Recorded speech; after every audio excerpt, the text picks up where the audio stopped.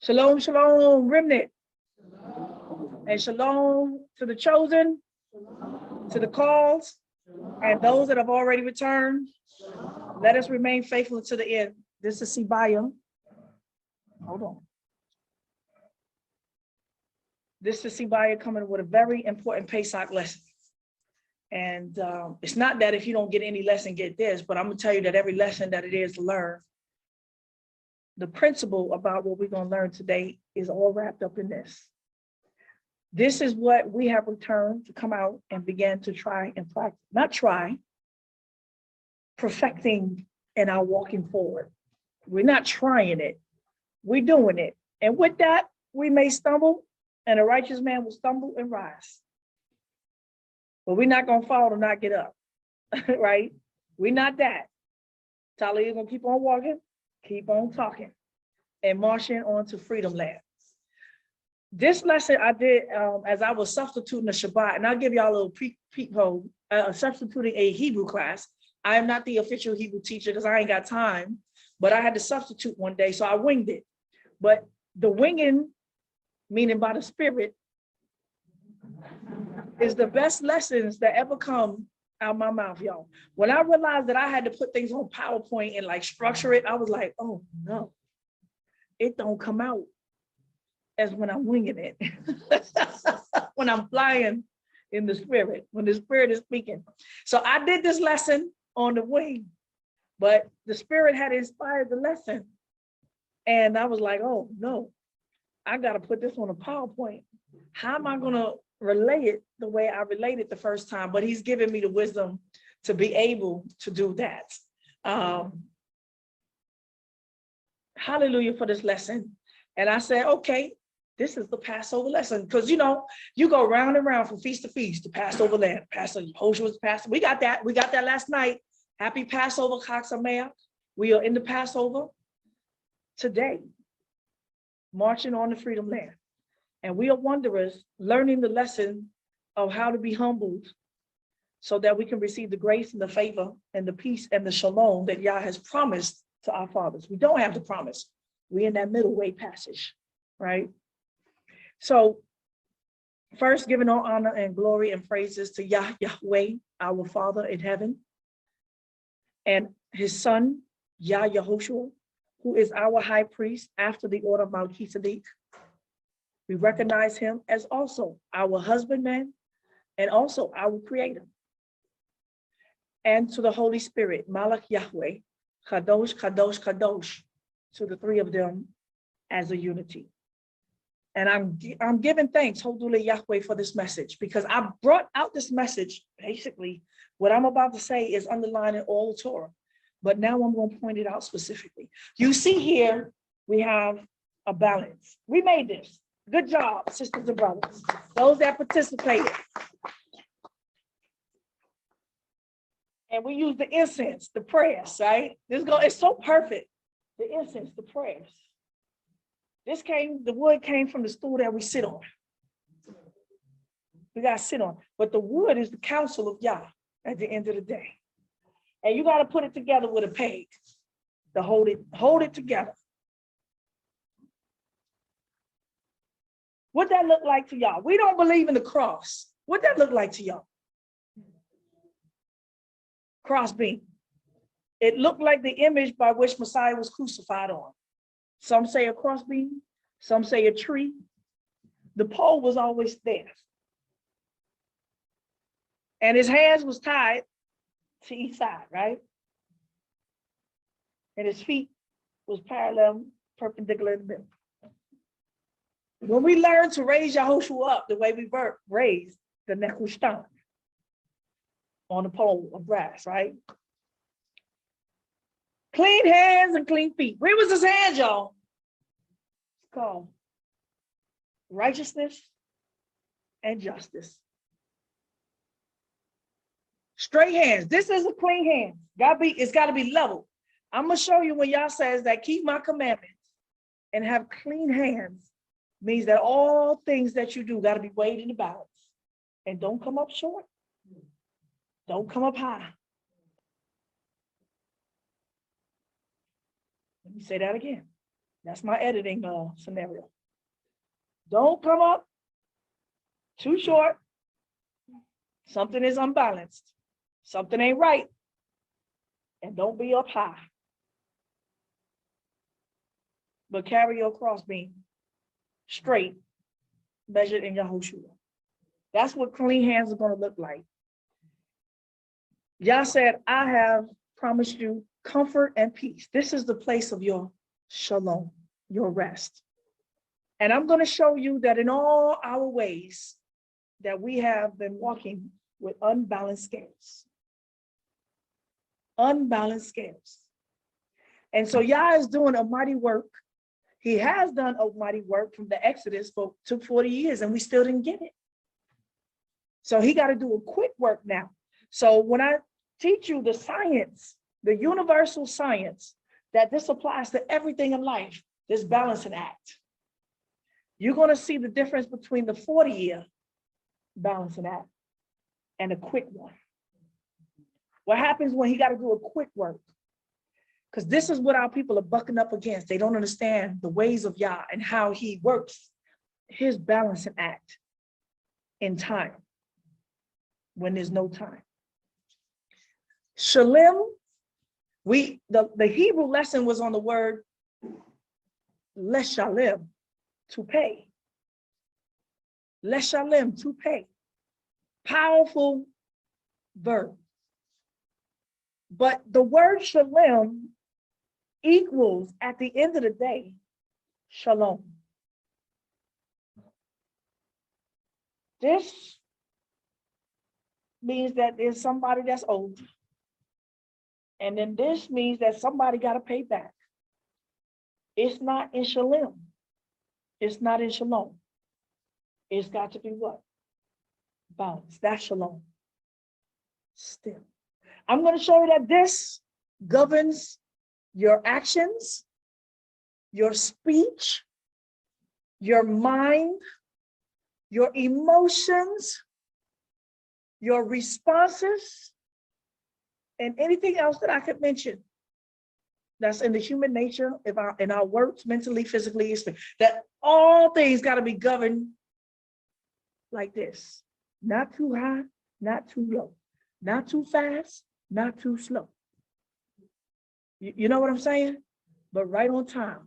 Your emotions have to be in balance, in accordance. And we are all off balance. So we need to understand how to get to shalom. But to get to shalom, we all got to shalem. We got to pay a price. So we're going to talk about homeostasis. I did a lesson before, not quite on homeostasis, on entropy.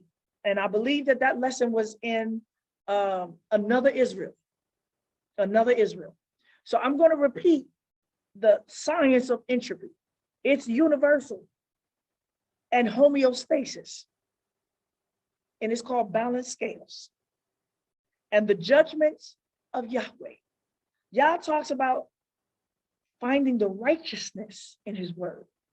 This is how we can learn how to come back from when we got sin, on top of sin, right? Like this, right? What that look like, right? When y'all come to Yah now, I got marbles, right? You got sin, on top of sin, on top of sin, on top of sin. And then y'all asking me for an answer, how to get back balanced. Well, then I'll start asking you about your sins. Be like, no, I can't confess my sin. That's over and done with. But you want to get back in balance, right? So I got to go through these sins and remove them. We got to go through whatever you gained by the sin, got to be the what? Removed. That's what y'all don't understand about how y'all's calling us to walk right now in Yahoshua. We've been in sin and we've enjoyed the gain, unjust pleasure, unjust reward, unbalanced gain in sin. But y'all don't want to remove the price that you gain from it. This got to be removed. That's my job. People don't understand that. Y'all got to undo this. He got to undo this. And if you don't want it undone, then what he got to do? If you refuse to remove that, right? If you refuse to remove that, what he got to do? What? He got to tip the scales. This, watch this, y'all. This is called a wrap for y'all. This is called a wrap for y'all. Look at how this looks. He said, I'm gonna pay you back what? 7 times your sin? I ain't got 7 times what I just put in it. Let me see. I'm gonna need a math person for 1 marble. We got 2. We got 2. 2 marbles. What's 7 times 2? 14. All right, somebody count me 14 marbles. Let's see what happens when you refuse to remove these things. That's my job. Y'all don't understand that. Yeah, nobody want me to dig in a ungained just leave it ungained. Am I saying that right? Unjust gain. Y'all know I'm like, yeah. She's talking right, but it's backwards. Everything she's saying is right, but it's just backwards. Is that 14? That's 7 times, right? 7 times you'll say, somebody dump that on. When y'all Ralph come, he coming to dump it all that. Put that in there. Let's see what happens to the scale. Boom. Boom.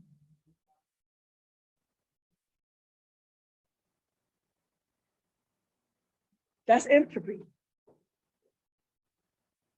That entropy, right? That don't look fair, but that's real fair. Because this is about how long you've been sitting down here too. Time. That's 7. That time is 7. 7 times is perfection. You perfected yourself in sin. And you've been sitting in time in it. So now I'm going to get. And I'm going to show you how this is happening. This entropy and this homeostasis, this balance and scales is what everybody's bucking up against, thinking they understand the word of Yah. I'm going to give you another example of entropy. Take the balls out. All right. Homeostasis. Yah has made Yahoshua the head, right? Yahoshua the head, right? Okay, that's one for Yahoshua. Right? And then he has made what? He's the head of man. And man is the head of woman, right? Give one for the head, for the man.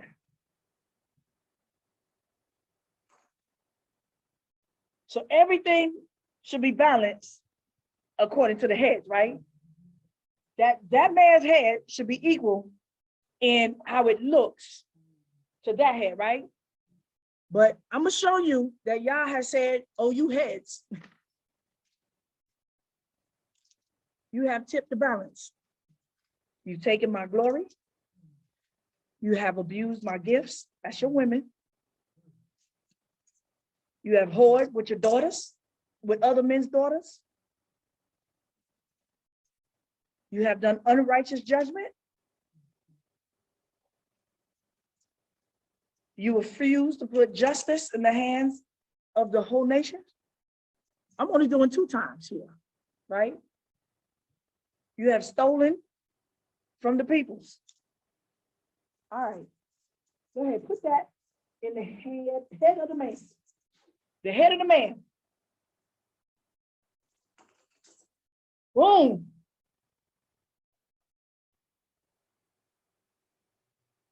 That's what you took from Yahushua. So now we on an unbalanced scale, right? Yahushua is not your head anymore. You heavy. And this is unjust gain and power. Unbalanced. So now what's happening is that Shibaya came along. Right? And that's supposed to be my head, but I can't follow that. So I got to jump that head and follow this head. But this head is the sole authority. He got to put this back in balance. And he searched in all the heads and they still been found imbalanced. what he gonna do? What he gotta do?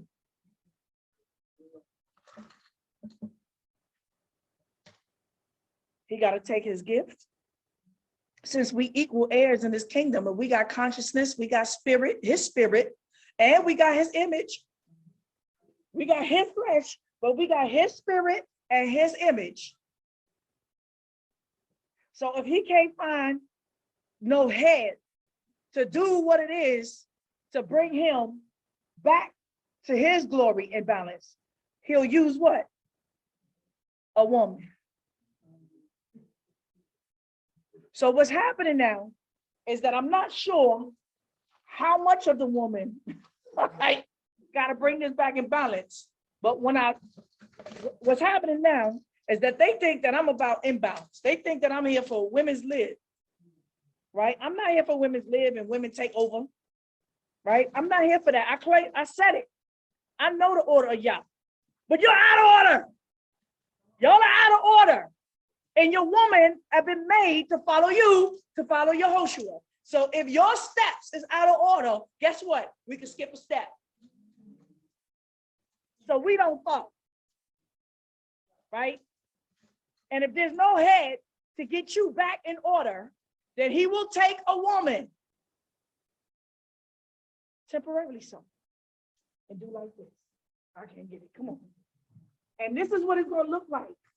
Watch this balancing act. Pour it in there, right? It's going, right?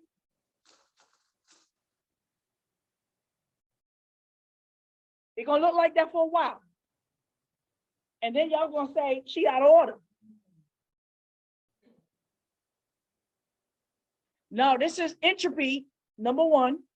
Y'all gonna say she out of order. But a woman that is in order with Yah, even though this might look unfair for a reason, for a season, it might not look right to you, O head, that has been out of order to your head and misleading the sheep. This gonna look real wrong to you because you don't know the ways of Yah. And then Yahoshua said when they sitting in it and they can see that something is not right, then he'll balance the act. Then he'll give the rightful balance, right? As they get in order, I'm here to what? Give them back Yahoshua, right? Now, with the heavy, I can put Yahoshua back in there. They don't want that. They saying that wicked. Because I jumped in the pot with Yahoshua, and I am giving you back the glory, the honor, the knowledge, the truth by which you should have walked in the first place. They're going to say, this is wrong. That's evil. That's evil for y'all to use a woman to put you back in order, to bring the balance, for you to get back to the head, not to the woman, back to the head, so that we can take a seat in you, in Yahoshua, and walk balanced together, straight together. Y'all don't know y'all's righteousness. They call that evil. How dare I teach a man the ways of Yah? Even if she is right, she ain't supposed to be speaking. She shouldn't be correcting a man. We the head. All right, take it out. That's one balancing act. But it's much more than that. This ain't about women and men. That's just a little one, because I got some butts to spank later on after this. Y'all know the New Beginners channel. The New Beginners channel. Like I say, y'all said babies and tricksters, usurers are ruling over you, O Israel. He did not say women. Babies in the word and tricksters, those that do usury upon you, is the ones that lead you and oppress you, not women. Women's not leading the house of Israel, and neither is little babies. That don't make no sense. So we got new beginners that wanted to put me in check. We got beginners channels that want to put me in check. Well, they gonna get their butt spanked because they didn't realize that I was mama. And they ain't had no respect for their mama. That's right. And a mama's not here to kill you. So here, get you in line. That you can walk like a man with integrity, with clean hands. Because I'm gonna show you that what they did was full of what? What's the opposite of integrity? Had no integrity, wicked, unjust balance, perversion, twisted, imbalanced. And what they didn't do was give glory to right teachings. That's the word. They didn't give glory to the word. They're looking at the person delivering it, hating the image of the person, having no respect for the person. That soul also is here for the same game that you walking out, which is salvation. You will respect that person. Even if you hate the person, that's a respect of person. That you couldn't hear righteousness when it spoke to you, which is the word. All right, let's get to this. Shelem equals shalom. I got many haters right now that have become part of this ministry. Hold on. That have been part of this ministry. Thought that I was a joke. Thought that I didn't really mean what I said. Discovered mama is kind and sweet. You can reason with mama from time to time. You can even try to manipulate her when she's tired, running her room when she's still sleeping. Mommy, right? Can we? And be like, oh, okay. Wait a minute, what's going on? Right? They discovered that I ain't as mean as I seem. So they thought that I wasn't about what I said I was about. And they came and wanted to play gremlins in my house. And I shalemed them with shalom. And I brought shalom with some shalem. And they didn't like it. So they left. And they don't have no peace, but we do. They angry, full of spite, hatred, animosity, evil, malice, contempt. And they all want to destroy me because I wouldn't let them destroy me. You know what I'm saying?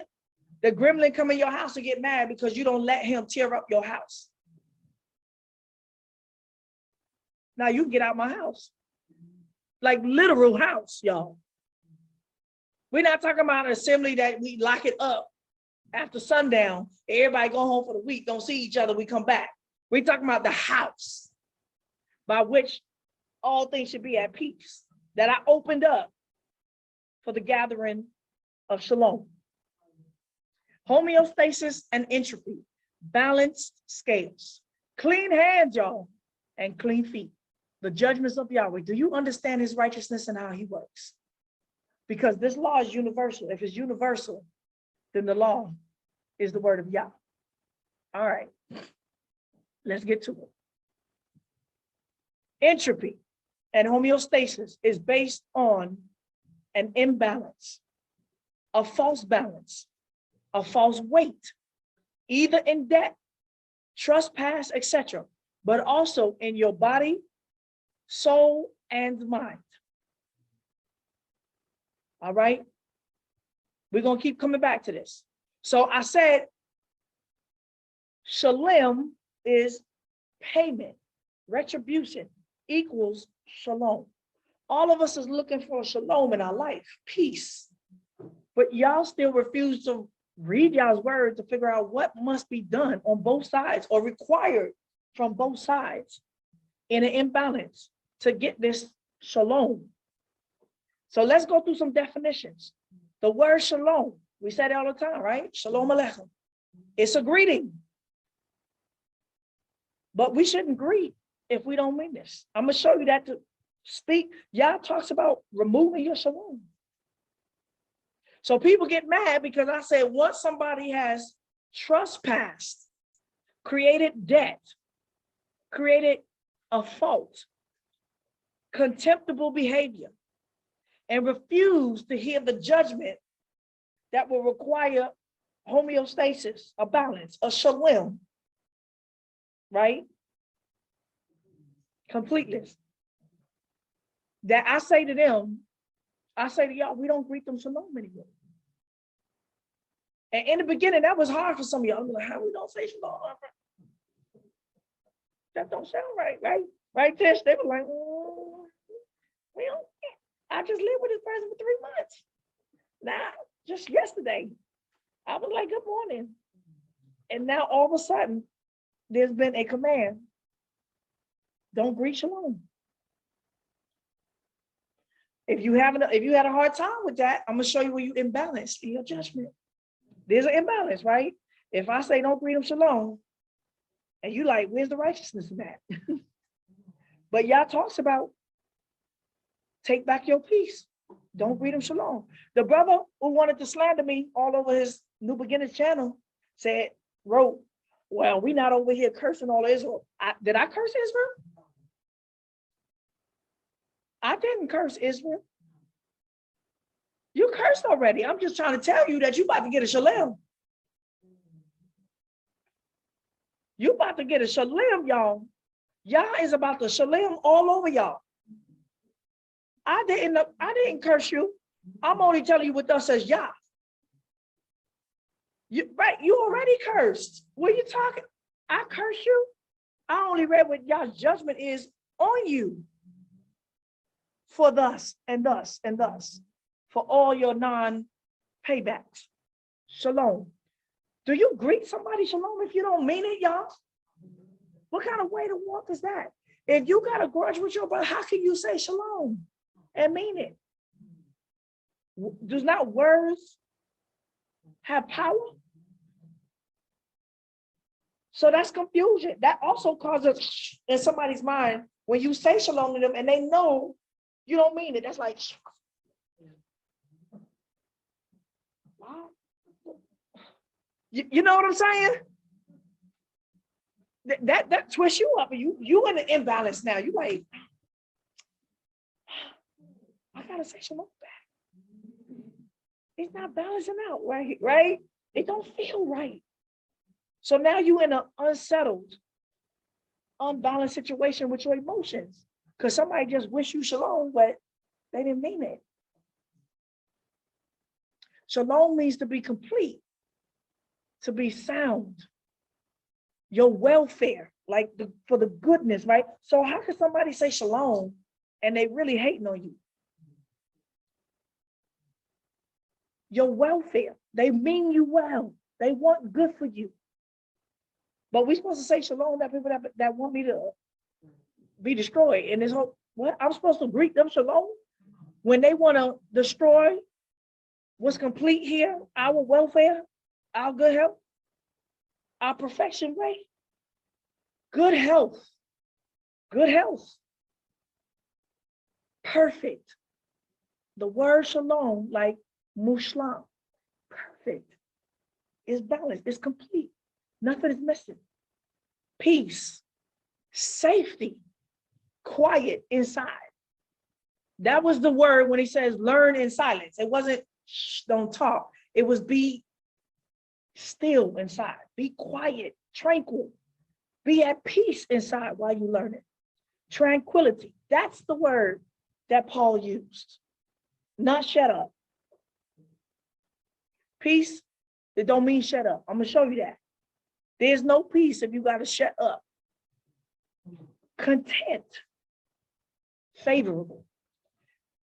This word breaks down to the 3-letter root, shalom, which means welfare or your prosperity. You got to understand what these words mean. If you got something to say, please. That's a sign for prosperity. Peace. Peace be upon you. Yeah, live well and prosper. Now I'm not doing no voodoo. Stop it. Whoever just said that. Look at her. She doing signs. Stop it. Look, she's throwing up the signs. She's a witch. That's what Spark said. Peace be upon you. Right. Also breaks down to Shelem, which means recompense, retribution. From the word Shalem, repay or pay back. Shalom, amends, to make amends, a reward, restitution, restore, pay, make it good. This is the word that Yah talks about in negligence, to make it good. But we read Torah, be like, oh, Torah is not in effect. You just got to love and say, I'm sorry, and that's it. No. Torah is still in effect. I'm going to show you. To be complete or sound, bring back the balance of what was lost or unjustly gained. We don't want to do that in this return to Yah. Nobody wants to pay back. And this is why he got to humble us. He got to strip us. All right. Shalom, peace. From Shalom, Strong's exhaustive concordance, to make amends, make an end, right? So it's like it's finished the balancing act. Full, give again, make it good, repay again. Primitive root, to be safe in mind, body, or estate. Figuratively, be causatively, to make, completed by implication, to be friendly. By extension, to reciprocate, reciprocity. That's homeostasis. But there's no reciprocity the way these nigger brews have come back to this walk. In various applications, make amends. So we always talk about the reciprocity, give and take, balancing act. Make amends. Did I say all of that? Make an end or finish or a full, to give again. It's like a repeat. Good, repay again, make to be at peace or peaceable. That is perfect, to perform, make prosperous, recompense, render, requite, make restitution, restore, reward. I want y'all to understand, we're gonna come back. Now, as I was doing the Hebrew class, I was teaching as I was going through this word. And this word, shalom, shen lamed mem, the root that build up to shalom, exists in 6 of the 7 buildings in Hebrew. There's 7 buildings in Hebrew. This word is just of 6. That means it's an important word. This word goes a long way to have almost 7 buildings. In the Pial, the word is les shalem. It means to pay wages for goods or pay back debt. In the Pual, the word is leshulam, being paid, to be paid wages or for goods, to be paid back, right? One is doing the act and one is receiving the act. In the Hipael, the word is lehish dalem, to be profitable, to be worth it pay, be accomplished, complete one's studies. We're gonna get it. Why? Complete one's studies. Engage in advanced study or training. We talked about this. What does it mean to be profitable or worth it? It's called an investment for yourself. That is in your children, right? That they are worth to pour this wealth in, this knowledge, whatever it is that you're about to extend to them, is worth it. It's going to be profitable when they finish accomplishing it, what they've learned, and complete their studies in life of whatever you poured into them. It could be in college or whatever. I'm just using that as an example of how this works in the world. And then they engage in advanced study, training. Why? Because when they engage in advanced study and training, you expect the payback once you have poured knowledge, education, money, time, and effort into your children, your wife, your house, your whatever, your land. You expect what? Hey, I'm gonna need somebody, right? It got to be worth it. It ain't worth it if you poured all of that into something. No, it gotta pay it back.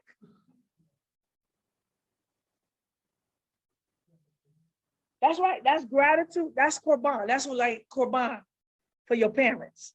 That's honor back to your parents when he says, take care of your parents. They poured all this into you. Pay back. But that's not just to your parents, that's to society. You owe society back. You owe the household back. The house take care of you. Take care of the house. The land is taking care of you. It's feeding you. Take care of the land. Pay it back. The community is taking care of you. Pay it back. They're supposed to bring you to shalom, complete, right? If you in a house and all you're doing is taking, and taking, and you don't come to completeness, we just pour it. This is because what y'all trying to do to me. Y'all just coming to take, right? And by the time you took, I'm pouring all this into you, and you still in the imbalancing act. You have nothing. Now you're not even sounding complete yet. And all that we pouring into you, you still walking around here crazy. What's gotta happen? Either you gonna pay it back. You gonna pay all that I poured into you. Show the gratitude in works and in action that you have learned something. You didn't just waste this. This is usury. This is usury. You got to put it back. That's right. To show that you come to perfection, that you were worth it, that I brought you into this house and that you were worth it. All this sitting up here speaking to you, my time invested in you, that you were worth it, that you have accomplished. And now you should be engaged in advanced studies. Study while you train, meaning walk it out. Show me what you learned. Show me what you received. Exercise what I taught you. If you don't, guess what? You gotta get out the house. You gotta get out the house. Get out the house. Get out. Wasting my time. Get out. You see what I'm saying? I'm in. And so when you become an apprentice, there ain't nobody teaching you just to be like, I got a good lesson today. Hallelujah, I feel good. Go home. That's it. And you come back, and the thing that I just taught yesterday, ain't nobody engaging in advanced studies and training. I know we just talked about this yesterday. You be like, I don't care what you learned. I mean, it felt good when you taught it. I was feeling that, but I can't do it. You're good for nothing. There ain't no salt. You're gonna be trampled down underfoot, right? That means you stupid. You education, and you, like all these words I'm saying, you didn't receive nothing. You got to pay back society. Nothing is for free, y'all. And y'all don't, his word ain't for free, right? He don't just require a physical pay. He require for you to complete yourself. You get trained so you can act it, walk it out. And he requires you to engage in advancement in the word now. Walk it out. Blessed is the man that hears the word and does it. If you just a hearer of the word and not a doer, get out the house. You're wasting somebody. You're not worth it. And then he fell.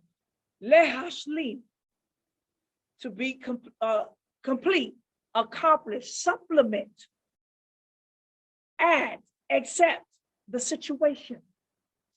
So when we talk about offenses or something that done happen, a debt, offense, an oath, a vow, or anything, or something that's said that creates some kind of unbalance, judgment got to come in. Always, judgment got to come in. And that judgment is by the word of Yah. So you got to lay You got, help me out with the balancing act. Okay. You got a Vanna Black. You're actually doing something here, right? You're not just sitting here like this. Come on, Vanna Black. Go ahead, put it out. Right?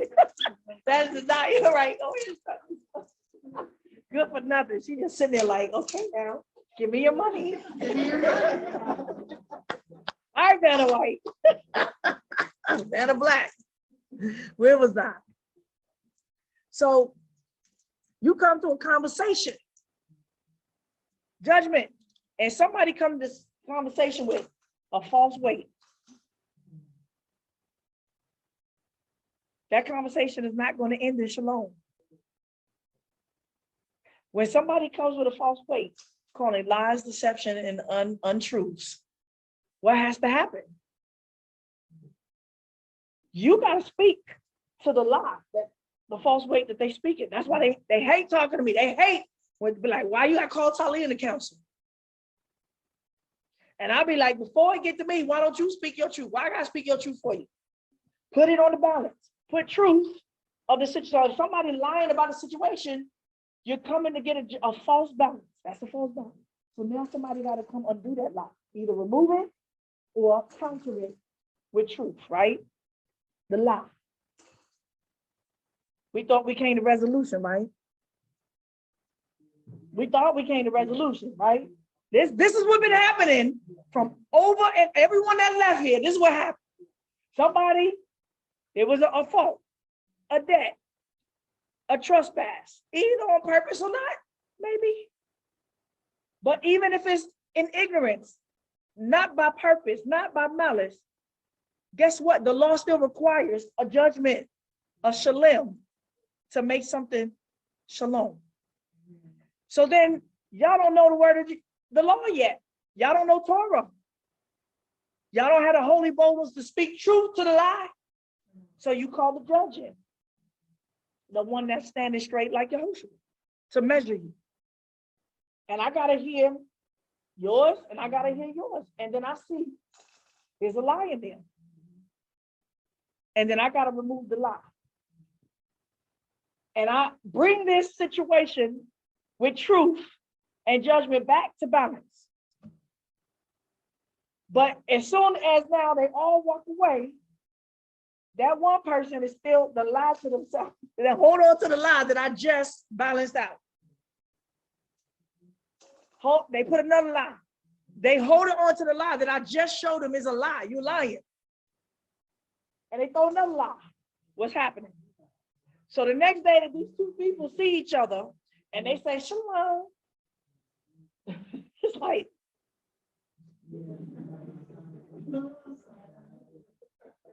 so this person is in turmoil. It's heavy on them, right?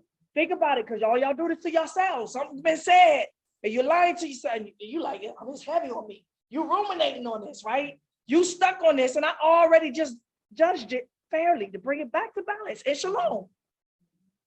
But that person that really was in wickedness, they wasn't really telling the truth. They really came with a false weight, a false, a false confession. They didn't really mean it. They got a heavy brick on their heart, and they walk away and lie and put more Pharaoh on it. Harden heart, some bricks. Put some more bricks on there, right? So now we back in unbalance. What's going to happen now the next day? That person is going to try to remove Yahoshua and have another conversation, right? That would happen. We got to have a second conversation when I just balance it out. That means that person is coming with a false weight again. Putting more, that makes it bad. This makes it even worse now, because now you adding more lies to it to substantiate what my truth, or the truth that has been already revealed. You gotta now make more lies to make the first lies relevant, and now you just added more lies. Guess what? Your judgment and payback is the conversation gonna be harder the next time to do this again. Right? Then what y'all doing to me? I'm not talking about any one person. Every single body that left this is what was happening. This little balancing act. Right here. I'm over here countering your lies again with truth. And I bring it back to shalom. That's bring it before the 2 or 3 witnesses. They walk away. This one again, throw more lies on the situation and more offenses, right? They walk away, be like, nah. Right? Nah. They walk away, and then they see that person again, be like, and they start more problems. And you be like, I thought we just settled this for the 2nd time. The 3rd time, what we doing?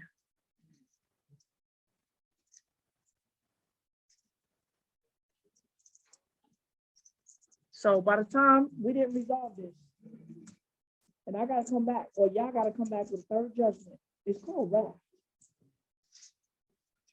It's called retribution now. It's not just let's balance the scales. You got a judgment coming. We got some salt in the wound. Then we're gonna put some salt in it, not marble. Some salt in the wound. Some sea salt in the wound, right? Y'all don't want to be washed with clean water. Y'all just want some salty waters, right? That was salt. You walking away salty? Dang. There's some salt. So now you get worse by the 3rd conversation. Now you're just doing straight evil. Go ahead. So now by the time y'all got to come in and bring, we're not talking about balance no more. You're about to get a judgment. And you got to sit in that for a while.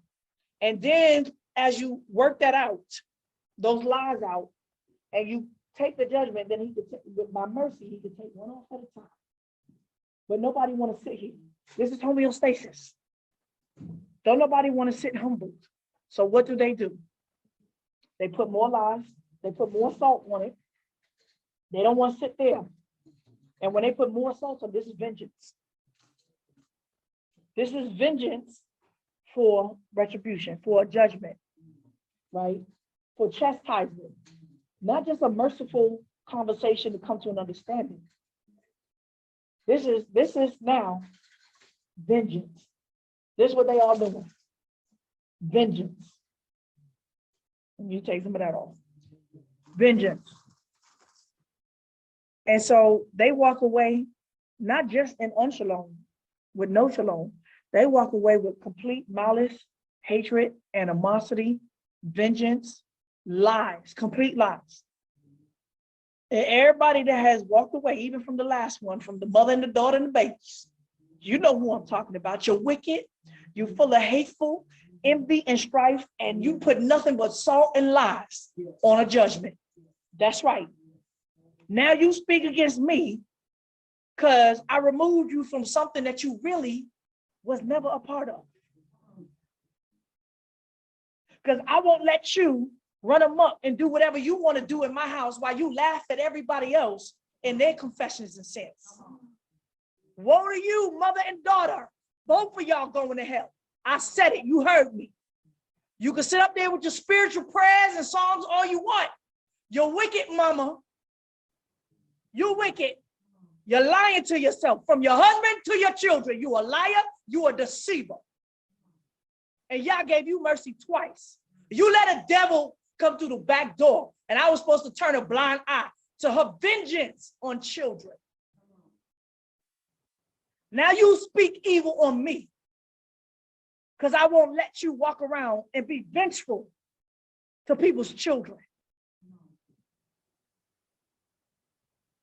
How dare you hurt the little ones unrighteously? How dare you try to put vengeance on the children because of your anger against somebody, the parents? That's wicked, and we don't tolerate it.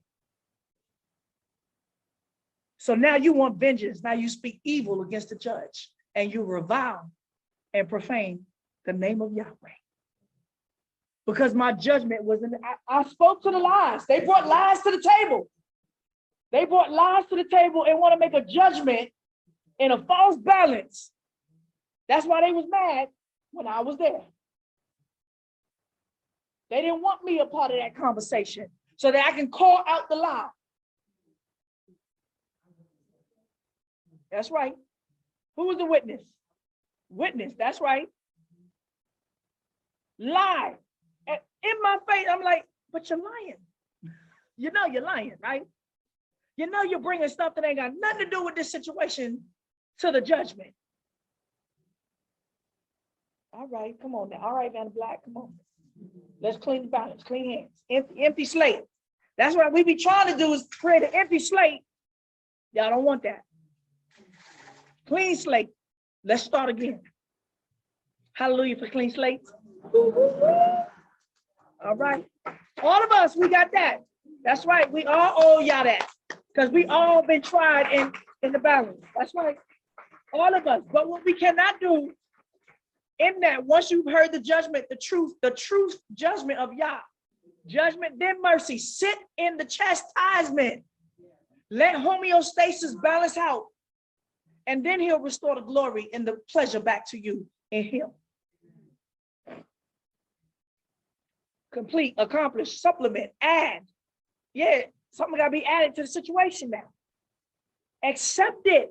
It means you didn't accept it when you came back a second time to throw some more so-called witnesses, false witnesses on it. They did the same thing to Yahoshua. They brought him before the judge, and there was many false witnesses, but their own speech, meaning that what happened was that he didn't have to say a word. The first witnesses that came up, one story negated the other story. By their own lies, they had nothing on Yahoshua. It tells you that in the story. He didn't have to even say nothing. They just sitting there just lying, and they looking like, that can't be true if he's saying that would happen. Well, which one is the truth? Now they got just between the witnesses. Messiah didn't have to say nothing. But then they found two more false witnesses. Two more. I think it was two more. 2 or 3 more witnesses that heard Yahoshua say something. Didn't understand what he said. So do you know that we talk about misunderstandings? How many times that I made a judgment and I said it's just a misunderstanding? I'm telling you, it's a misunderstanding. Let me put understanding back to what was said and what was meant. Though you heard it wrong, it's a misunderstanding. Our communication ain't perfect. So the 3 witnesses that got Yahoshua killed, when they repeated what he said, did they tell a lie? They misunderstood what he was saying because they didn't want to understand what he meant. It said they were false witnesses, y'all. But yet what they repeat, guess what? They may not actually have heard Yahushua say. They heard somebody say that he said it. And it could have been true, but by the time you get it through the grapevine, one word or your implication on your understand or what you got out of it could be wrong. How many times y'all done that to me? Or have y'all done that to each other? And then it comes to me, and y'all think it's balance at the table, but there's an imbalance. Somebody's not in shalom. Now, because you had said, and the person said, okay, I said that, but what you took out one word, you didn't hear the rest of, and you only came out with that. That's not what I meant. Let me prove that I didn't mean that. Because the situation is gonna bear witness, I didn't mean that. Because of this, because I did that. How could I have meant that? And then I got to come in and judge a misunderstanding. But that person is stuck on misunderstanding. They stuck on it. So they're going to what? Put more salt, lies. Right? And that's omitting the other evidence that I showed. It's just a misunderstanding. So now they create more offenses. Now they're going to pull more lies. And it becomes vengeance. Then I got to come back to the table and put some. This is where they get mad at me. I've been in this juggling act with y'all since the beginning. And I got to put some on it. I'll make a judgment. And they like, no, I heard what I heard. I know he's saying that he didn't mean that, but I don't believe it. I'm going to believe what I want to believe.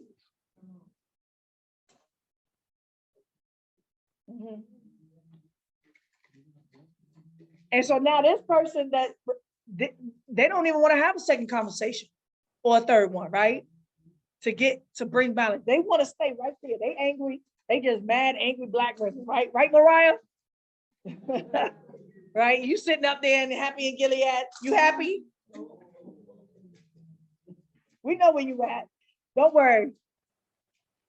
The word of Yah is coming for you. I told you that you can escape physically all you want. You're going to die with your angry, evil, slanderous. You came up here and slandered me on a daily basis and let lies just permeate through the air. Those lies is out there. Then she disappeared her fat behind and hid in the dark. But guess what? All things in the dark gonna come to light. Guess what, Mariah? We know where you at, girl. We crossing over. I said you ain't gonna make it. Your judgment ain't over. That's the person that say raka to his brother. The brother say, I'm sorry. I didn't mean that. You misunderstood me, but I apologize that it went down like that. It's nothing for him to do. It's just a misunderstanding. Nothing happens. He don't owe you anything. But you just go intent on hatred and say rockative. You don't even accept the apology. Refuse to believe that he didn't intend it. He didn't mean that. And you just gonna walk in hatred and say raka. What are you supposed to do?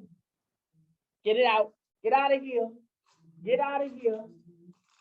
You can go. Bye. Bye. Sorry. Get out.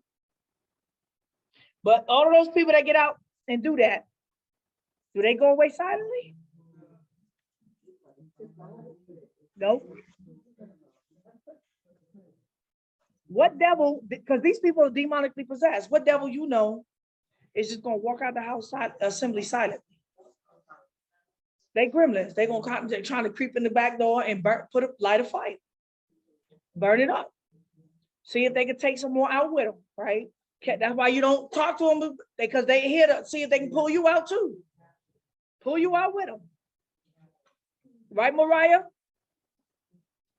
Right, Sarah? Just told me about your lies. I'll take it out.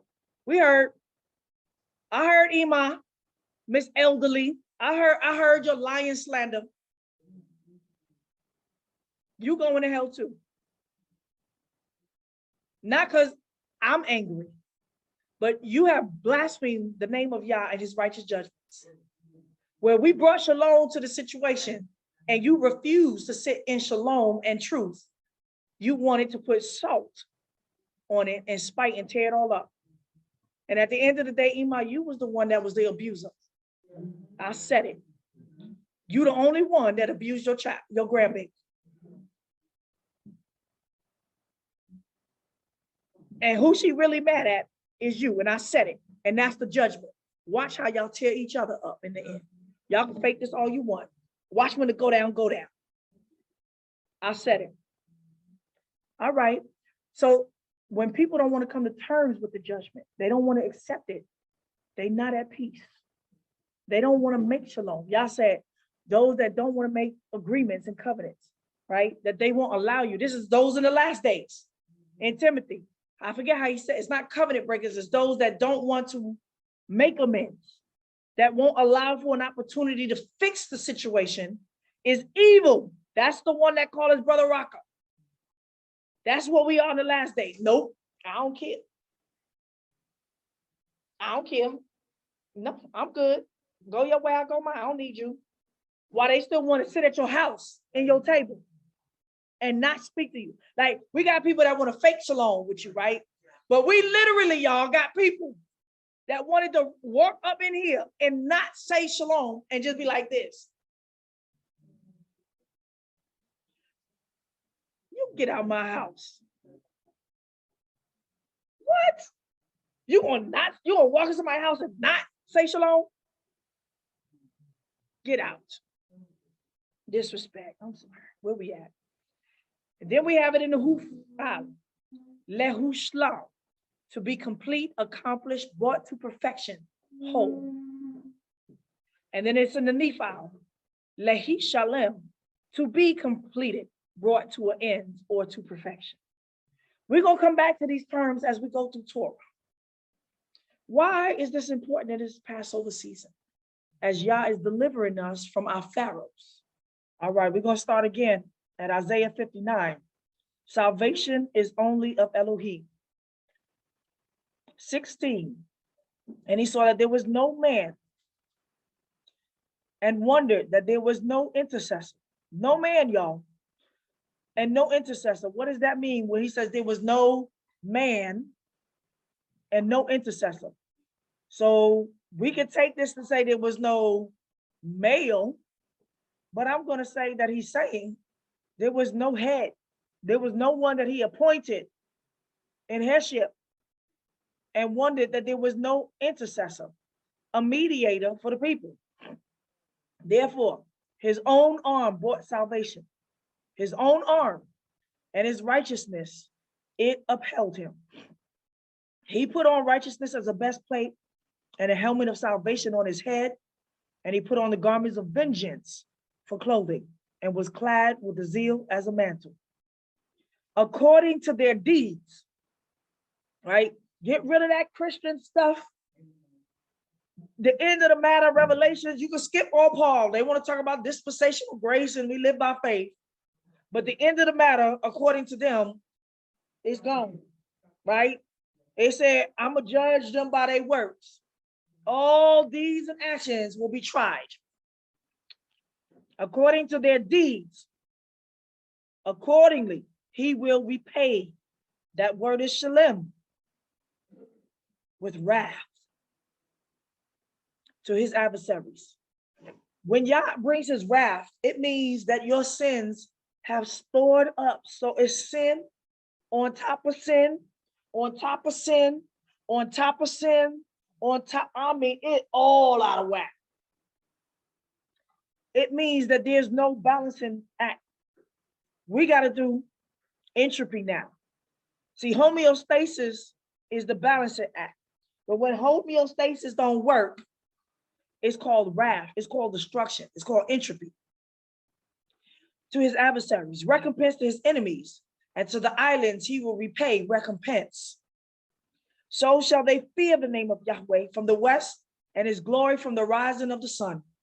For he will come as a rushing stream. Who are we talking about?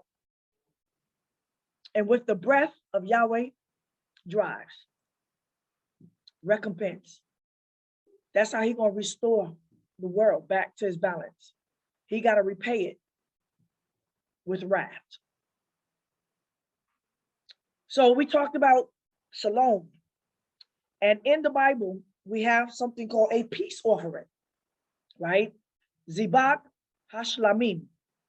Zibak hashlamim, a peace offering. Every man is a debtor by the grace of Yahweh. So understand that if we are in debt of sin, all of us, we have created offense, we have sinned either by ignorance or whatever other means. We are all debtors right now as we stand here by the grace of Yahweh. And the grace of Yahweh is that he sent his son to die for our sins so that we don't have to repay him with our lives. But guess what? We still got a price to pay. In the Torah, there's something called a peace offering and an asham, a trespass offering. Trespass, offense, or guilt offering. They sort of go hand in hand, right? This is due to either debt. We are in debt to one another through any kind of finances, through borrowing, lending, damages, as in negligence, right? Some accident, lost something by mistake that doesn't belong to you. You didn't steal it, but it was in your possession and somebody came and robbed your house, right? Oaths and vows that we make to each other, arrangements and covenants, right? Agreements, deals, treaties between nations, people, lands, each other, husband and wives, children. Let's make a deal. Treaties and alliances, misunderstandings, accusations, and suspicions that create offenses. All require a peace offering and a asham, a trespass or offense or guilt offering. So when I read you the Torah on this situation, you're going to see how all of these nigger groups that came out the church or that came out the street, that's using street logic for justice, not Torah, have applied that to the word of Yah in Matthew when he talks about come to your brother. I'm going to show you what Yahoshua is talking about. And then when you read it, you're going to see it so clearly how they all have twisted because they don't seek Yah's counsel and refer to Torah. Because whatever the apostle said, whatever Paul spoke, and whatever Yahoshua spoke, it was all Torah. All right. So we are forever in these situations, but Yah is trying to get us out of them, right? He is trying to remove us from these bonds and debts that cause us to build bricks of labor to another man, to serve another man or another purpose. Yah said, oh, no man. Borrowing, lending is not evil of itself, but if it's not done justly, it's going to beget evil. Usury and crediting is evil. That is the whole system of Babylon. To borrow against your means. It causes you to be covetousness and negligent in your spending. There's no way that you should be borrowing money on a bi-weekly, bi-monthly, in a cycle, right? Against debts that you already have. That's called credit. Let's look at your credit score. You got bad credit. Y'all said, oh, no, man. That means there's an imbalance and there's a debt to be paid. Or there's somebody not pulling their weight. And then now you bring in a system of crediting. Usury and crediting. That goes from both sides. Jeremiah said, I have not lent on interest, nor have I borrowed. But every man counts me trifling, right? Because I stay within my means. That means I can't do what everybody do. I can't move the way everybody moves. I ain't got it, and I'm not borrowing it either. Let's understand the law now of a sin offering, a peace offering, and an asham. And then we're going to get to the law. Watch this. Because this is what we're trying to put in place. We're not slaughtering a goat, a lamb, a sheep, an ox, a turtle. You are the sacrifice. But the law still is in effect. If anyone sins and that he hears the voice of an oath. So who's the person? Who's the person? If anyone, they hear the voice of an oath, meaning they heard a deal between two people. I heard you say it. I heard you tell them. A witness. And he is a witness, whether he has seen it, meaning I saw it with my own eyes, or known of the matter, meaning I found out through other speeches that this was an agreement between y'all. I know about the arrangement. It didn't have to come direct that you witnessed it yourself, but you know about the arrangement, the oath that was made between what? 2 people, 3 people, 4. You either heard it, seen it with your own eyes, meaning you heard it, you was there when it was said, or you know about it because it was repeated as a witness. If he doesn't report or tell it, then he shall bear his iniquity. What is this talking about?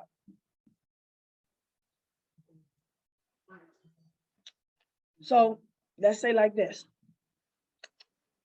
You, sister, had an agreement with that wicked sister called Sarah. It was an oath. It was a vow. It was business. It was money involved. And she decided to what? Break her oath for vengeance. She decided to break the oath, but we knew about it. We heard about it. We knew that they had an agreement, right? You knew, mama knew, and she came to mama and asked mama, would it be wrong if I break my oath, right? What did mama say? Oh, it's okay. You can sit in your feelings and go ahead and break the oath. She asked you, you told her what? Finish it. She just finish it out. That was the word of Yah. Mama told her to commit sin. He shall bear his iniquity. Sin is on her too. The sin is on her, mama too, for giving her the bad wisdom, the counsel to tell her to break the oath. And then if it came before 2 or 3 witnesses and I know about it, everybody that knows about the situation is supposed to what? Tell. No, I heard you make this promise and you did say it. And so therefore you gotta, if you don't want to bear the sin by just being a witness, you got to speak it. If somebody break the oath or the vow, that's called tattletale. I'm gonna mind my business, right? Half of y'all be hearing what happening and y'all just be sitting back like, yeah, I heard, I ain't gonna say. And then if justice don't come to the situation, guess what? You involved with the judgment. Even if you don't say, your silence makes you guilty. This ain't a game. That's why you gotta be careful if you want to sit down and be counselor in front of people. You want to counsel people when they come to you with their problems with another person. You better be careful what you're saying. You better make sure it's according to Yah's word. Or guess what? You bear his iniquity, no matter what it is. Whatever the oath is, no matter how much big the oath is that requires a payment, Yah's going to require it of that person too.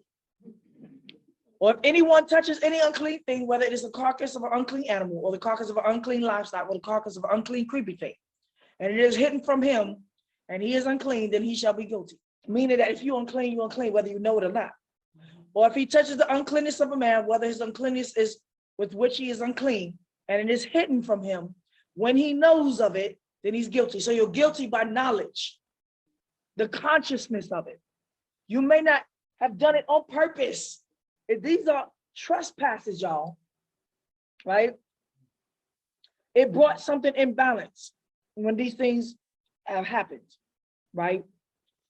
And so there has to be a peace offering to bring things back to shalom, either in the spirit, in the act, or whatever.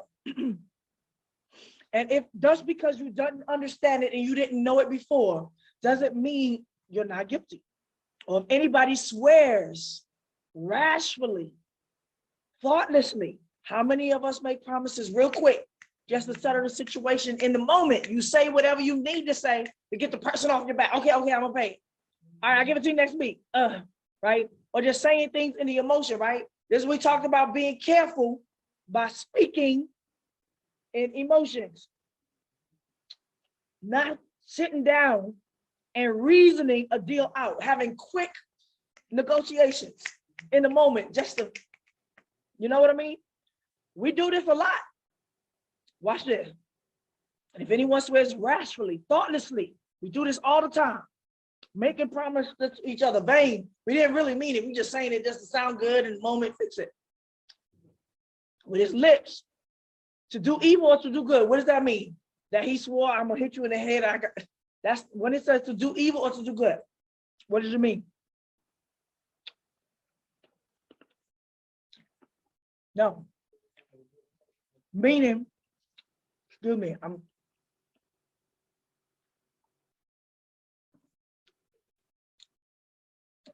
it doesn't say to do evil. In the Hebrew says for evil or for good. Meaning that even though I made a rash, quick promise to you, I didn't think it through. I didn't count the cost. I didn't realize that meaning that I gotta complete it, even if it means I'm gonna be hurt in the situation. I told you, I said I'm gonna give you $100 next week. I just saying it right. I didn't look at my bank account. I didn't realize, I forgot that I was in debt. I forgot, whatever. Next week come around and you be like, oh man, dang, I can't give it. If I give it to her, then I ain't gonna be able to pay my bill. Guess what the law requires of you? For your good or for your bad, pay it anyway. Oh, how many of us come back and be like, listen, I made a mistake? That's not Torah. It's a test because y'all can fix it. That person can let you off. But you got to be willing when you come to them and tell them, listen, you could tell them, who's that outside? You got to do it anyway. You got to do it anyway. I know that's hard because we get ourselves in a lot of mess, making rash promises, and we ain't count the costs. We just talking out of turn, and we be like, oh man, if I do this, this is gonna hurt me. I'll lose the car, I'll lose the house. I don't care how big the price is. Yah requires you to keep it. It says, whatever it is that a man might utter rashly with an oath, and it is hidden from him. Why would it be hidden from him?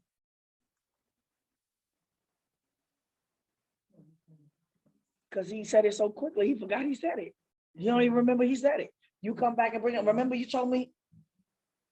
Oh man, right? He forgot that he said it. Usually when you speak things rashly and you don't think it out, you do forget because you really didn't intend it. You just comforting the moment. Meaning he forgot. I forgot that said somebody bring it back to your attention. Oh, right? You got to do it.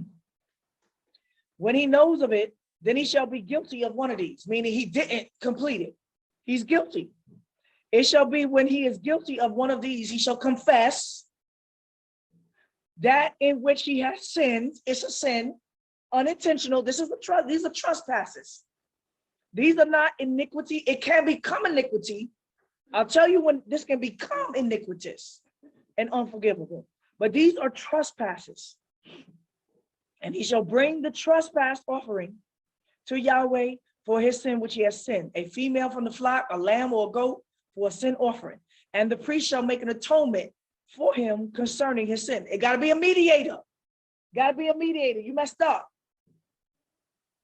People don't want people to get in the middle, be like, we can work it out. No, you did. You already messed up. It already requires what? A witness, a third party, a mediator. It requires that. Why you ain't come to me in private? Guess what? This tells you that if whatever you oath, whatever trespass has happened, if there are witnesses to the situation, it's not private. It's not private. Yahweh has spoke to Moses saying, if anyone commits a trespass and sins unwillingly, unintentionally, that's what it is. And the holy things to Yahweh, then he shall bring his trespass offering to Yahweh, a ram without blemish from the flock, according to the estimation by silver, by shekels, after the shekel of the sanctuary for a trespass offering. Money's involved. If anyone sins and does any of these things which Yahweh has commanded not to be done, though he didn't know it, ignorance. I didn't know we were supposed to keep the Shabbat. I didn't, right? So there's ignorance, but we can't remain in ignorance.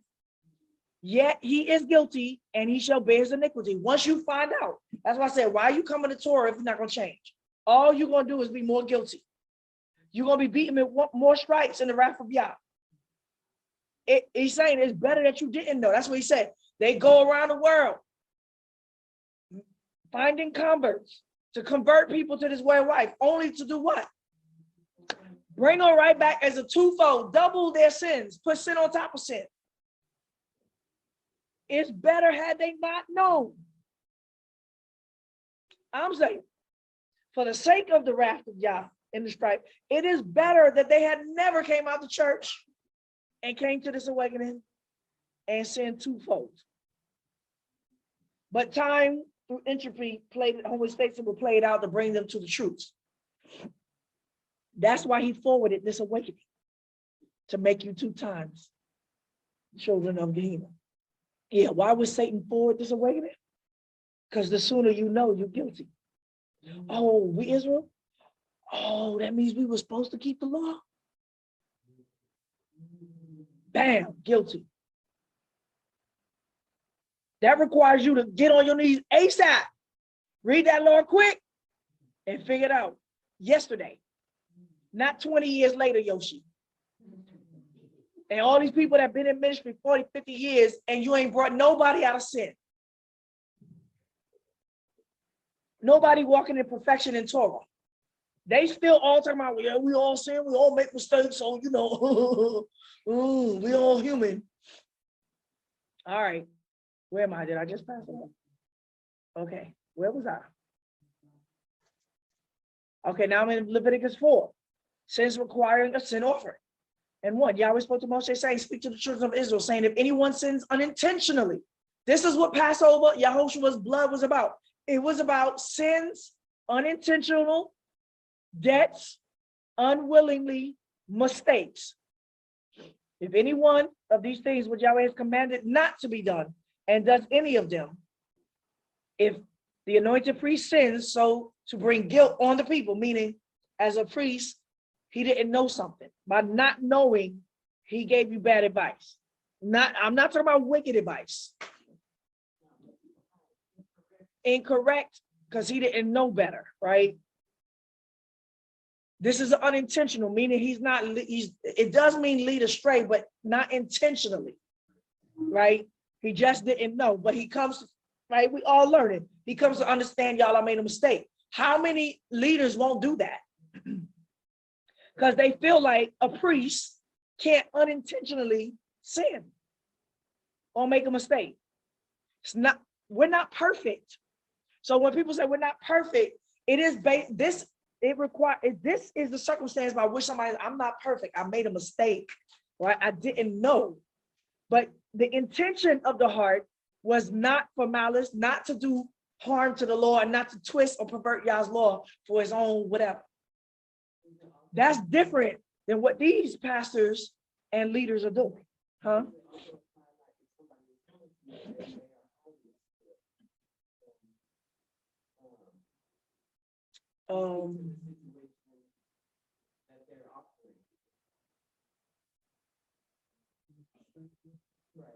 I'm gonna say no, because you are there as a mediator for them to confess the truth. If they put in false balances on it, and you've done your due diligence, and you can't get to the truth because somebody's just a wonderful deceiver, lying, do all kind of treacherous deeds to deceive your 5 senses from the truth, unless Yah reveal it to you, you can only make the judgment based upon what you know. And I've been in that situation where somebody be like, I just found out, so that changes what I said, right? If the whole congregation of Israel sins, and the thing is hidden from his eyes of the assembly, and they have done any of the things which Yahweh has commanded not to be done, and are guilty, and anything that we're supposed to do, and we didn't understand, we didn't know, right? We wound up all drinking Kool-Aid, not Kool-Aid, drinking tea, and it was an ant in it, y'all, we had a bunch of flour, and it was worms in it, right? Unclean. We didn't know. But woe to the person that was back there and saw it and be like, you know what? They ain't gonna know. Woe to you. But you know what I'm saying? That you just give a little examples. When the sin in which they have sinned is known, if it's discovered, then the assembly shall offer a young bullock for sin offering and bring it before the tent of meeting. When a ruler sins unwillingly or in ignorance, does any of the things that which Yahweh has commanded not to be done and is guilty, if his sin in which he has sinned is made known to him, he shall bring an offering of goat or male without blemish. And if any of the common people sin unwillingly or in ignorance, and doing anything which Yahweh has commanded not to be done and is guilty, if he sin which he has sinned is made known to him, then he shall bring his offering of goat and a female without blemish for the sin which he has sinned. So you can see that I showed you in the offerings that the Passover lamb in Yahoshua was for sins of ignorance, for the consciousness sake. But if you just working with an evil heart, you in iniquity, Yahoshua's blood doesn't cover you. And therefore the Holy Spirit works a certain same way. We got the Holy Spirit.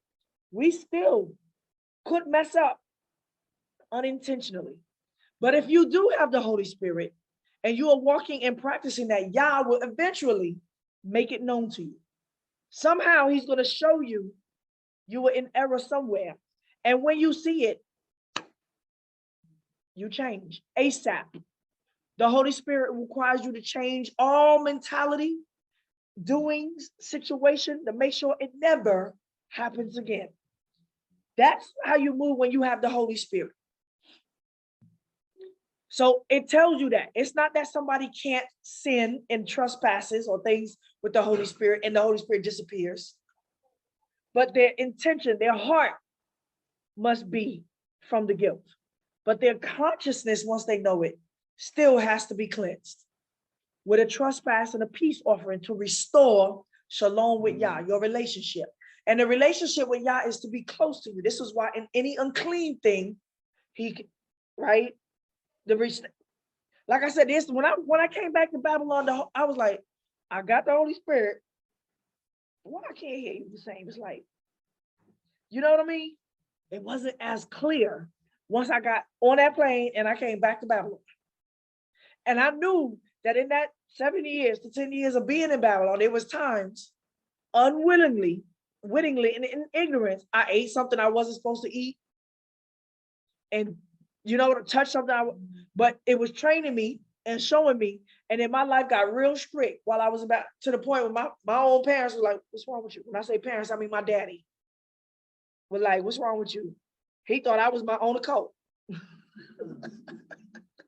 Right? He thought I was creating my own cult for myself, right? Because I had put myself on strict restrictions of what I will not do any longer because the Holy Spirit was correcting me by the conscience. It was it's not going to allow you to remain in that state. Okay. Peace offerings. This is the law of a sacrifice of a peace offering, which one shall offer Yahweh. If he offers it for a thanksgiving, then he shall offer it with a sacrifice of thanksgiving, unleavened cakes mixed with oil, and unleavened wafers anointed with oil, and cakes mixed with oil. With cakes of leavened bread, he shall offer his offering with the sacrifice of a peace offering for thanksgiving. Of it he shall offer one out of each offering for a heave offering to Yahweh. It shall be the priest who sprinkles the blood of the peace offering. I'm in Leviticus 7:15. The flesh of the sacrifice of the peace offering for thanksgiving shall be eaten on the day of his offering. We got a 3-day scenario here. What is that about? We're going to get to it. I said it. I'm going to say it. And I'm going to show it to you. He shall not leave any of it until the morning. So when you give a peace offering, it's a thank you for something that someone has done in your life. Through somebody that Yah has done something. You made a vow to Yah for him to do something for you. And Yah fulfills his portion, you got to fulfill yours. You give thanks, right? Somebody do a favor, you give thanks. There's a confession of thank you, right? That somebody's restored something to you, made you whole. You just be like, okay, thank you, I'm good. No, there's a Shelem where somebody has done you well to restore you back. You just walk off and be like, I'm good now, thank you. You're not even gonna pay it back with a dinner, right? You know what I'm saying? To say, listen, I just want to make a dinner for you. Thank you for all you've done for me. You poured into me to help restore me in balance, and now let me pay you back. That's yeah. You don't just take and be like, I'm good now. You gotta. Why is somebody helping you? Get you right. Get you here. And when you here, you in Shalom, pay it back.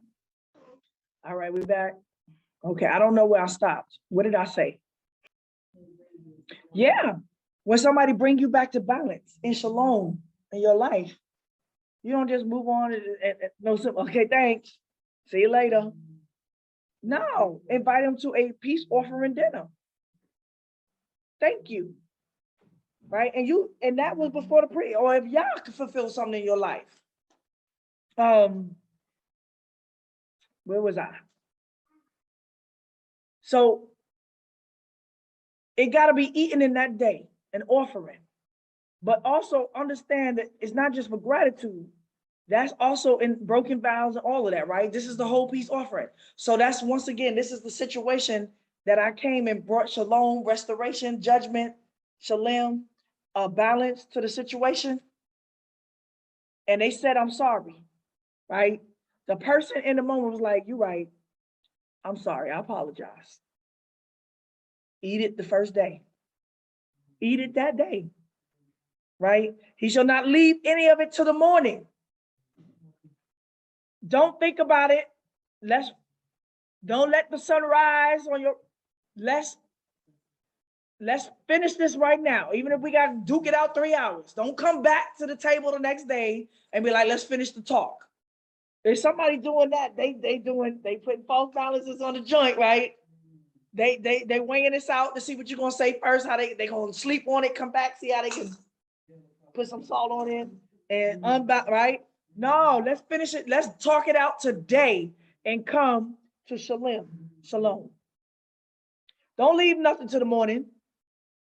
But if the sacrifice of his offering is a vow or a free will offering, and it shall be eaten on that day that he offers his sacrifice, and on the next day what remains, it shall be eaten. Finish eating it up. Meaning, don't go and change the story. Don't go and sleep on it and give a place for the devil for your wrath, because you didn't settle it. You didn't come to Shelem. You didn't, what was it? You didn't accept it. The circumstances, right? Okay, you can still eat it on the next day, but eat it, right? Finish it, right? But if the sacrifice of his offering, a vow or free will offering, it shall be eaten on the day that he offers his sacrifice. And on the next day, what remains of it shall be eaten, right? Finish it. But what remains of the flesh of the sacrifice on the third day shall be burnt with fire. What that mean? You coming back a third time to talk about, I thought we ate it already. We said shalom. He's saying, even when you say eat it on the next day, acknowledge that you acknowledge we came to shalom. Like, we good, everything all right. Don't come back and be like, well, hold on. There's something I forgot to say. And the third day, somebody gonna accept your apology after the third day? We gotta have another conversation about this. Okay. But what remains of the flesh of the sacrifice of the third day shall be burned with fire. If any of the flesh of the sacrifice of his peace offering is eaten on the third day, it will not be accepted. But y'all want me to accept y'all false thank yous, apologies, and then you didn't really mean it. You come back with you try to renegotiate the situation the second day. Well, I was sorry, but I have another. I got something else to put on it to show you that you need to say sorry to me too. Well, you know what I'm saying? That's how we deal with each other. Right? Let me file an offense against you now. I know I apologize, but you hurt my feelings too. Well, listen, before the word, y'all was showing me through the experience of my family, my own very so-called self-righteous families that did all this trickery, slickery, still doing, lying to themselves, even my own parents, that we could never come to shalom because they over here leaving it up 10 years later. They storing up the meat and the meal 10 years later, and we could never thaw it out and cook it. Are we done? Are we done? Man, I asked y'all so many times and cried, how do I bring shalom? What do? I searched out Torah, y'all. How do I fix this? Nothing I tried. This person just gonna keep coming back and putting more salt on the wound and it more lies. And I think after the third time, they full of lies to change the whole story so I could never be restored to shalom. At this point, the conversation is just full of lies. You can't even have a conversation. Because they have seared themselves and lied. It's an abomination to have even a discussion with you for the third time about what you did 10 years ago. No, bygones be bygones. Let's start again. That's not Torah. We're not in shalom about what happened 10 years ago. Where's my payback? And when you say sorry, mean it that day. And don't let me hear it again or see you do it again. But yet, in my own family, I was just going in circles. I was like, yeah, I'm trying to understand. Then they start pulling cards, blood is thicker than water. We family. Don't be a peacemaker. Peacemaker. I'm like, what are we talking about here? How you gonna make peace with me? And I know you sitting up here lying to my face about what you've done to me. Then they come back, well, you've offended me too. In what? Don't tell me about your emotions. Yeah, I didn't talk to you for 10 years. That's right. I haven't spoken to you for 10 years. What offense? That's my right. If I can't find shalom, says, Take your peace and move the other way. Don't tell me about family. You a lie. Who's my family? Those that deal with Yah. I don't care if you got Yah in your mouth. I don't care if you can speak Hebrew 24/7. And I don't care if Yah called you 40 years ago. You wrong now. You're wrong. And you've done wicked. You've done wicked to your own blood. So what did Yah do? Now you mad. Now you want to share yourself in complete lies against the truth and not restore shalom. They're going to tell me blood is thicker than water. I got my family.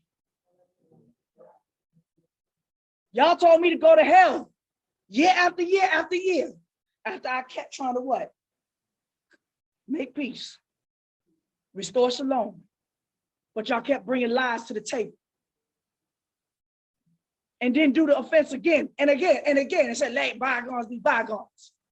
Told me to be quiet, be silent, and let bygones be bygones. Let time ride and come back to the table and say, can we start again? No, we can start off where we left off. That's happened to all of y'all. And y'all have done it to each other. But we're not going to do that in here. No, Sarah, you don't get to do your vengeance. Sit in your vengeance.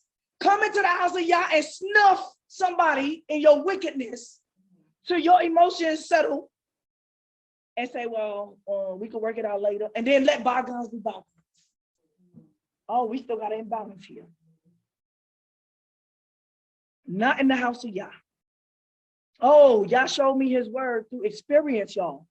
All of this in my own family, my so-called righteous family. But what remains of the flesh of the sacrifice on the third day shall be burned with fire. If any of the flesh of the sacrifice of this peace offering is eaten on the third day. We got to talk about this 3 times. The same thing. No, you don't get to do it to me 3 times. We talking about the one offense 3 times and we still haven't come to understand it. It's an abomination. I don't even want to hear your apology no more. Go your way and I'll go mine. It will not be accepted. So if y'all don't accept it, how much more are we? Neither shall it be imputed to him who offers it.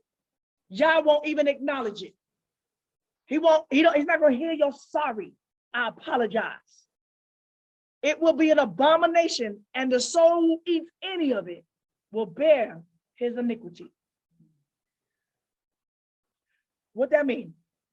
Anyone want to partake in that with Sarah and her mama? Right? Didn't I take it that meat out your mouth? Spit it out quick. Don't partake in that. It's an abomination.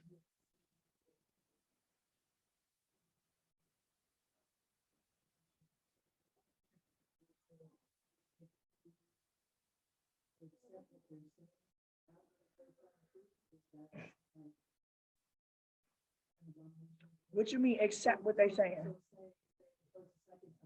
Mm-hmm.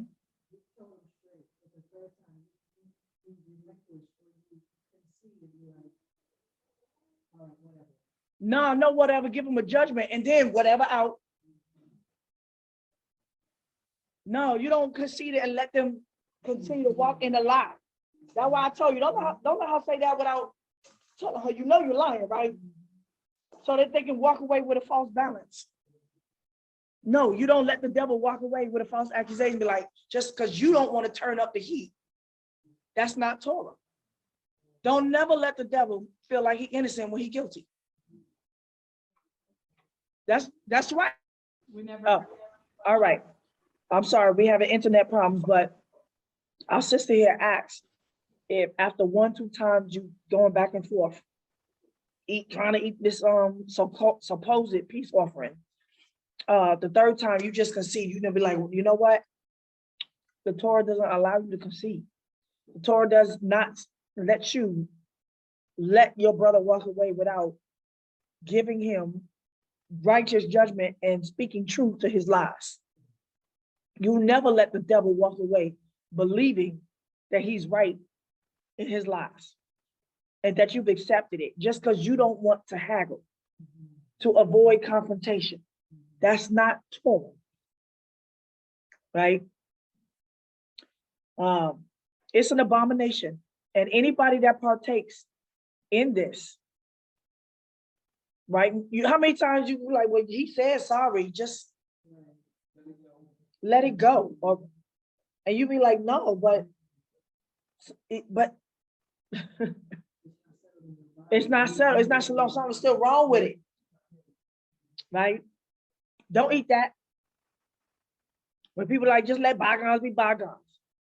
Michael Israel, let's put a cap on it, right? No, we don't put caps on stuff. Now you shake it up. Boom. Right? We don't put caps on stuff. We bust open bottles and make a peace offering. Right? Leviticus 3:1. If his offering is a sacrifice of peace offering and he offers it from the herd, whether male or female, he shall offer it without blemish before Yahweh. He shall lay his hand on the head of his offering and kill it at the door of the tent of the meeting. And Aaron's sons, the priest, shall sprinkle the blood around the altar. And he shall offer the sacrifice of peace offering, an offering made by fire to Yahweh, that the fat that covers the inwards. All right, where was I? I'm gonna read it again. If his Leviticus 3, the peace offering, and 1, if his offering is a sacrifice of peace offering, and he offers it from the herd, whether male or female, he shall offer it without blemish before Yahweh. He shall lay his hand on the head of his offering and kill it at the door of the tent of meeting. And Aaron's sons, the priest, shall sprinkle the blood around on the altar. He shall offer the sacrifice of peace offering on offering made by fire to Yahweh. And the fat that covers the inwards and all the fat that is on the inwards, and the 2 kidneys and the fat that is on them, which is by the loins, and the cover of the liver with the kidneys, he shall take it away. Aaron's son shall burn it on the altar of the burnt offering, which is on the wood that is on the fire. It is the offering made by fire, a pleasant aroma to Yahweh. What's a pleasant aroma to Yahweh? What makes the aroma pleasant? Sincerity. That's sweet. When somebody is speaking sincere to you, it could cut, it could hurt, but there is a smooth way. You know what I'm saying? That when somebody's saying, I'm so sorry, when someone truly basically like, well, I'm sorry. That's a stench to your nose. You be like, versus somebody coming with a sincere offering. That's a sweet smell. The word ruach, smell, right? Lareach comes from the word ruach, spirit. It's pleasing to my spirit, right? Moving on. So we're gonna go back to this. Once again, I want y'all to understand this. This word shalom, to get to shalom, there is a shelem. There's always a payback. Deuteronomy 23:21. Here's the law. And if you make a vow to Yahweh your Elohim, do not be slow to keep it, because he will surely require it of you, and you will be guilty of sin. You promise somebody you're gonna do something, you be like, okay, next week. Oh, okay, come back 2 days later. I ain't got it right now. 3 days later, 4 days later, he's gonna require it of you, and it'll be sent to you to delay a vow. Proverbs 20:24. It is a trap for a man to dedicate something rashly, only later to reconsider his vows. See the law? Oh man, I know I said that, but I was just, man, I'm sorry, I wasn't thinking.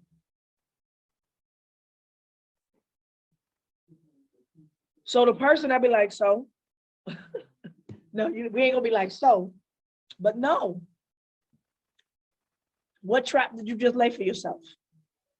Sin is on you, and it requires a shalem. Ecclesiastes 3, approaching Elohim with awe. Guard your steps when you go to Elohim's house. When you go to Elohim's house, who are you seeking? Yahoshua, Yahweh, Elohim, right? Through who? Either a priest or a prophet. When you go to Elohim's house, you're going to find a priest and or a prophet. You ain't going to go to an empty temple and a voice is coming out the Christian box, the Catholic box, a ghost voice. There is a mediator, intercessor there in Yahweh's house that is always there to witness whatever you confess it. Be like, well, I confessed it to Yahweh. Is that enough? For to draw near, to listen, is better than to give the sacrifice of fools. Now, this is when we get into the New Testament. People be reading that, be so slow to, slow to speak and swift to listen. No, swift to listen and slow to speak. And that little rugrat of a gremlin, that's why she got kicked out, because she asked me, she came to Yah's house to get counsel on a matter about what she should do about something. I gave her righteous counsel. She didn't like it. And come back and get me to change what I said. And I was clear about what I said, and I quoted Yah's word about it. She didn't like it. So now she's going to offend me. So ain't you supposed to be a patient teacher? I said, I did. I patiently told you the answer.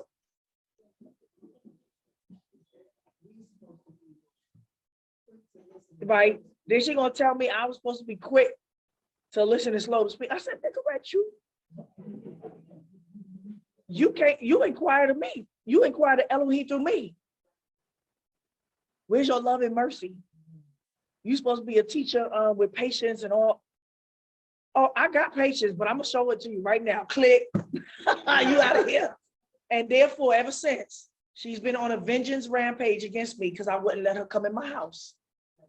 And kicked out. We're talking about that gremlin, Lydia. Yeah, in the beginner's channel, right? That's what they try to do. So says, guard your steps. When you go to Elohim's house, what to draw near to listen is better. Don't come to Yah and ask for an answer. And then you start speaking like a fool because you didn't like the answer. If they don't know, for they don't know that they do evil. How many times I done told y'all that if you come and ask me of, right? If you ask of Yah through a prophet, I'm gonna give you an answer according to your sins. How dare you inquire of me and not want to hear the answer that I give you? Woe to you, right? They do not know that they do evil. Meaning, how many times I told y'all when y'all come to confession, stop giving, so what had happened was, so you can alter the judgment of what the priest or the prophet got to say with Elohim about you when you confess, and what the Shelem is on top of that. Don't be rash with your mouth, and don't let your heart be hasty to utter anything before Yahweh. In your vows too. Y'all, how many times y'all gonna came and say, I promise y'all, I promise, I'm dedicating myself to you. If you just fix this one situation, I promise y'all, I'm gonna walk straight before you forever. I'm gonna serve you forever. How many times for some one little situation, you over here making big old vows to y'all and y'all not really walking that out? Y'all didn't even really consider what that means. Oh, yeah, you just helped me through this one situation. I'll never what? We've all done it. You said dedicate. What you mean dedicate? You know what y'all has a definition of what dedicate myself to mean, right? Y'all don't know what that means? Yeah, what kind of sacrifice? Oh, who spoke? Y'all better I'll just dedicate myself to you. And y'all don't even consider what that means to y'all. What dedication looks like to him. You just gonna anoint yourself as a prophetess after that. They be like, I said to y'all, that's what that crazy woman said. After y'all helped me through this bill and whatever, I told y'all I was gonna dedicate myself. Now she thinks she's a prophet. You gonna tell y'all what that's supposed to look like. He just supposed to honor you They're not dedicated. Where's your sacrifice? I'm a prophet now. Speak the word. Right? Don't be anxious to utter anything before Elohim, for Elohim is in heaven. They were Yahushua said, don't swear by heaven. And you are on earth. Therefore, let your words be few. For as a dream comes with a multitude of cares, so a full speech with a multitude of words. When you vow a vow, go ahead.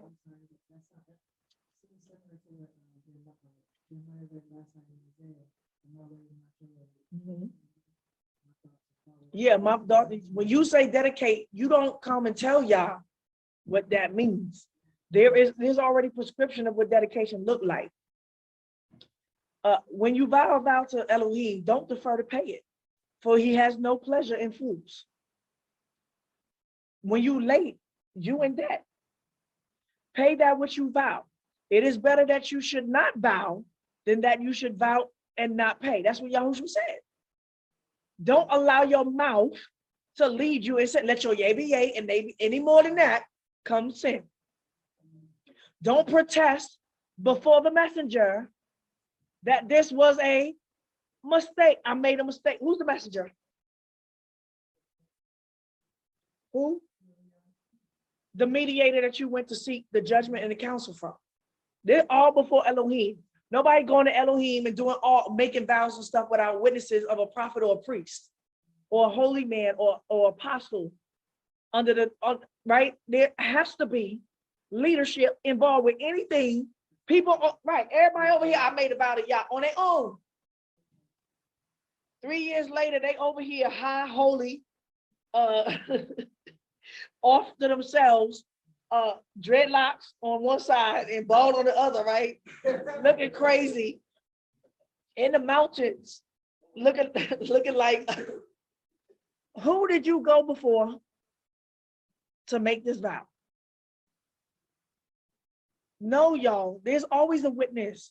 People just going, I made a vow to Yah. I'm gonna call him Israel. I'm gonna dedicate my son to him. I'm gonna make him wear locks for 7 years because I'm gonna dedicate my son to what?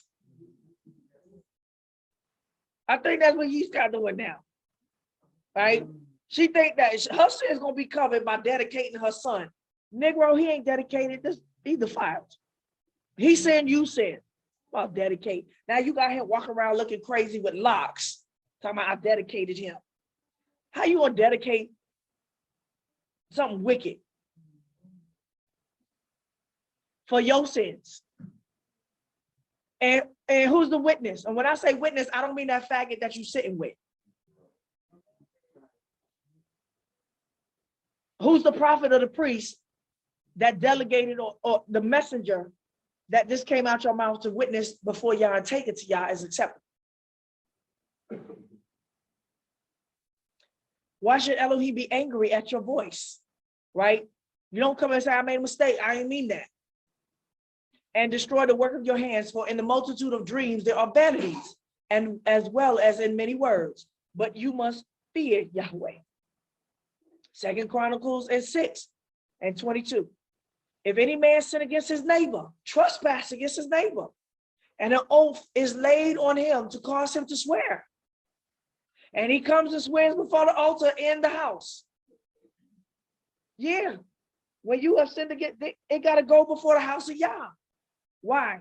Because we got to have a Shalom and a Shelem, a peace offering. Then hear from heaven and do and judge your servants, bringing retribution on the wicked to bring his way on his own head, and justify the righteous to give him according to his righteousness. What that mean? All right, this is what Messiah said. Before you bring your gifts to the altar, go make it right with your brother. If your brother has aught against you, that aught is, if you have sinned against your brother, and he told you you have sinned against him, and an oath is laid on him to cause him to swear. Now he want to dedicate himself and act like he holy before Yah, but he sinned against his brother and said Racham. Now he be like, I'm gonna find Yah on my own. I'm gonna go straight to Yah. And he comes and swears before the altar, in your altar, in the house. Then hear from heaven Y'all's going to hear this and do and judge your servants, bringing retribution to the wicked. Meaning that you go try to make a vow to Yah. Like you going to dedicate yourself to Yah.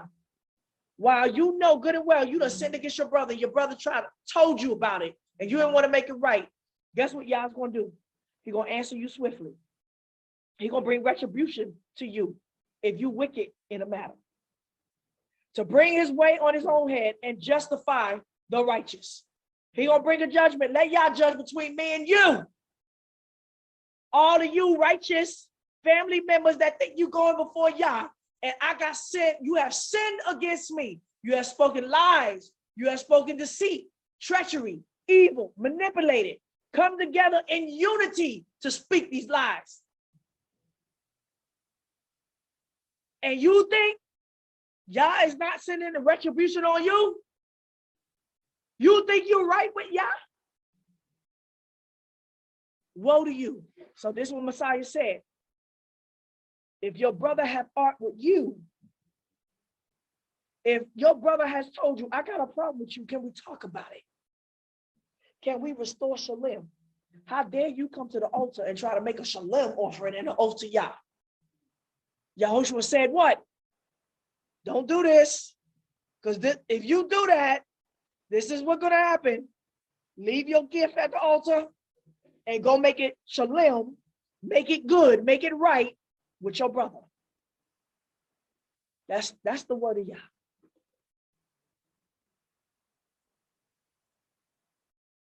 Matthew 18. Here we go. Now we just read the law. And so when they come to this, they read it all. They don't know the law. This is all Torah, everything I just read. If I'm in Matthew 18 and 15. And for the record, I want you to know a baby new channel. Yes, I know that somebody had made the comment, you should have came to me. No, you should have if you swear that you were confused and you want to inquire to get understanding. It's different than requiring of me based on your own understanding. I don't have a problem. When I saw it, I said, I hope they don't mess up. Right? I said, they didn't have to call me. They could have critiqued it all day long. You just better make sure that you waited in the right balance, that you didn't put no just weights. Yeah, I put an open video out. Openly critique it. Be careful that you don't put a false balance on what I said. You didn't have to ask me nothing, because if you would have just listened and didn't put your false balance on what I said, you would have got understanding and you would have been at Shalom without even talking to me. But let me tell you something. For all of you that's saying, you say you're a prophet and you say that Yah sent you the word, then you ought to answer questions. Where you see that in Torah? Where do you see beginners channels in the faith get to question prophets and teachers just because they don't understand?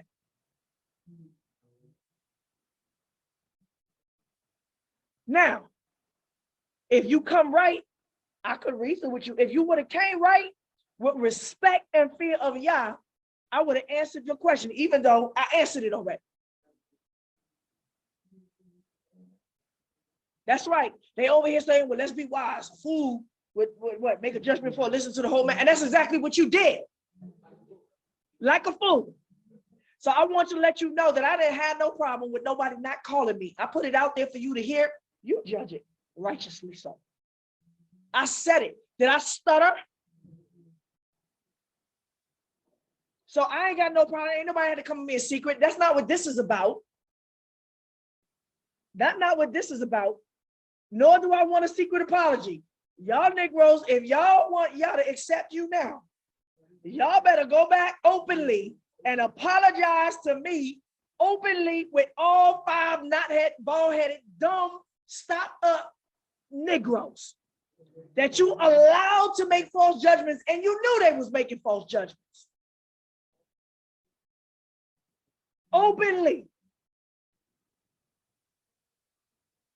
I don't have the answer to y'all. I already answered according to what y'all said. If you don't want to receive it, that's on you. Yeah, that's what they did to Elisha.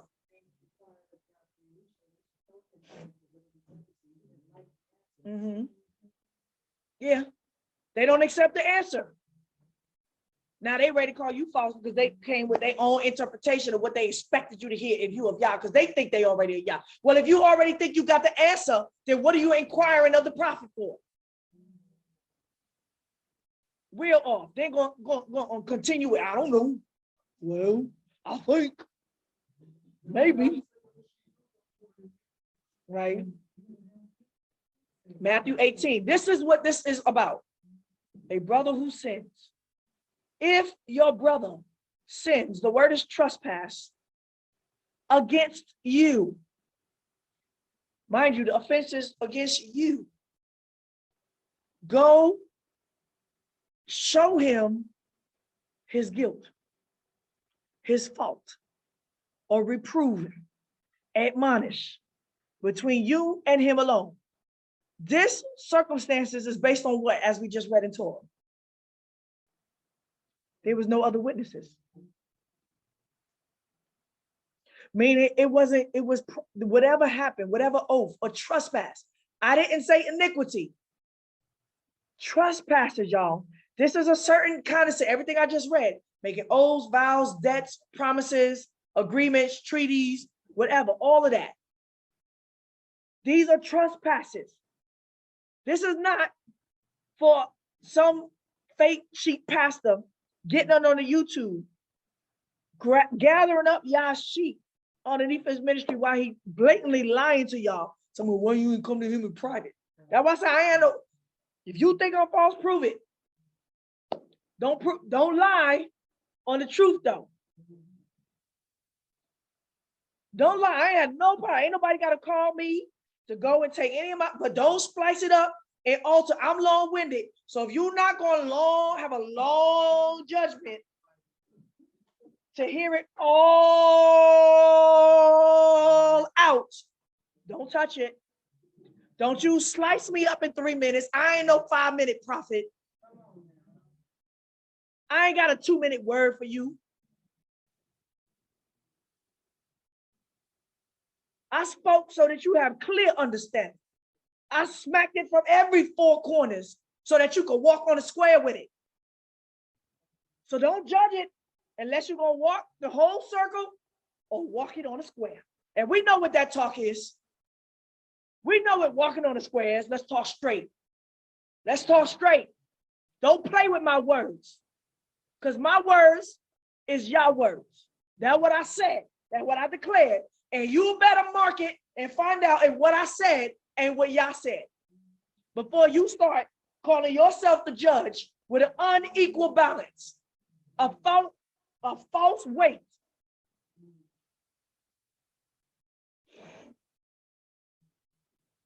Alone, that means that there was an arrangement, agreement, a vow that nobody else heard. We just read it in Torah, right? If a person sins, right, by hearing an oath or a vow, these are trespasses, and he doesn't speak, that sin is on him. The Torah requires you that if somebody trespasses against you, you don't go to that person alone. If there was witnesses, all the witnesses must be there that you can bring to the table to say, is so that their lies won't. Why go uneven-handed? Go in with all the truth and the witnesses. When your brother trespass against you, if there was witnesses, get them to come with you. Let's not take him aside alone. Alone is a personal trespass that nobody knows about. That's rare. That's rare. If he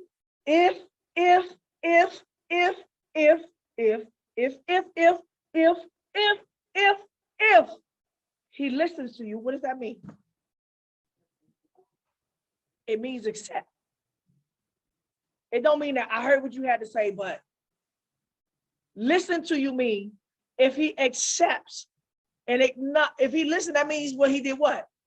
He gave a sham offering, a guilt offering, and a peace offering. My bad. You're right. I'm so sorry. A sincere, a sham. That day, let me make it up to what I owe you. Okay, I don't have it right. Let's work this out. Let's restore our Shelem. That's the if he listens to you. You have gained back a brother, right? Because as soon as your brother sin against you, he's not your brother. You know why? Because your Shalom ain't even gonna be right until you work while you like this with him. Like he walked in the door, you be like, Shalom, and you just waiting for the moment where you can be like, no. You have gained back a brother because you lost, y'all not brothers if he trespass against you. But if he doesn't listen, take one or two more with you. That amount of 2 or 3 witnesses, that every word now that is spoken in these conversations, what happens, right? Take it up. Then the black, come back. Then the black, come back. It's all empty. We in balance again? We in balance? We see it in balance? All right. Go ahead. There's an imbalance. No, let's put one at a time.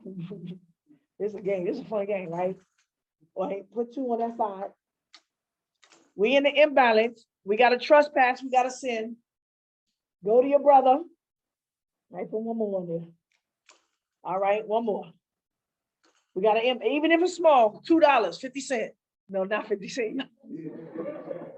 Y'all better not over no 50 cents, right? 10 cents. We got an imbalance. It could be big. It can be small, but it's an imbalance. Then we come, bring it to your brother. That's if he listens. Okay, he look like he's listening. He listening? A little bit. All right. But if he doesn't, all right, we gotta take it off. He didn't listen. He might have heard 1 point.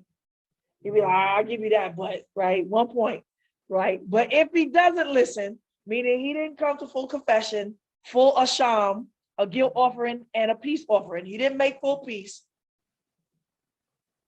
Take 1 or 2 more with you that of the mouth of 2, 3 witnesses, every word might be strengthened. And it's that why? Because now y'all are what? Recounting, y'all talking the same, you recounting the story, and that person that didn't hear the first time is gonna do what? Gonna put some salt on the conversation now. Go put some lies in it. Right? So you gotta have witnesses. Didn't they do that? They said, I'll be like, you want to lie in front of my face? Who was here to hear that? Did I say that?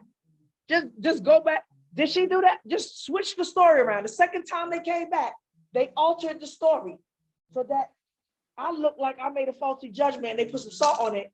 And then they mad with me because I wouldn't let her, what?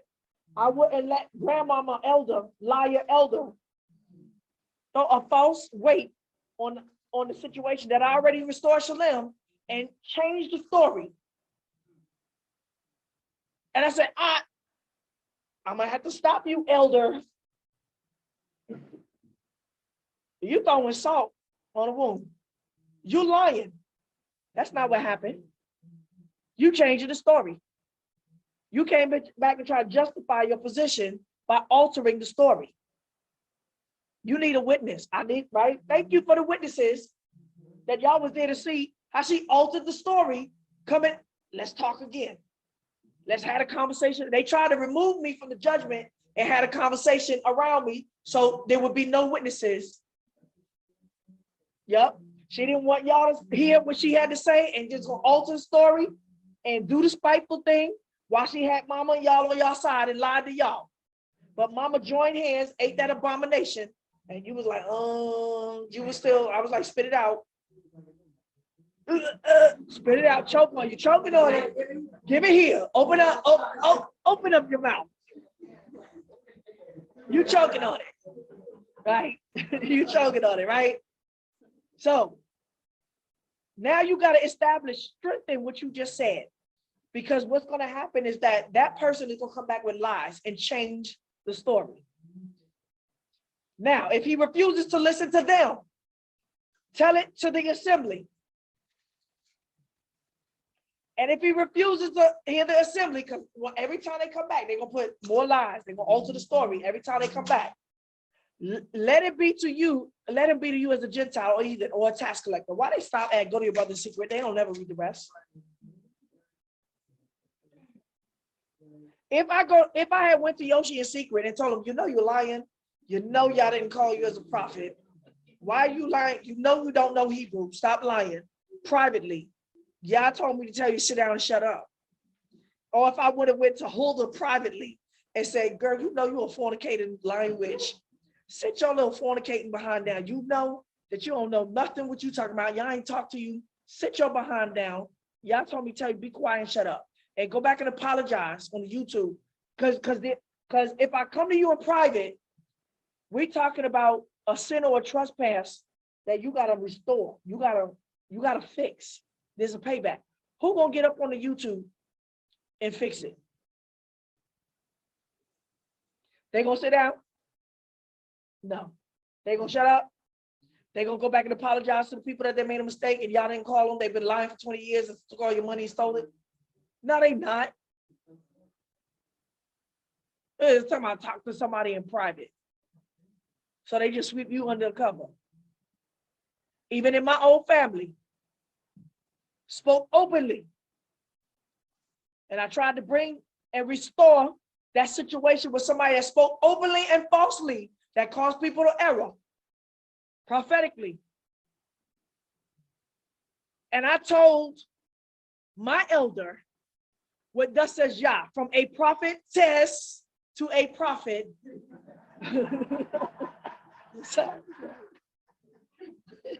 From a prophetess to a prophet. That's how it works. He didn't use no New Beginners channel. He didn't use babies to rebuke him. He didn't use someone that doesn't love him. He used his own flesh and blood that loved him to bring him back to truth. And what thus says Yah to one prophetess to another prophet, what Yah required of him to make that right, because he offended Yah. I'll do it when y'all tell me to do it. Ain't that right? My beloved, my beloved. Ain't that right? Yah told you what you do.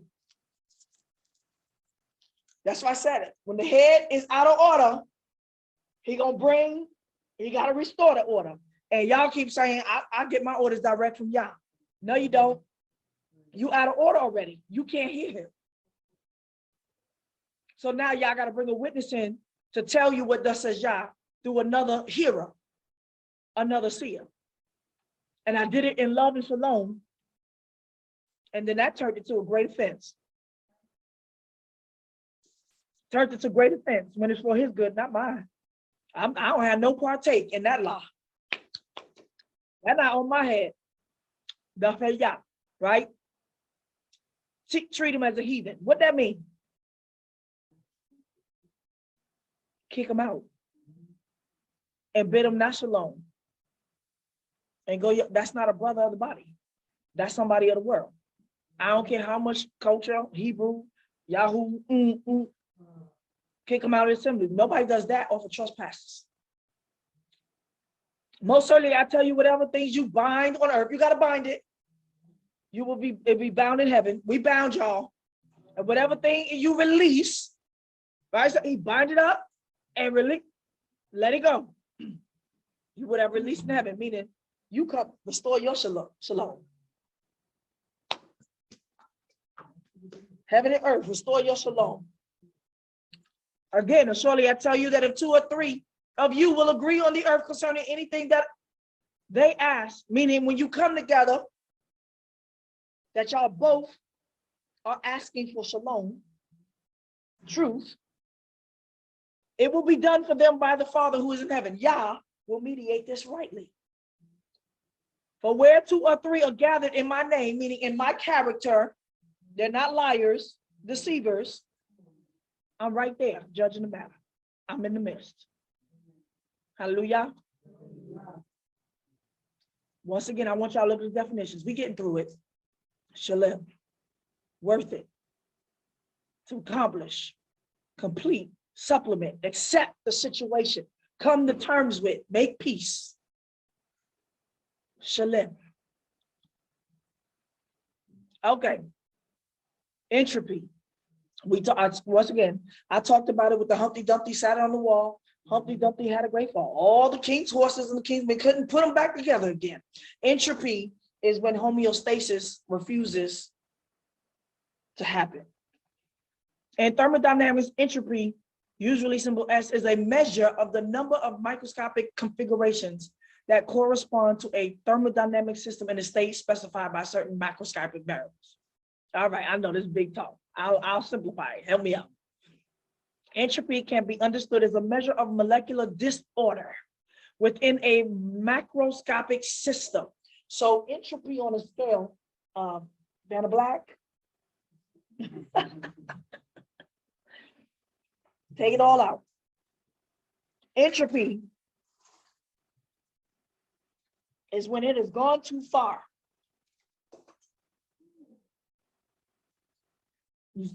No, it's at the point, you see, it's still balancing, right? That's entropy. We don't want that. I mean, sorry, that's homeostasis. This is beyond homeostasis now. This is what entropy looks like. Now I need something heavier. Yeah, here we go. Nope, I need something more. Yep. I'm gonna show you what entropy looks like.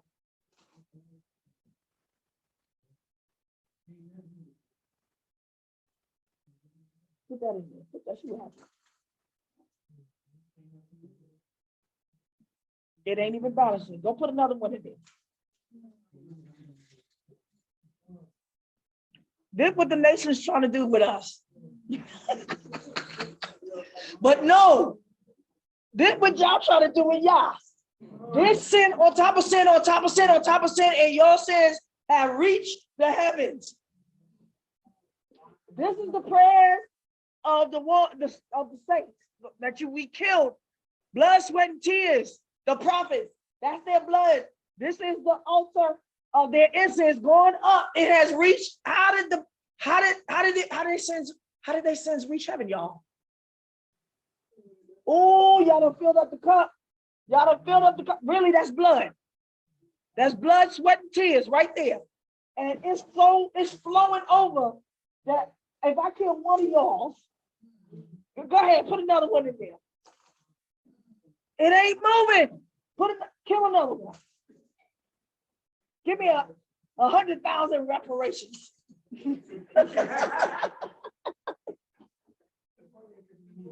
Give me 40 acres in the moon. That's two. Y'all didn't move yet. Give me HR 1422. Give me apology from Ghana. Give me Martin Luther King Day. Put Harriet Tubman on the dollar bill.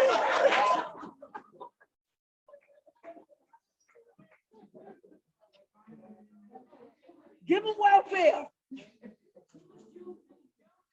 Juneteenth. Black History Month.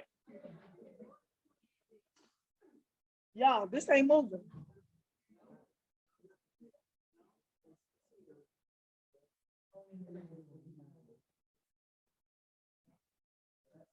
And all of that is salt. At the end of the day, it's false. It's a false weight. And it ain't tipped the balance at all. This entropy.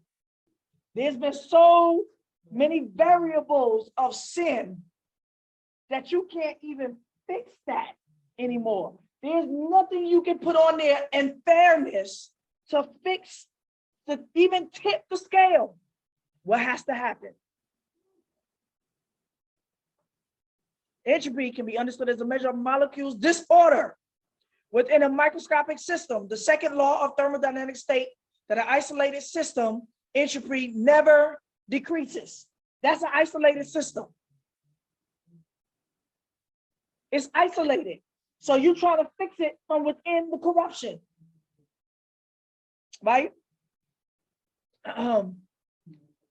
Where was I? Never decreases. Such systems spontaneously evolve towards thermodynamic equilibrium, a state with maximum entropy. Non-isolated systems may lose entropy, provided the environment entropy increases by at least that decrement. Okay, I'm gonna explain all this, right? Since entropy is a state of function, the change in entropy of a system is determined by its initial and final state. Initial and final state. What is that saying? You got to start it from the beginning. This applies whether the process is reversible or irreversible. This is trying to see if this, you got to lay the plate slate and see if this can be reversed, if this can be brought to Shelem, right? Let's see, take this and put it over there. This is all what the nations have gained from our blood, sweat, and tears. This is false gain. First, you got to take it off. That's with $50 reparations and some thank yous. That's with some false guilt offerings and some false peace offerings. You can keep that in there. Now, everything that they gained falsely, put it on there. If that's blood, sweat, tears,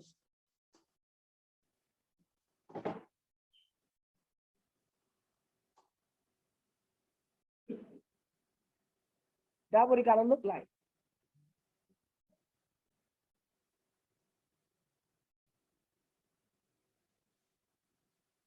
That's what it got to look like, y'all. So what's going to be in that cup? This is blood, sweat. That means that if all they gained was done by the blood of people, sweat is blood. That's the death process. And tears. Then what is y'all's wrath through entropy, a system that's so far gone that it cannot be restored from within because it's isolated, that it needs an outside scenario. It needs the nothingness to come through, right? Then what is he going to pay it back with? Blood. That way he said, blood to the horse's bridle. Sweat. That's why they still got to serve in the kingdom. And tears. They got to come apologizing too. They're going to mourn as well. But before he does this to the nations total, who's getting it first? We're going to get it first. And we don't want that. Now, those that y'all have called and is trying to choose by your choosing and trying to help you remain faithful to the end, we're not in entropy. Entropy is for the wicked. That's the wrath of Yah. Now let's see homeostasis. All right, we definitely don't want this, right? All right, take this off. Let's show homeostasis. Let me finish this, right? That's entropy.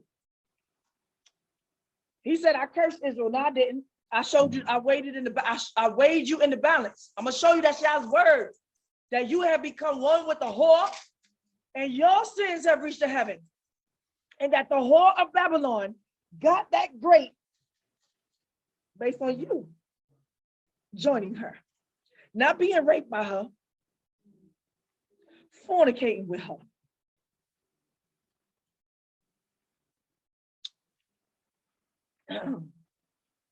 This applies whether the process is reversible or irreversible, right? So he's saying this determination applies.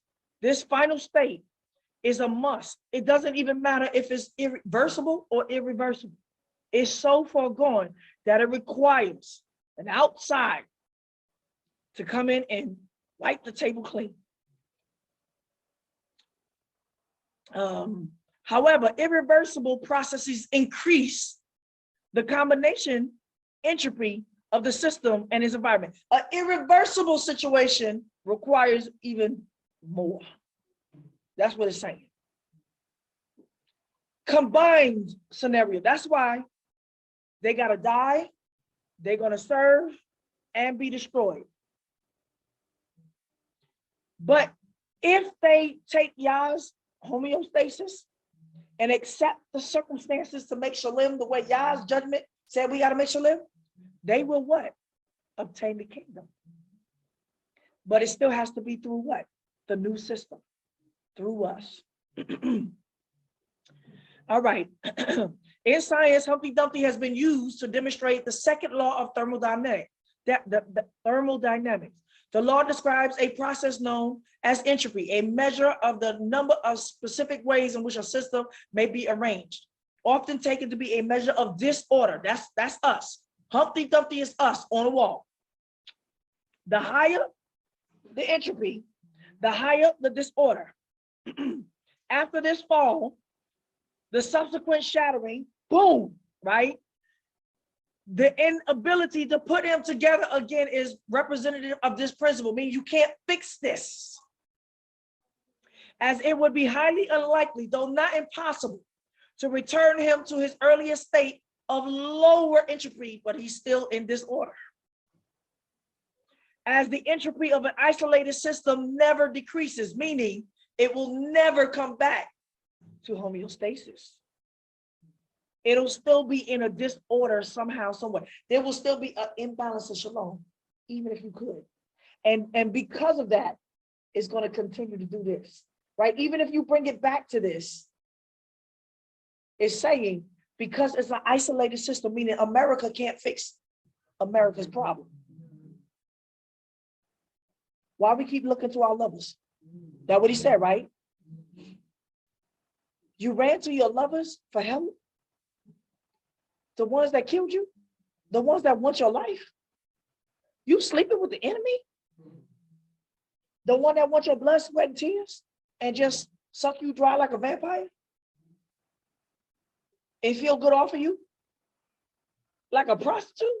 So it's saying, because it's restored when it's its own system will never allow it to be completely balanced or go back to where it's supposed to be. In its own system, the entropy wants to survive. The disorder wants to, right, remain. So in that, it's going to continue to cycle its own disorder again. That's what it's saying. All right. In other words, processes that don't increase the randomness of the universe require work to be done in opposition to the disorder. Did y'all understand that? Children, did y'all understand what I just said? No? Let me find a child parable. Let's see. All right, I got a child parable. Y'all like Kool-Aid, right? Y'all like juice, right? All right. Let's imagine I gave you water. I said, drink that. And y'all went and put a whole bag of sugar in there. Y'all put a whole bunch of sugar in the water. I gave you water and you put sugar in the water. Can I fix that and bring it back to healthy water that I intended for you? What has to happen? Go throw that away. Throw that out. Now you're gonna sit your butt down and get no water, right? No. Now I'm gonna force you to drink the water on punishment, and you're not getting no juice or no, you're not getting no dessert, you're not getting, right? And you're on punishment now. No sugar for you for a whole week. Y'all over here taking advantage of the system. No sugar, no ices, all right? What I gotta do is get that desire of sugar out of you. That's right? You see what I'm saying? You see your child dump a whole bunch of sugar in some water. You know, what state of entropy is that? So you dump that out, you get, and then you gonna give them orange juice. What's required to make sure y'all never do nothing like stupid like that again and get the desire for that much sugar in you? You got to remove the sugar for a long time until they understand what's in tea, or take them back to honey. That's right. Y'all understand it now? Right? So when y'all doing extreme foolishness, it takes extreme punishment to get y'all back in order. First to humble you and correct what's going on. That y'all would do something so stupid and pour a whole pound of sugar in your water. Right? You understand what I'm saying? All right, you understand what y'all saying, right? It says it requires work to be done in opposition, not in balance, in opposition to the disorder. And almost impossible to achieve. It's almost impossible to achieve. The very act of putting one system in order requires that another system becomes disordered. You got to destroy what they used to. You understand what I'm saying? That's what y'all's doing to us. But we don't want that. He got to destroy that whole system, y'all. Destroy it. And woe to the other nations that do like him. You'll get the same wrath. That's entropy. But those that y'all's having mercy, we still debtors. We don't want entropy. What do we want? Homeostasis. I'll bring you back in comfort, but not altogether unpunished. This is the wrath of Yah. Entropy is the wrath of Yah. 1 Kings 18. And Elijah said unto the people, come near unto me. And all the people came near unto him. And he repaired, healed. The word is Yerafeh. The altar of Yahweh that was broken. What's the altar of Yahweh? Your heart. Why he used the word? In another way, he used the word Yibin. He built it up. But in this one, he used the word heal, as in Rophe. Why would he use the word as a doctor for an altar of stone? Because the repairing is our hearts. We hope that our hearts are not so far gone that they can be repaired. That's when he brought the wrath in Noah's day. That I saw nothing, but every stone on there was defiled. When every stone on it is defiled, you cannot, Yah tells you to replace one brick and put it back. Take the defiled stone out, put it back. Just not the whole altar. But you keep putting the stone back, stone here, trying to fix it, and you realize it's entropy. The whole thing is defiled. You got to tear the altar down. And that's the wrath of Yah. Hopefully we at the state that we can be repaired. But that hurts. We still don't want that. Y'all think that there's something else between entropy and homeostasis. No, it's not. You either gonna get entropy or you're gonna get homeostasis. All right. And homeostasis is dangerous too if you don't allow it to do what it do. When did y'all take us through homeostasis? In the wilderness. And in the end, what did we get? Entropy. That's right. You see what I'm saying? You see what he's saying, right? All right, homeostasis. Homeostasis refers to the body's needs to reach and maintain a certain state of equilibrium, a balance. More specifically, homeostasis is the body's tendency to monitor and maintain internal states, such as temperature and blood sugar, and fairly constant and stable levels. So when I use the parable or the situation that Yah will use a woman, not to do entropy, not to do female led Amazon women, destroy all the men, never restore them again, just keep them subject underneath your foot, like you the queen of heaven. That's entropy. That's another system taking over.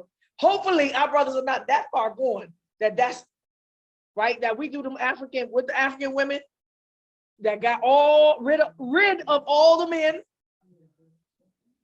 because they have abused them so much, y'all. raped them, abused them, took their little daughters at 12 years old, married them off, raped them, abused them, misused them, used them as the servants that the women can get, and did Amazon on them, right? That's entropy. Y'all will do that.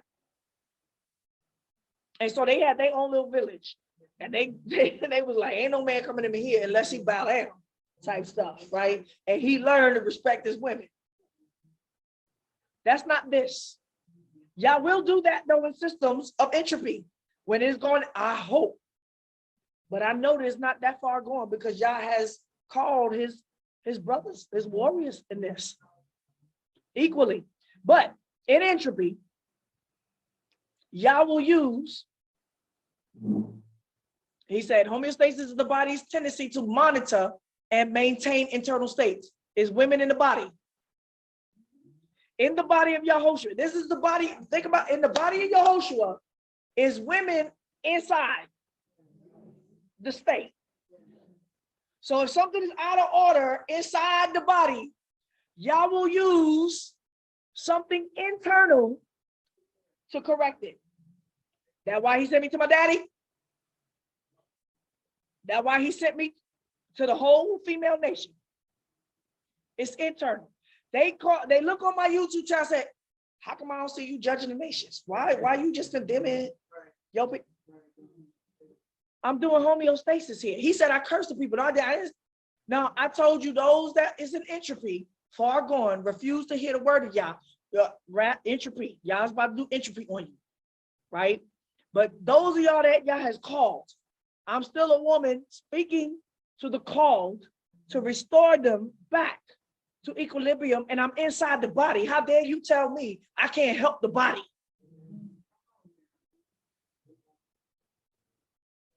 What happens if one leg is crooked? You start hopping on it. The second leg start hopping more. Which one is the female? Okay, you the head. You the head. Really, Yahushua was the head. Okay, you the head of the body. Which one is the female?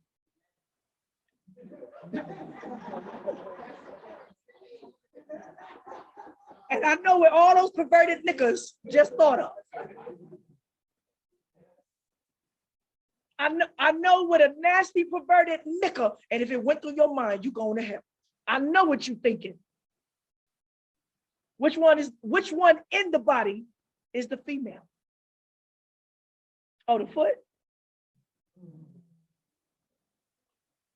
Guess what?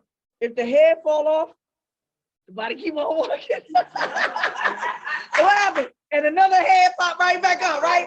That be Yahoshua, right? What's that ghost? What? No, not Beetlejuice. The one that they keep chopping off the head and another one pop up. The headless, right? But it's still walking it, right? The body's still walking. Why? Because it really do got a head, though. The head, because you're not really the head. Right? Right? So in homeostasis, Yah will maintain the body with an internal system, with something internal. That's right. He'll use a righteous woman. He's not going to go use Jezebel to fix the body of Messiah, but he will use a Deborah. And wasn't the Deborah married? Okay, she was married. How about this? She will use a Mary to get and save a Moshe 80 years later.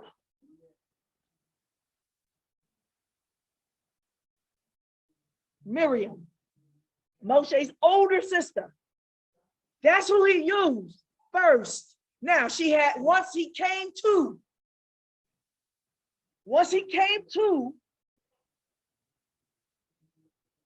then we had to do this. Then she had to do this. We had a balancing act, right? There was a balancing act, a shifting. And people don't realize that. When you come to, then the weight, then we can retract. That didn't stop her from having her rolled up. She didn't sit down in the corner. She was having a problem with the balancing act, though. And she didn't lose her soul over it either. She paid the price. Moshe paid the price for his rebellion. Miriam paid the price for her rebellion, and so did Aaron. What y'all talking about? Y'all always picking on the woman. All three of them disobeyed y'all. He made a promise. He said, I'm going to destroy everybody in the wilderness. Did Moshe make it out the wilderness? Did Miriam make it out the wilderness? Did Aaron make it out the wilderness? No, they didn't. You know why they didn't make it out the wilderness? Because they all had displayed a fallen of disobedience. Miriam did it, Moshe did it, and Aaron did it. Did they lose the kingdom? No. A righteous man could fall and not only cast down. They don't understand the difference. So, such as temperature and blood sugar at fairly consistent and stable levels. One prominent theory of human motivation, and no, Miriam was never married, y'all. She was a prophetess at least by the age of 13 and 14. No, that's not Deborah Watchman. Deborah Watchman didn't have no Holy Spirit, and she don't have it now. And she's not married to a man with the Holy Spirit. Miriam was a prophetess at 14, where she told her parents what thus says Yah. And she faithfully acted it out. She did the work, y'all. All right. One prominent theory of human motivation, known as drive reduction theory, suggests that homeostatic balances creates needs. There is a need for Sibaya on the scene. There is a need that Yah sent me for now. It's a balancing act, but I'm not here to sit in entropy. I declared it. These needs to restore balance drive people to perform actions that will return the body to its ideal state. That's what I'm here for. So this is ridiculous saying, well, we can't hear the word of truth through a woman because it's abomination to hear the word in the internal body through the woman. The body cannot be restored through a woman, even though she's speaking truth.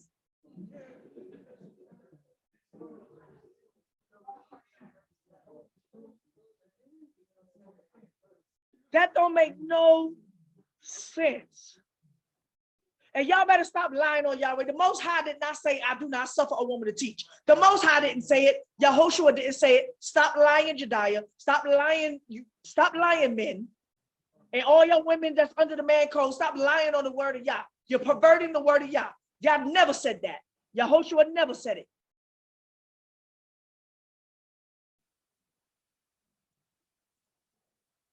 Homeostasis. The word homeostasis uses combining forms of homeo and stasis, New Latin from Greek, similar, and stasis, standing still. There we go. Right? Similar, standing still. It can't be doing this. But it got to do that in the beginning, and then it's going to what? Level out. So that's what I'm right. That's what they see happening with me. And they not realizing this is going to level out. Calm yourself. You out of order. Somehow you out of order. No, you out of order. You're out of order. You can't handle the truth. That's what Yah said. And I'm gonna prove it by his word. Y'all think I'm just talking through my mouth? I'm gonna prove it by his word that way. I just said, Yah said, that you brothers, the heads of the whole assembly have been out of order, all of y'all, the whole table. The concept of the regulation of the internal environment was described by French physiologist Claude Bernard in 1849, and the word homeostasis was coined by Walter Bradford Cannon in 1926. In 1932, I don't care about all of this, a British physiologist was the first to say the higher mind function requires the most stable internal environment, the head. Thus, the Bancroft homeostasis was not only organized by the brain, homeostasis served the head, the brain. See what it's saying? You see what it's saying? That it could use any of its internal system. It's not about you, oh head. Whatever y'all is doing is there to serve the head. Who's the head? Let's stop getting it twisted. Homeostasis is almost exclusively biological term referring to the concept described by Bernard and Cannon concerning the consistency of the internal environment in which the cells of the body live and survive. We the body of Yahoshua. All right, now I want to play this video on YouTube. Give me a second. Let me find it.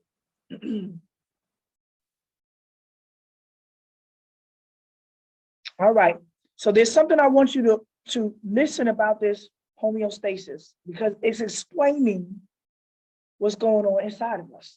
Literally, right now, this is not similar to. This is what Yah is trying to do to us so that we can become sealed with his Holy Spirit and bring back to balance in him, versus we're going to become sons of Belial, a lie, right?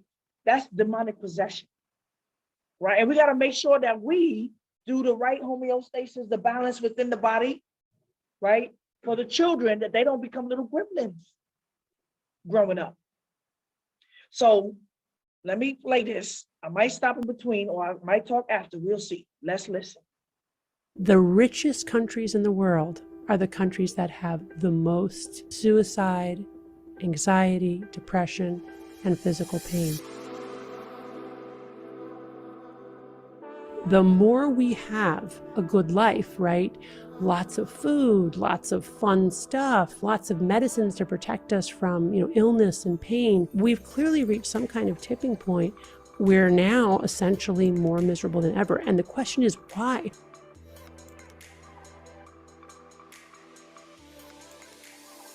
Your solution to this modern problem, and it's a modern problem that we all have, is to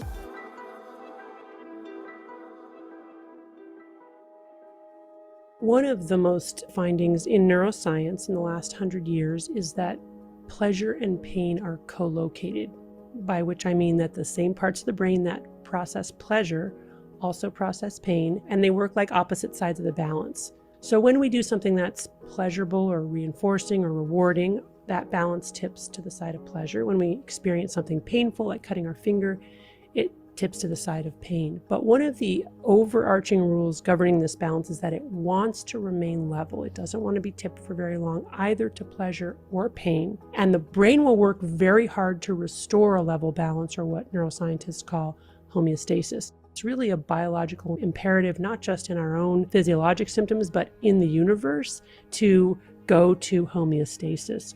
And that any deviation from neutrality is actually a form of stress.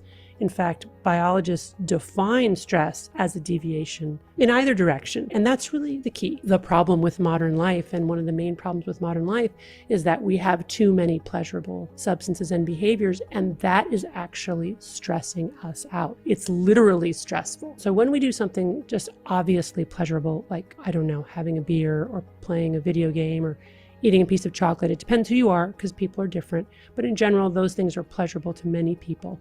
What we do is we get a little tilt to the pleasure side, and we get the release of dopamine in our brain's reward pathway, which is this evolutionarily, phylogenetically conserved, very, very old part of the brain that's been unchanged in our brains for just millennia, and is also identical in other species, all the way down to the lizard, which is why it's sometimes called the lizard brain. Our evolution meant that we've piled a whole bunch of other layers on top, but that part is exactly the same as it's always been. And it's the part that gets us, again, to approach pleasure and avoid pain. But here... All right, I'm gonna pause it. They want me to mid-drive. I know, this is all the points. Did y'all hear the story of Adam and Eve? I told you what opened up. Her five senses, the thinking process, the brain, and it goes back and forth. She saw that it was good for food, pleasure, to live this life. And the modern world is like the apple right now, right? Or it's not an apple, but it's that fruit of the tree. And I showed you that even in your pleasure, it's idle. It's still stress on the body.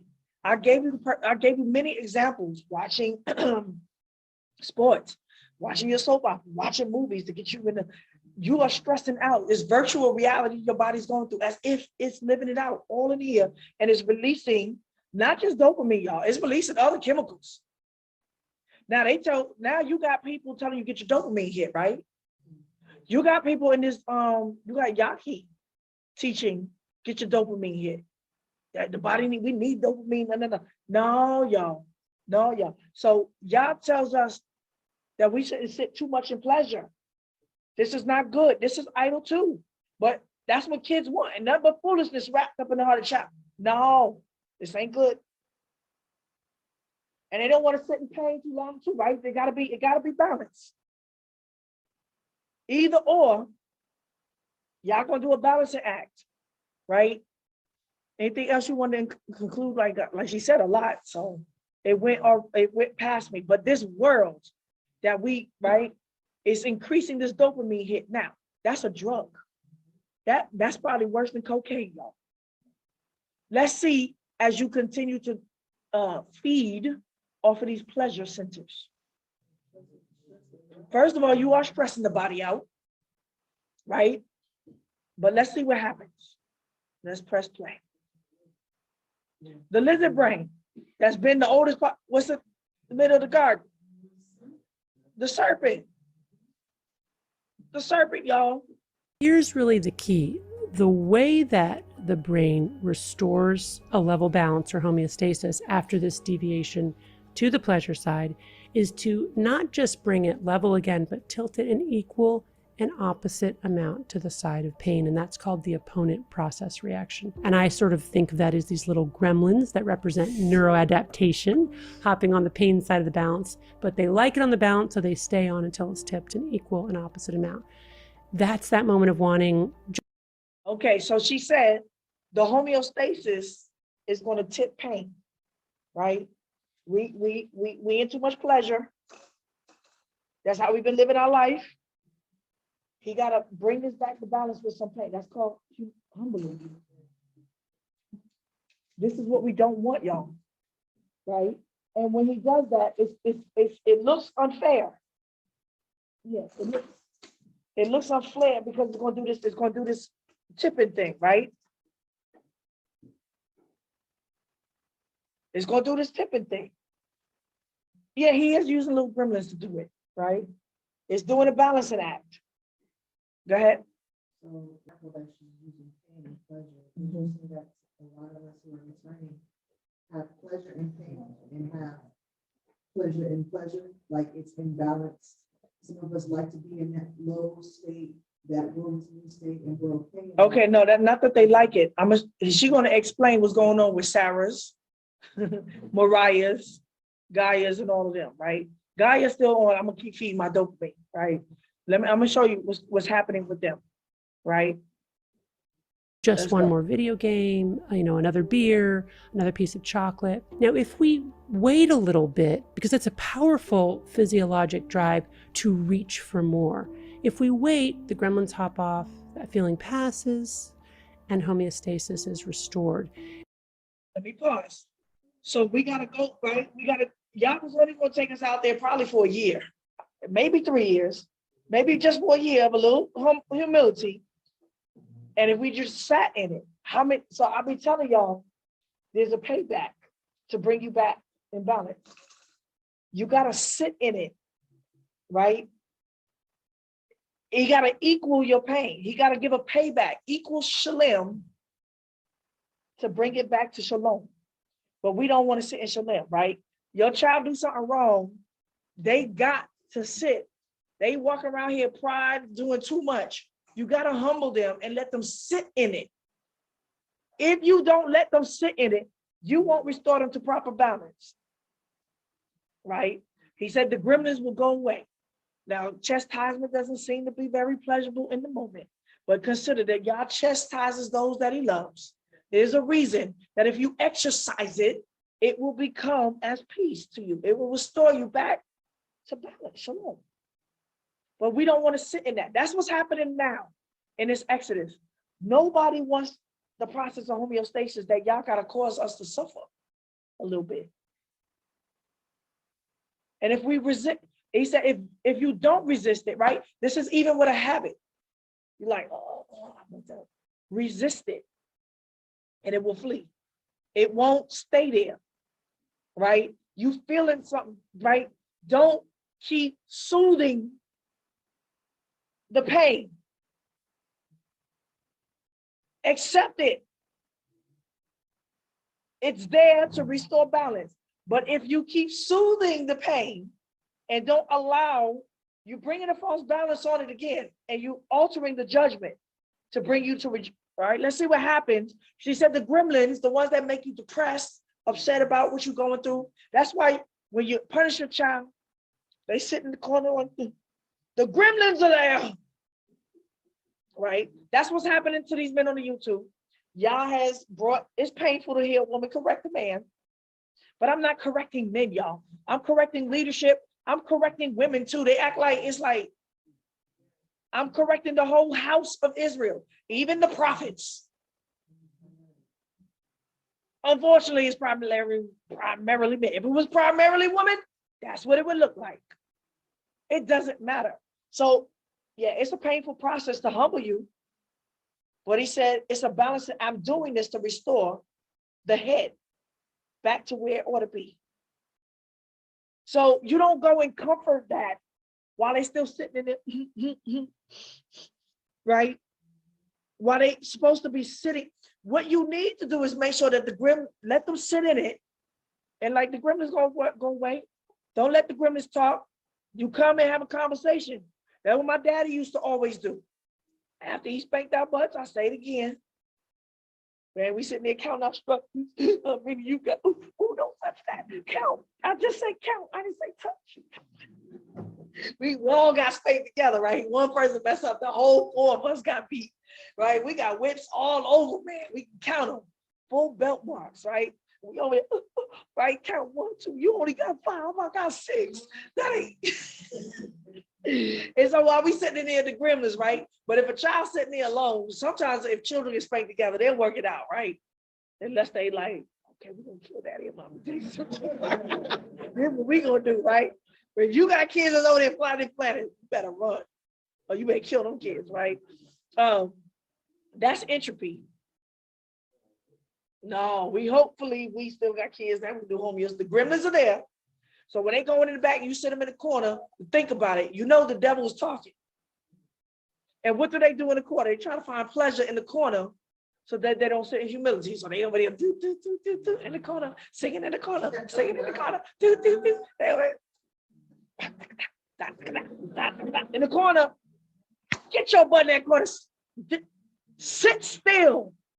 And then when you cause them to sit still, right? The devil is talking. You bring him out the corner to say, now, did you understand why you got spanked? Yes. Okay, you confess it. You don't understand, you gotta get your shit learn, they gotta learn to confess. I understand. We like, why did I sit you in the corner and spank your butt? Cause what? Right, that sounds like the psychologist, right? Cause what? Because I didn't listen to what? When you told me to go take out the garbage. And I threw it all over the place to play basketball in the hoop with the garbage can. Whatever it is, right? Right? I'm just making up stuff, right? You got to get them to confess what they did so that what? They don't put salt or false balance in their homeostasis. You see what I'm saying? Come back and let them don't. You already spoke it. Let them confess it now. They can speak. What happened? They said, now speak up. What did you do? And once they confess it, right? That's you bringing the balance. Say, okay, now go back to. They can accept it a little. The gremlins will pass. But if you start stroking the baby while it's still sitting in this balancing act, what you doing? You feeding the gremlin, you adding more dopamine to the situation where it's trying to humble the child, right? So one parent is spank the child, the other parent will come in. You creating gremlins, y'all. Y'all know what I'm saying, right? Yes. What? I didn't hear nothing. You know what I'm saying, right? You understand, right? Naomi, you understand what I'm saying, right? That when mommy tell you something, you don't go to daddy for comfort, right? When daddy tell you something, you don't run to mommy for comfort. Or when mommy spank your butt, you don't want to go tell on mommy and alter the situation. I ain't do nothing. She just spanked me for no reason. And the moment a parent come be like, what they do? You know what you just did?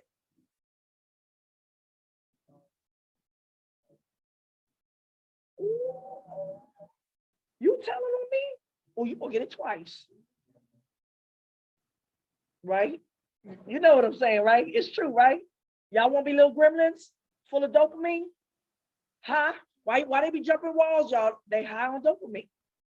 All right. Y'all have to. I ain't just talking to children. They what y'all trying to do to us too. That's why he said, I gotta chastise you like children.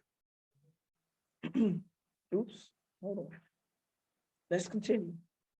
Y'all learning something? Yeah. An adult lying, a parent lying on the children?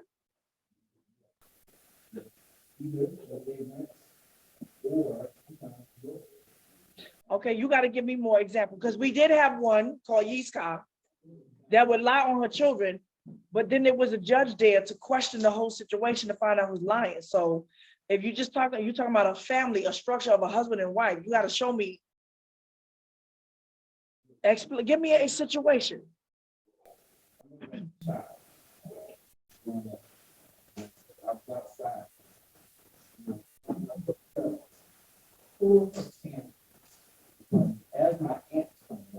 Mm.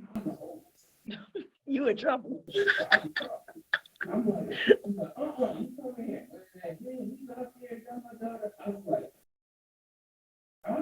Don't even know what he's happening. Get his back in. You know, I'm gonna help you. I'm gonna help your homeostasis with this one. Go ahead. I like this. Go ahead. I'm gonna help bring you back to homeostasis at the age of how old now? I got you. Okay. Mistake. They misjudged. I'm saying, you know, sometimes a lot of times the child, another example of mom. Mhm. And I'm going to buy the cat. Give me my money. All right. So I go to school. She's so back by the cat. So I go to school. I get to school. Some work. Fifth grade, I'm in second grade. I'm scared, right? So he basically comes and taps my pocket. You got some money? Yeah. And he took my money. Okay. So I come home. At this time, because I already got issues for my, I don't know what to say. You know, I'm afraid to even say what happened. She said, you should pass. I was like, no. What happened? There it is. She said, you showing your money out there. No, I wasn't, Mama. Yes, you were. No, I wasn't, Mama. Okay. You made me confess. That's it. All right, I'm going to thank you because you said you under this time you can. All right. You see, now I'm giving you an example. Okay. That can happen. I've gotten many spankings from my dad, and I was like, he was wrong in his judgment. You don't rebel.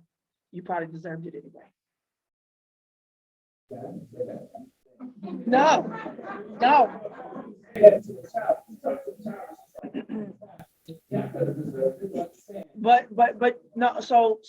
But did you hate your mother after that? Did you ultimately distrust? Like, did it break you so bad that you couldn't come to her in life with other stuff and accept other punishments, and that sometimes she got it right, sometimes she got it wrong? My father got it wrong a lot growing up. I just heard you say that your child must try to prove the case. They don't need to prove it. Well, so parents got to have patience to a certain degree, but you may not believe your child because they're used to lying. So then I would ask you why your mother had a hard time believing what you said.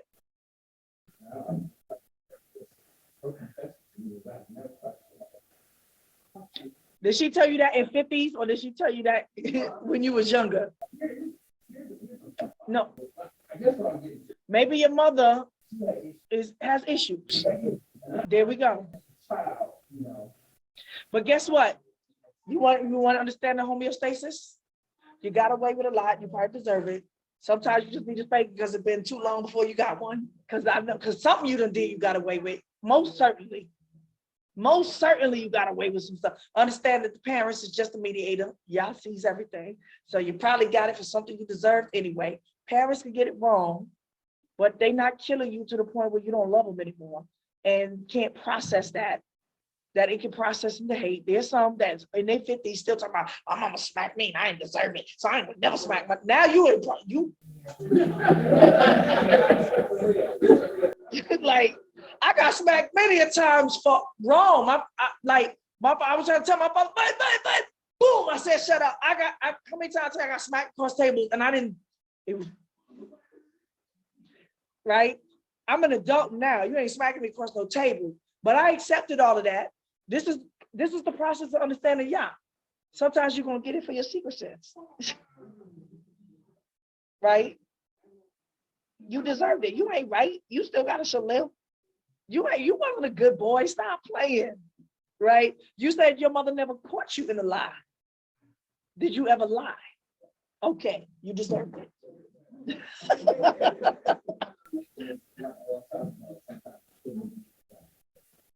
Now you gotta be careful with that.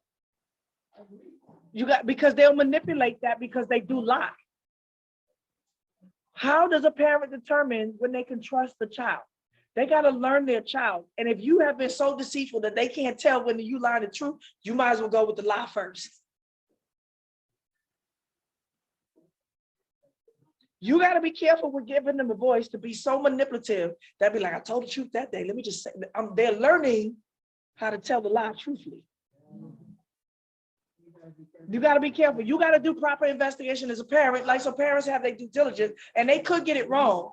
They could get it wrong. My father got it wrong many a times. And so did my teachers. What teacher, what adult? I said before, there's been judgment that I may have gotten it somewhat wrong. Correct me. Show me the balance. Show me where there was a false weight. I weighed what I had heard. She asked me that, but then more information came back. Somebody now was able to prove. But if I had a hard time believing your word before, there's something in your nature or something you've done in the past or some speech that you've done that I'm weighing it based on your history, your pattern. So if you're gonna have a hard time, if you are known for lying, if y'all are known, you done got busted lying, 9 times out of 10, when you telling the truth, they're not gonna believe you. That is called cry wolf. And you deserved it for every lie you told before that. So that child is gonna have to change its whole nature in order to become faithful to the point where a parent can trust that he's not deceiving me, right? The child did something to create that distrust that I don't believe you, right? Now, sometimes we just get caught in the wrong place at the wrong time and you got caught with her pants down, which you like, hey, you saw it, maybe she just need to cleanse your eyes because you saw it by mistake. You know what I'm saying? You know what I'm saying? That probably got you like, well, not really. Maybe now.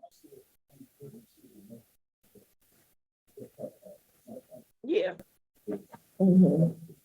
So, you know, when I was young, I came outside, the boys did a trick on me. They tried to trick me and they pulled my shorts down. They only meant to pull my shorts down. Now my underwear came down with it. And I was sitting there like Mary, what's that? Carrie, like the rat, like, and they all laughing. Oh, and I was sitting there. I just walked outside. I didn't know what happened. They had schemed this whole scheme to pull my pants down. It was traumatizing. And when I snapped out of it, what just happened? I'm butt naked and they all laughing at me. I pulled my pants up and the rafter y'all came up. They all started running. I went to go get a knife and everything. I was gonna chop heads off. Oh yeah. Yeah. I was a little girl. Like, that's an assault. That's an assault. Little frisky boys they should have got away with it too. They got away with it. And nobody believed me. None of the parents believed me. They all ganged up together and lied. No, we didn't. We ain't touch her. She delusional. They made me look delusional. That's what they trying to do to me now. Gang rape me and be like, no, we didn't. We didn't rape her. We love her. We just asked her out for the date. That's all. These Negroes over here apply. We're gonna pull her pants down when she get on the show and expose her nakedness. And I'll be like, y'all, they trying to rape me. So hallelujah. How did we get on? So even in that, accept it. I've told you that sometimes I could get something wrong in the judgment, but I may not be wrong in your total judgment. Because Yah is the judge. That's why he said, don't revile the judges, even if you got your judge. It's from Yah. Yah sees everything. You basing it based upon what I was able to present to you as the lie. I may not have been able to present and prove you all wrong, but as the judge, I could use my discernment and say, I don't believe you. And I could be making a mistake. But then now let's weigh out the punishment. What happened? Somebody got their pants pulled down and spanked. Who's spanking people around here? What's going on? What happened? Did somebody take something from you that didn't belong? What happened? What happened? Whatever it was just a little humility, homeostasis. Yah is doing the balancing act. He's doing the balancing act. All right. So he says, if you just sit in it, this is how you, how do I say? Starve a demon out. This is why you got to fast. This is why when you have a, how do I say, a habit, a habitual thing, don't do it. Don't. You know what I'm saying? Because all you're doing is feeding the habit. It's going to become harder and harder. Like when I was smoking weed, right? For whatever was going on with me. But I wanted to stop, man. I couldn't stop. I couldn't stop on my own. But finally, somehow, I got some little balance, some little something like that caused me to be able to quit for a little while. Then somebody would just offer, so it was just smelling good one day. I was like, I got this under control, right? And I took one puff. Ooh, I was worse than I was before, y'all. Well, I might have been smoking this much a day. Now I was smoking to the point that I became what they known as Israel as the Saklamit. That means the one who could smoke like food. Like I smoked like the worst of a drug, hashish of a man, and still function. That's how bad it was. That's demonic possession when you functioning and constant. That's why he almost had to take my life. I was like an entropy, like he had to take me out the system. All right, let's keep going. So the gremlins will go away. Take the pain. Humble yourself. It'll work out for your good. Okay, we playing. Are we still recording? Yes. And we want homeostasis to be restored. It's really important because it's fundamental to the resilience of this system. Because when the system is at baseline homeostasis, it's sensitive, right?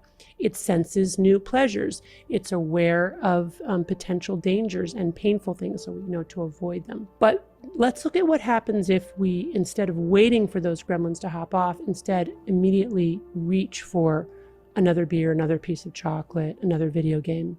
Another major rule of this balance is that with repeated exposure to the same or similar stimuli, that initial response gets weaker and shorter in duration, and the after response gets stronger and longer.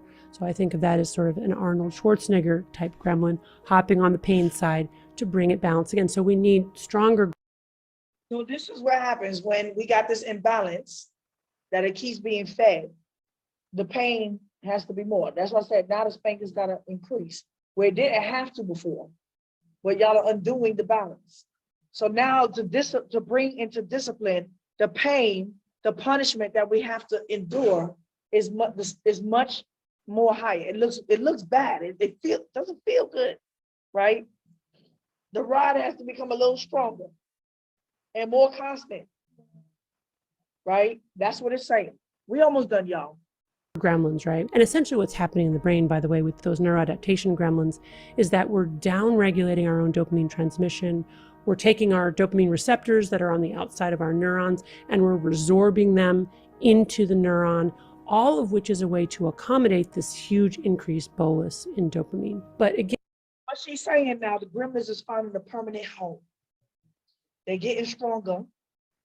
Every time you give into it, they're getting stronger. And now they're finding a home to sit.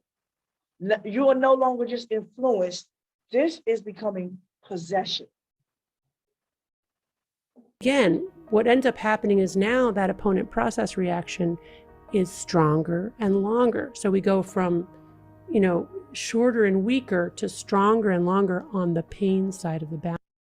Instead of 1 year, now we had to do 40 years. And that is the fundamental sort of paradox or vicious cycle that we get into, especially when we're living in a world in which we have nearly universal, ubiquitous access to highly potent, highly reinforcing drugs and behaviors, which don't just release a little bit of dopamine, but a whole huge bolus. And we're all surrounded by them all the time, every day. And over time, what that means is that we're bombarding our dopamine reward pathway with way more dopamine than our primitive brains can handle. And the result is that we end up with enough gremlins on the pain side of the balance to fill this whole room. And they are now camped out there.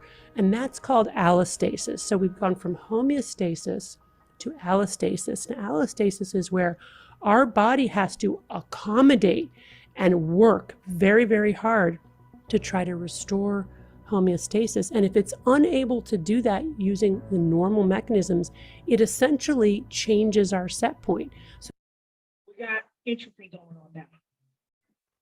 Total possession is taking over you, right? You can't change. You at the point like, why can't you? I don't know. I can't. You are changing who you are. Go ahead. You was about to say something?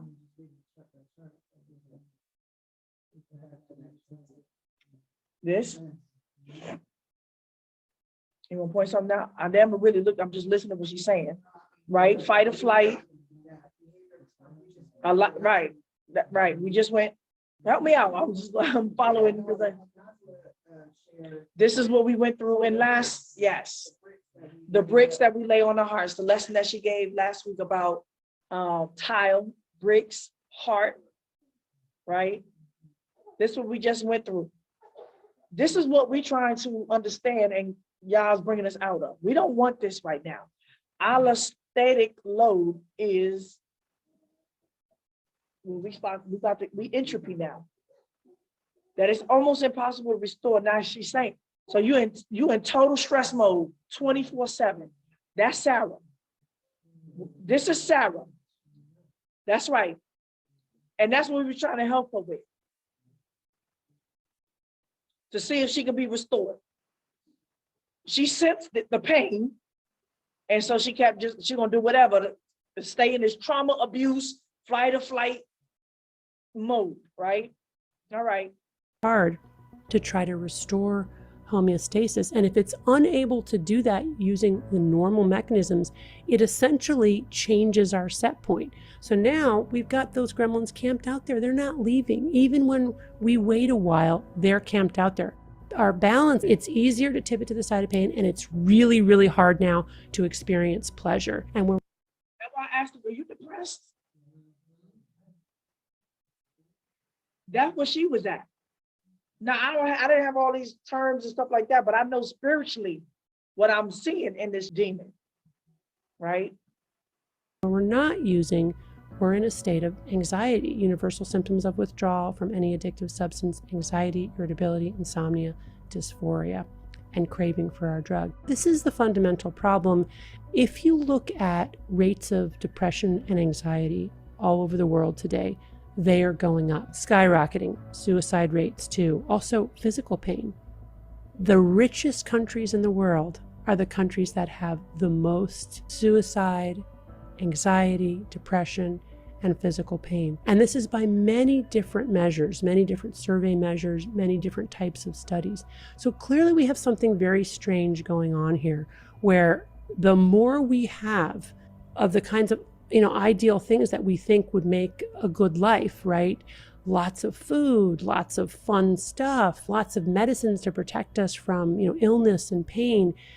We've clearly reached some kind of tipping point. We're now essentially more miserable than ever. And the question is why?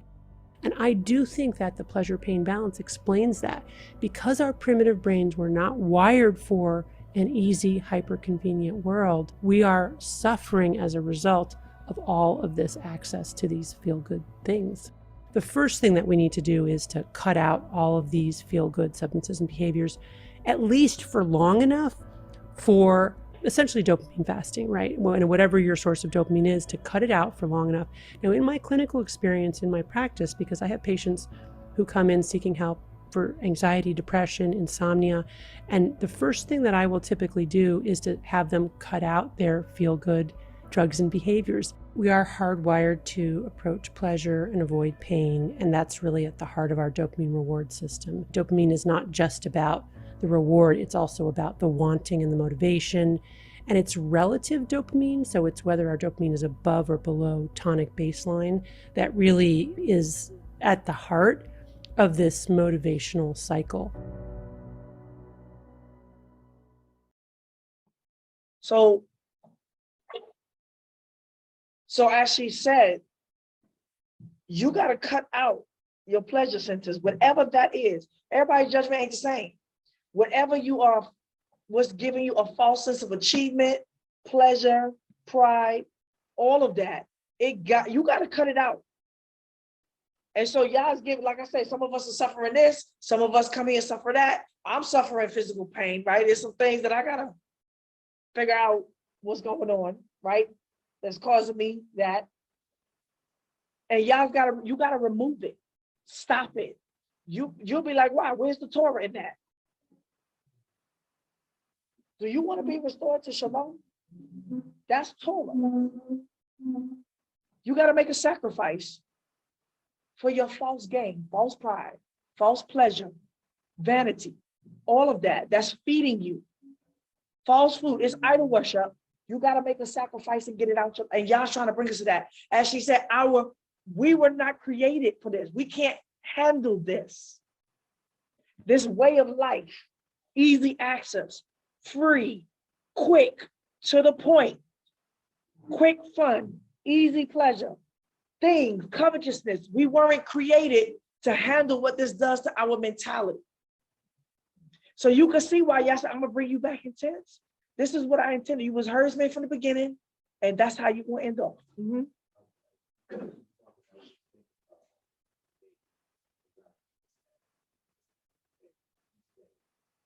That's right.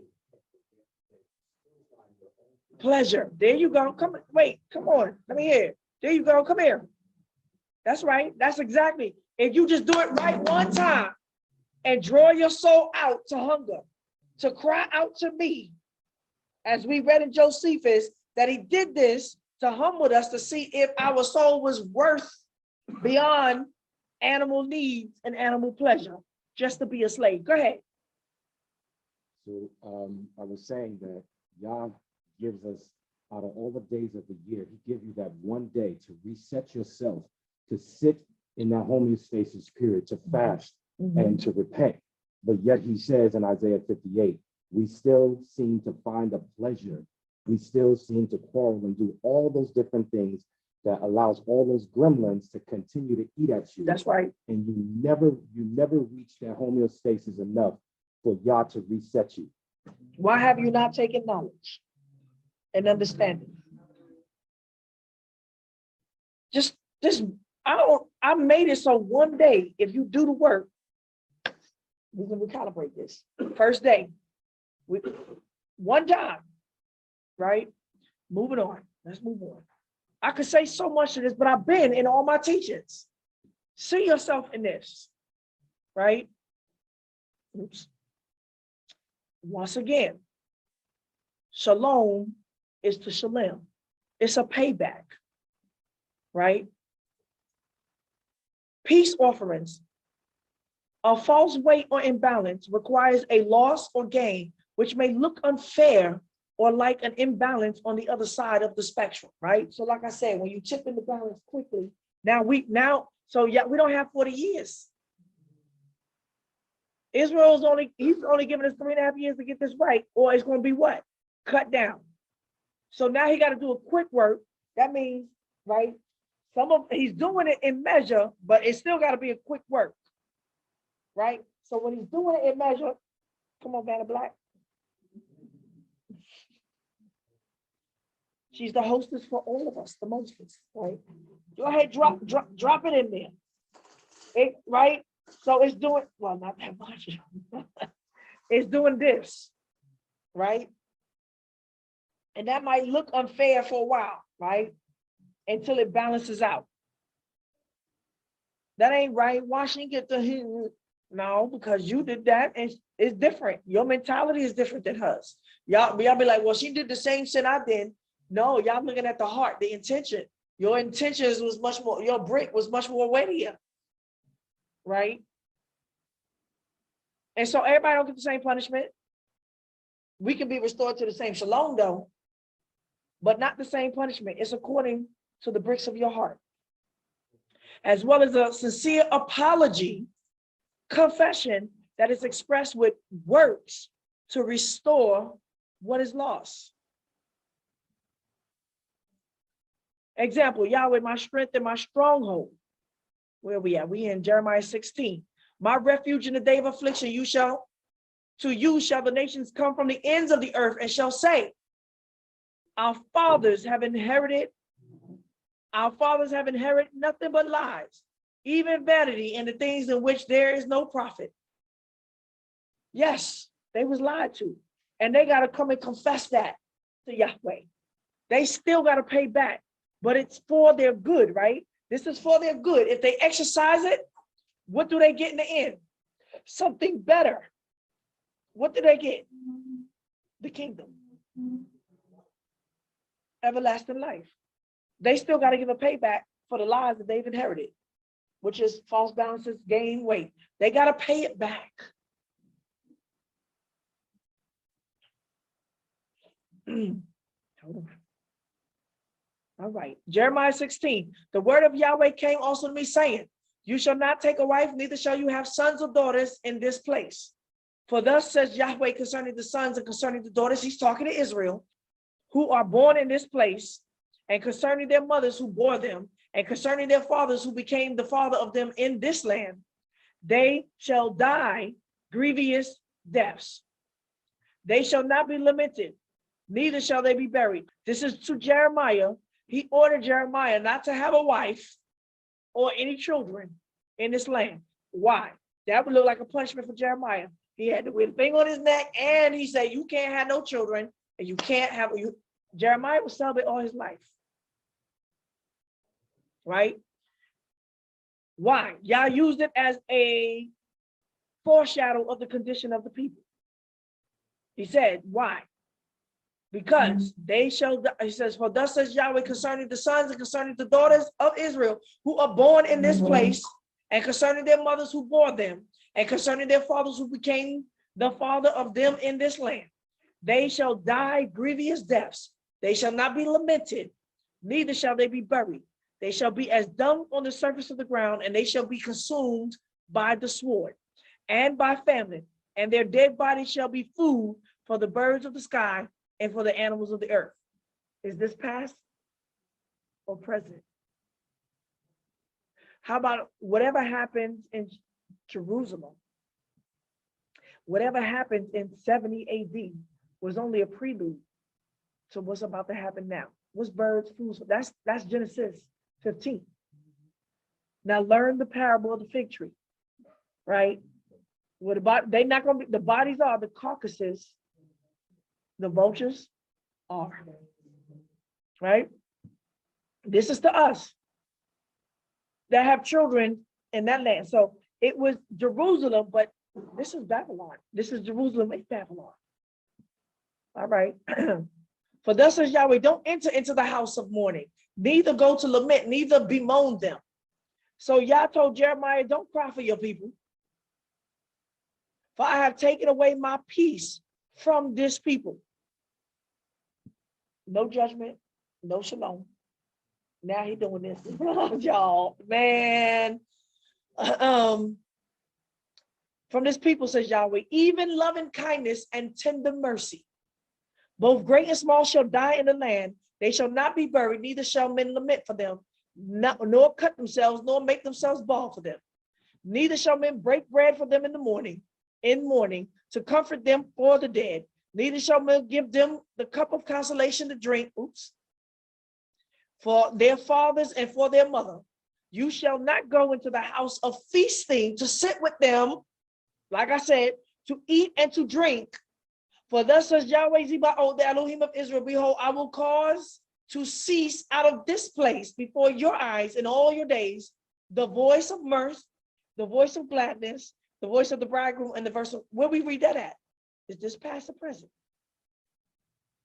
That's Revelations. What's going to happen to Babylon? As Babylon falls, so the what? The children of Israel. It shall happen when you shall show this people all these words, and they shall tell you, why has y'all pronounced all this great evil? Why you cursing Israel? Why I only see you online cursing all of Israel? Because Jeremiah the prophet said, oh, right, when they ask why, or what is our iniquity, or what is our sin that we have committed against Yahweh Elohim, that you curse us like this and say this is the word of Yah? Then you shall tell them, because your fathers have forsaken me. Remember, I just read, your first father taught you wrong, and your interpreters have twisted and perverted the word. Now your sons are profaned all day long in the sanctuary, says Yahweh, and have walked after other Elohims and have served them, and have worshipped them and have forsaken me. So I thought we wasn't supposed to get punished for the sins of our fathers, and have not kept my law. And you, the sons of today, the princes of today, of the sanctuary, have done evil more than your fathers. For behold, you walk every man after the stubbornness of his evil heart, so that you don't listen to me. Therefore will I cast you forth out of this land into the land that you have not known, neither you nor your fathers, and there you shall serve other Elohim day and night, for I will show you, past to present. Do.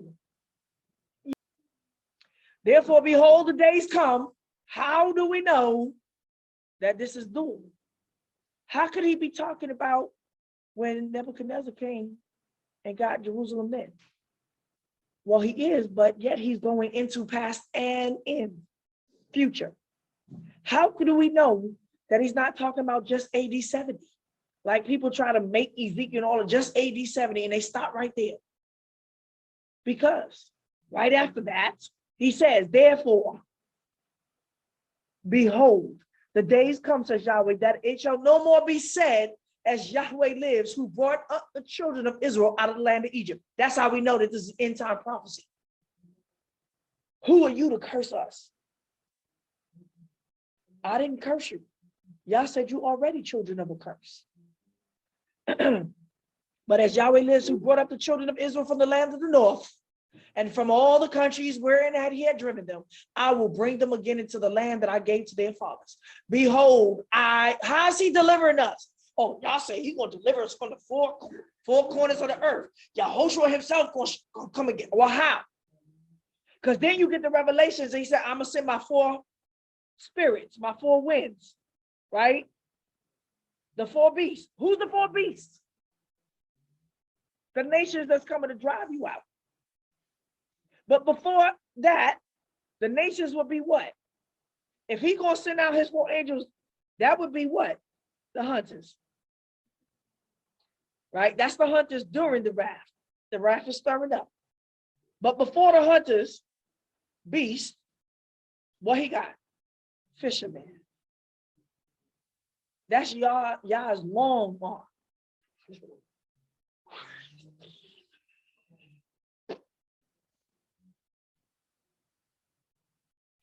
Behold, I will send for many fishermen, says Yahweh. What is this? Well, how's Yah delivering us? Behold, the days come, says Yahweh, that it shall no more be said, as Yahweh lives, who brought up the children out of the land of Egypt. But Yahweh lives, who brought up the children of Israel from the land of the north, and all the countries where they have driven them. I bring them again into the land that I gave their fathers. How? Behold, I will send for many fishermen. Do fishermen get in the water themselves? Do I got to go back to the nations? Either I'm going to what? Cast the net or throw a hook from a distance and And if I catch me a catfish, what's going to happen? Throw it back in. I cast a net. When you cast a net, is there unclean things in there too? I'm supposed to accept everybody? No. You open up the net and you separate the dividing line. It's the dividing line. Who's doing it? Yahweh. By what means? The messengers, right? All right. But if you don't want to be fished, says Yahweh, that would be before the wrath. And they shall fish them up. And afterward, that is now after that, I'm going to send for many hunters. Y'all want to be hunted or y'all want to be fished? How does fish get caught? Put a little food on there and be like, y'all, say, come on. Do you kill the fish? You just hook what? A hook in their jaw. Now we know what happens when they go to the boat. This is that, right? It's only the first part of the parable, right? That's right. They're alive when they caught, right? Afterwards, I will send for many hunters, and they shall hunt them from every mountain. That's the way you're going to get delivered, oh stubborn Israel. You got a choice.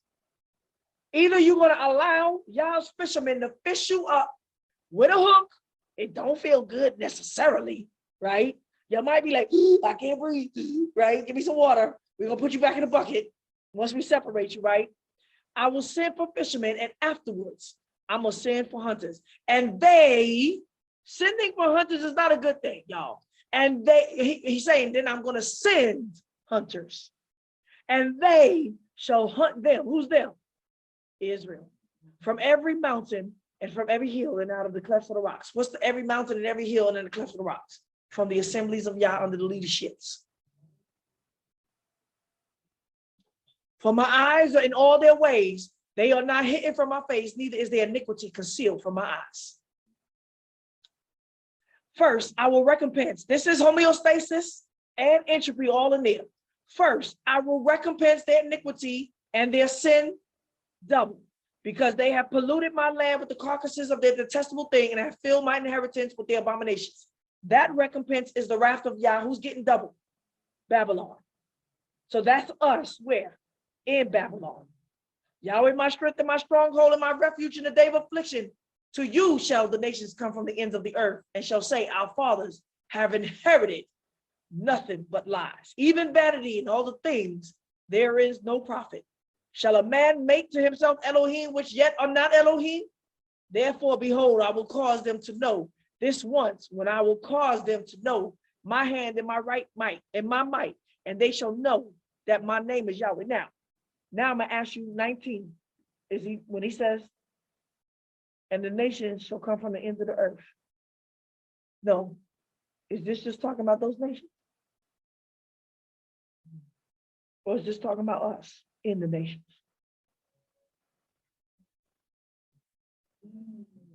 Who lied to you? Your first father. You know, they always interpret this as the other nations. I'm saying, yes, the other nations, but this is for us. This whole chapter is about who? Israel. Where are we returning from? The nations. Then you're going to come, the hunters, once he recompenses them double, the ones that get out last minute, according to Matthew, oh, you're going to run, you better run better. Y'all said, leave, flee in haste, but not as refugees. But he also said, leave, escape, but not in haste. So that means that he got two orders. Which one you want? The fishermen or the hunters? You could leave, not in haste, in homeostasis, or you could leave when I put the wrath of entropy on there. And let's see how many make it out.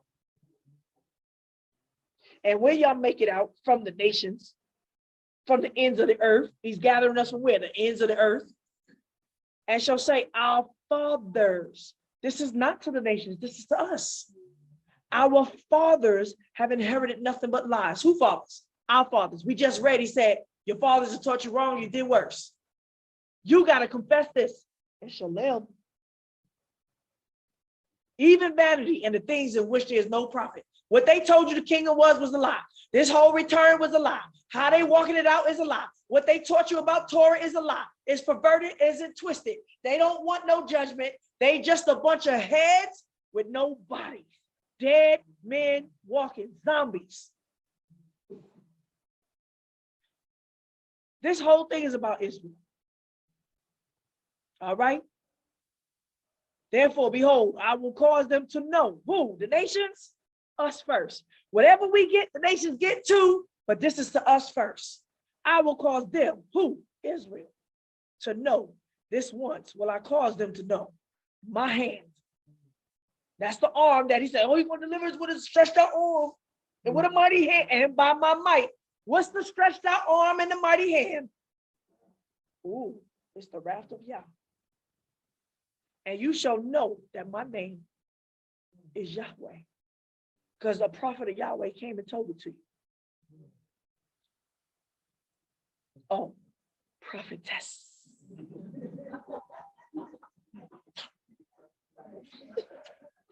I don't like S's, but oh well, for you, all right? Homeostasis. So that's entropy and homeostasis. He gave y'all a choice. Jeremiah. Let's see, the restoration of Israel and Judah. The word of Yah, the word that came to Jeremiah. What, are we supposed to listen to the Most High speaking to Abraham? Are we supposed to listen, or are we supposed to listen to the prophets? Do the prophets rank over the Most High? Wait, the word that came to Jeremiah from Yahweh. Who's speaking here? Newbies, new channel. That's what Jeremiah said. So what Genesis mean? How could the Most High say something different than the Most High? The word that came to Jeremiah from Yahweh, the Most High, saying, thus speak Yahweh to the Elohim of Israel, saying, write all these words that I've spoken to you in the book. For behold, the days come, said Yahweh, I will turn again the captivity of my people, Israel and Judah. This is the final return, says Yahweh. And I will cause them to return to the land that I gave their fathers, and they shall possess it. These are the words that Yahweh spoke concerning Israel, concerning Judah. For thus says Yahweh, we have heard a voice of trembling, of fear, and not of shalom. Your return is still in balance. If he's going to give you fear, that means what? You've been walking in no fear. That's what I say to them. They want to understand the prophecies.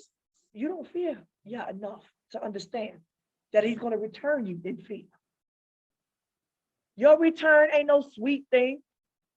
This is about what? How he's going to restore Shelem, us back to peace. We're going to get the peace with some pain. That's how he's going to restore us, but we don't want it. Thus says Yah, not me. Where was I? Verse 6, ask now. Oh, you want to ask me? You want me to come in and explain? Newbie Genesis, what's your name is? New Beginnings. Newbie, what they name? Beginners Channel. They stuck in Genesis, right? Right? Just that verse. You stuck on Genesis 15. You only 15 years old in Genesis. Get out of here, newbies. So you want to ask me? Ask me now. What's the answer going to be? What I've been saying. And see whether a man does travail with child. Can a man birth a child? Who's fleeing in the wilderness? Israel as a woman. It ain't no warrior stuff up here going on. We're not returning as warriors. We're returning as women in travail, which is trembling in fear. Ask now, how is he going to restore us? You want to ask me about our return? You're going to return like women. Holy Ghost stuff. That's what I said. Yah said. Jeremiah said. The Most High said. Right? Did I stutter? All right. Why do I see every man, Geber, strong man, that is not person, That is every man, Gebel, strong warrior man, with his hands on his loins, on his waist, as a woman in travail, and all faces turn into paleness. That's the pale horse, y'all. At last, for the day is great. The great day of Yah. Great is Yah. What side are you going to be on? So that none is like it. It is even the time of Jacob's trouble. Why they don't realize that we're returning by the sword, Jacob's trouble, but he shall be saved out of it. And it shall come to pass in that day, says Yahweh by oath, that I will break his yoke from off your neck and will burst your bonds, and strangers will no more make them their bondservants, but they shall serve Yahweh their Elohim and David their king, whom I will raise up. So that got to be the destruction of Babylon, that system. Right? Therefore, don't be afraid, O Jacob, my servant, but fear. Jacob, my servant, but fear. Says Yahweh, neither be dismayed, Israel, for behold, I will save you from afar. Oh yeah, Joe.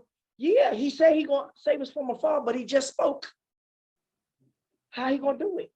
With a long, I'm gonna cast a long net that reaches all the nations. That's called a stretched out arm. And I'm gonna send for fishermen, and then I'm gonna send for hunters. Guess what? They shoot with a long gun. They don't have to be right up on you. They could a long arm. Yeah, Yahoshua didn't have a YouTube channel. That's all good. He got one now. His wife set it up for him, right?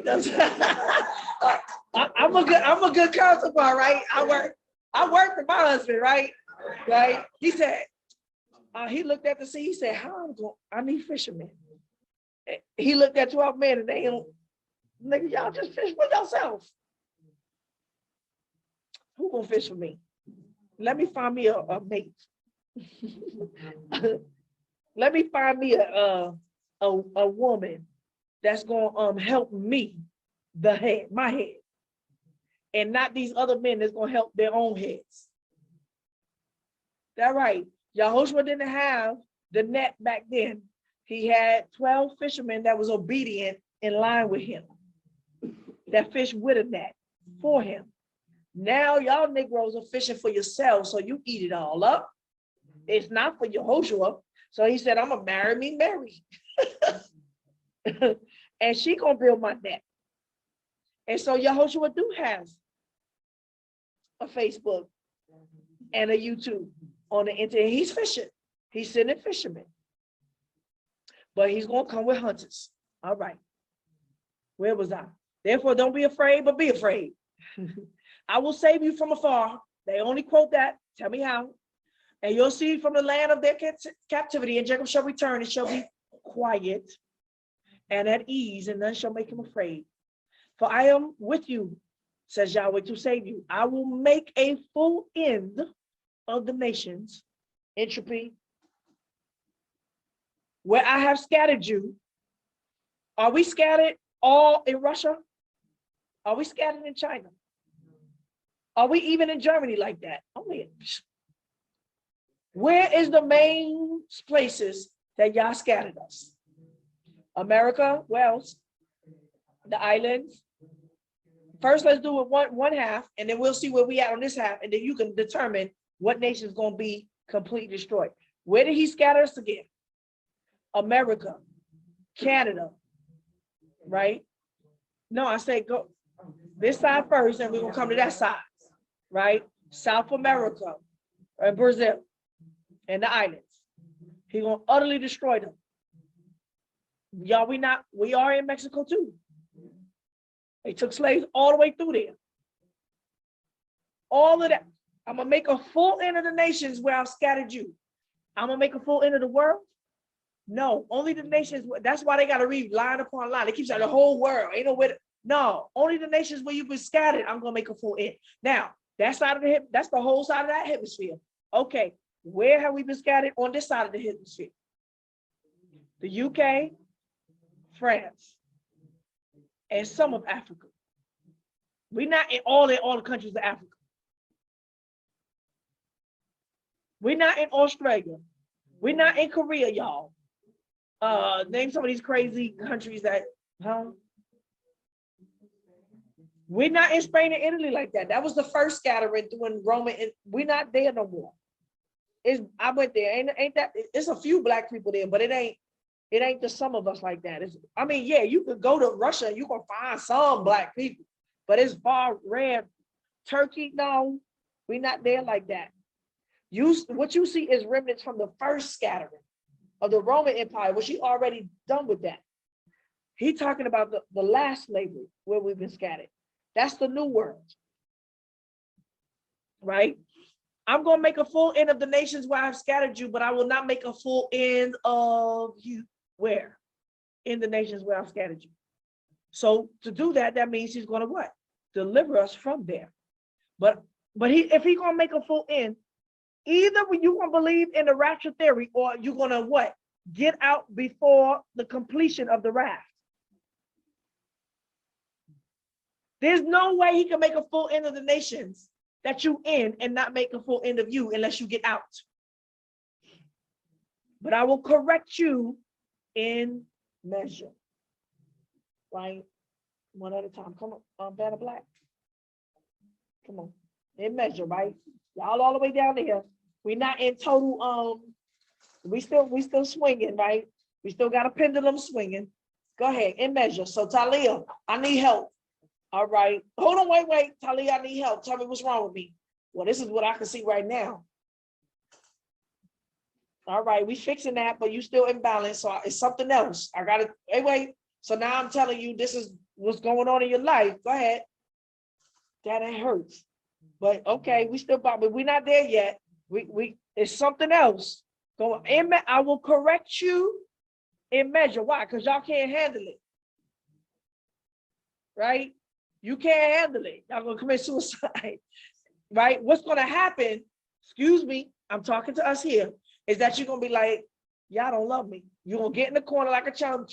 You don't love me. Right? You start to, right?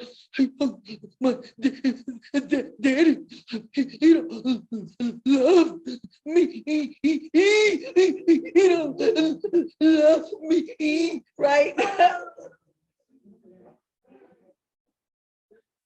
And he correct you in measure. He kill me. Look at my butt. I can't even sit on it. Right. So now you cut it to Aaliyah. You think I'm all mean and stuff. You like, oh, that's what I need, right? You come and I give you one little judgment. And you act like somebody like your butt is red. And y'all don't love you, right? So he gonna correct you in measure. So one thing at a time, y'all, that's a lot of stress on me to constantly be telling you, okay, there's something. Y'all know I see things. I can't say it all at once, right? Y'all be like, tell me what you see. I be like, no, tell me. You fix it before I gotta fix it. Why y'all playing games? Why you want to stress me out and give judgment? That's work, y'all. You gotta pay me for that. Right? I'm sitting up there trying to heal myself and go through my homeostasis. They be like, Talia, we got no problem. I be like, dang, that's what's wrong. That's what's wrong right now. That's why y'all won't let me rest and get some peace and shalom. Right? Y'all always keep tipping the scales and making me come back and eat y'all little abomination third day offerings. Right? And then you want me to sit with you another 2-3 weeks for you to do another offense before I kick your behind out. Y'all see my patience is wearing, right? I'm like, out, get out. We're not doing this. All right, so in measure one. Yeah, all of y'all got some things. Everybody here got some more. Yeah, I got some more, okay? I got some more. My body is going through homeostasis too, but y'all not gonna shut me up. Go ahead, because what's going on with me is what's going on with y'all. Just like all the prophets. The prophets suffered with y'all. Go for it. One at a time. We balanced? We there? Okay, maybe one more. One more. Where we at? Is that in the middle? That balance? It's not swinging? No. One little spirit come, one little incident. Right? Like one little incident. Right? Somebody just said something, you know. Now your feelings hurt all over again, right? I can't handle this, right? When you just sit in it, be still, nothing happened. Chill out. Somebody just blew some breath on you. That's all. It might have been hot, but it ain't gonna get you. I mean, like, hallelujah, like in measure. But even in that measure, don't we have to still sort of like sit in humility a little bit? In that correction, you got it right. And once that balance out, once you accept that, confess, then he said, my tender loving mercies. I'm the restoration. So take it off. Right? He relifts. No. Just take a few. Okay, put it. Leave it. Go ahead, put some. Now he will bring mercy. Right? Bring mercy on it now. After the correction, he brings some mercy. Right? If y'all need more mercy? A little more mercy? Some loving kindness and mercy? Some tender mercy. Y'all, I'm all wrapped.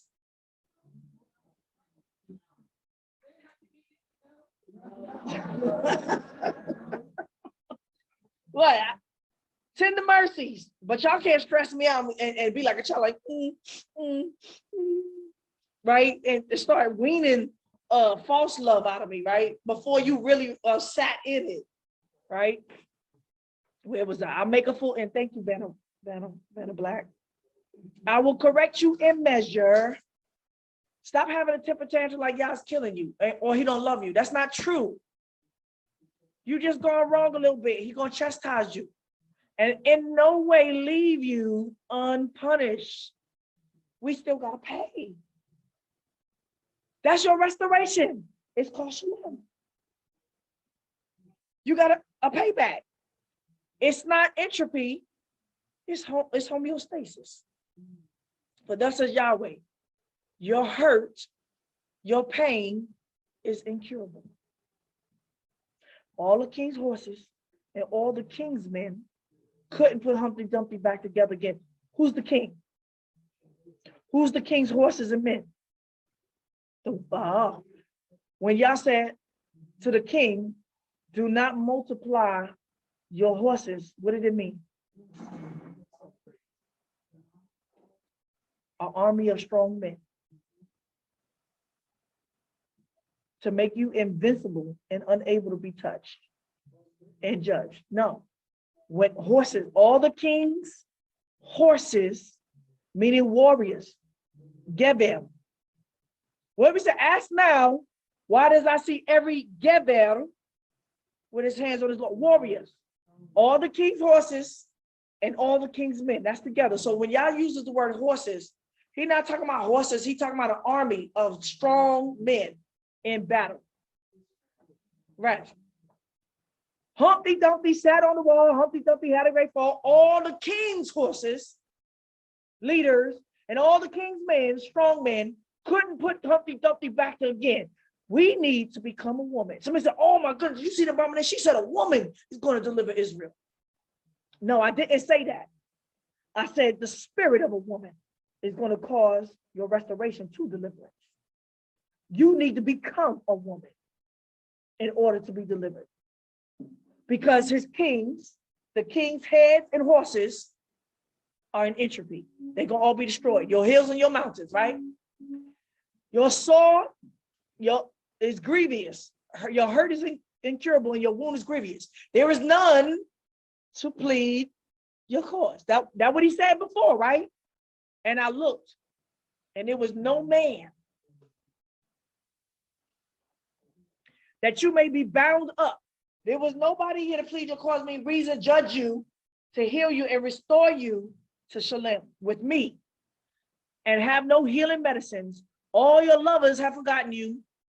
They don't seek you, right? You still looking to your lovers, the whore of Babylon. For I have wounded you with the wound of an enemy and with the chastisement of a cruel one. For the greatness of your iniquity, because your sins have been increased. Why do you cry for your hurt? Your pain is incurable. For the greatness of your iniquity, because your sins were increased, I have done these things to you. Who did it? Yah did. Therefore, all of those who devour you shall be devoured, and all your adversaries, every one of them, shall go into captivity.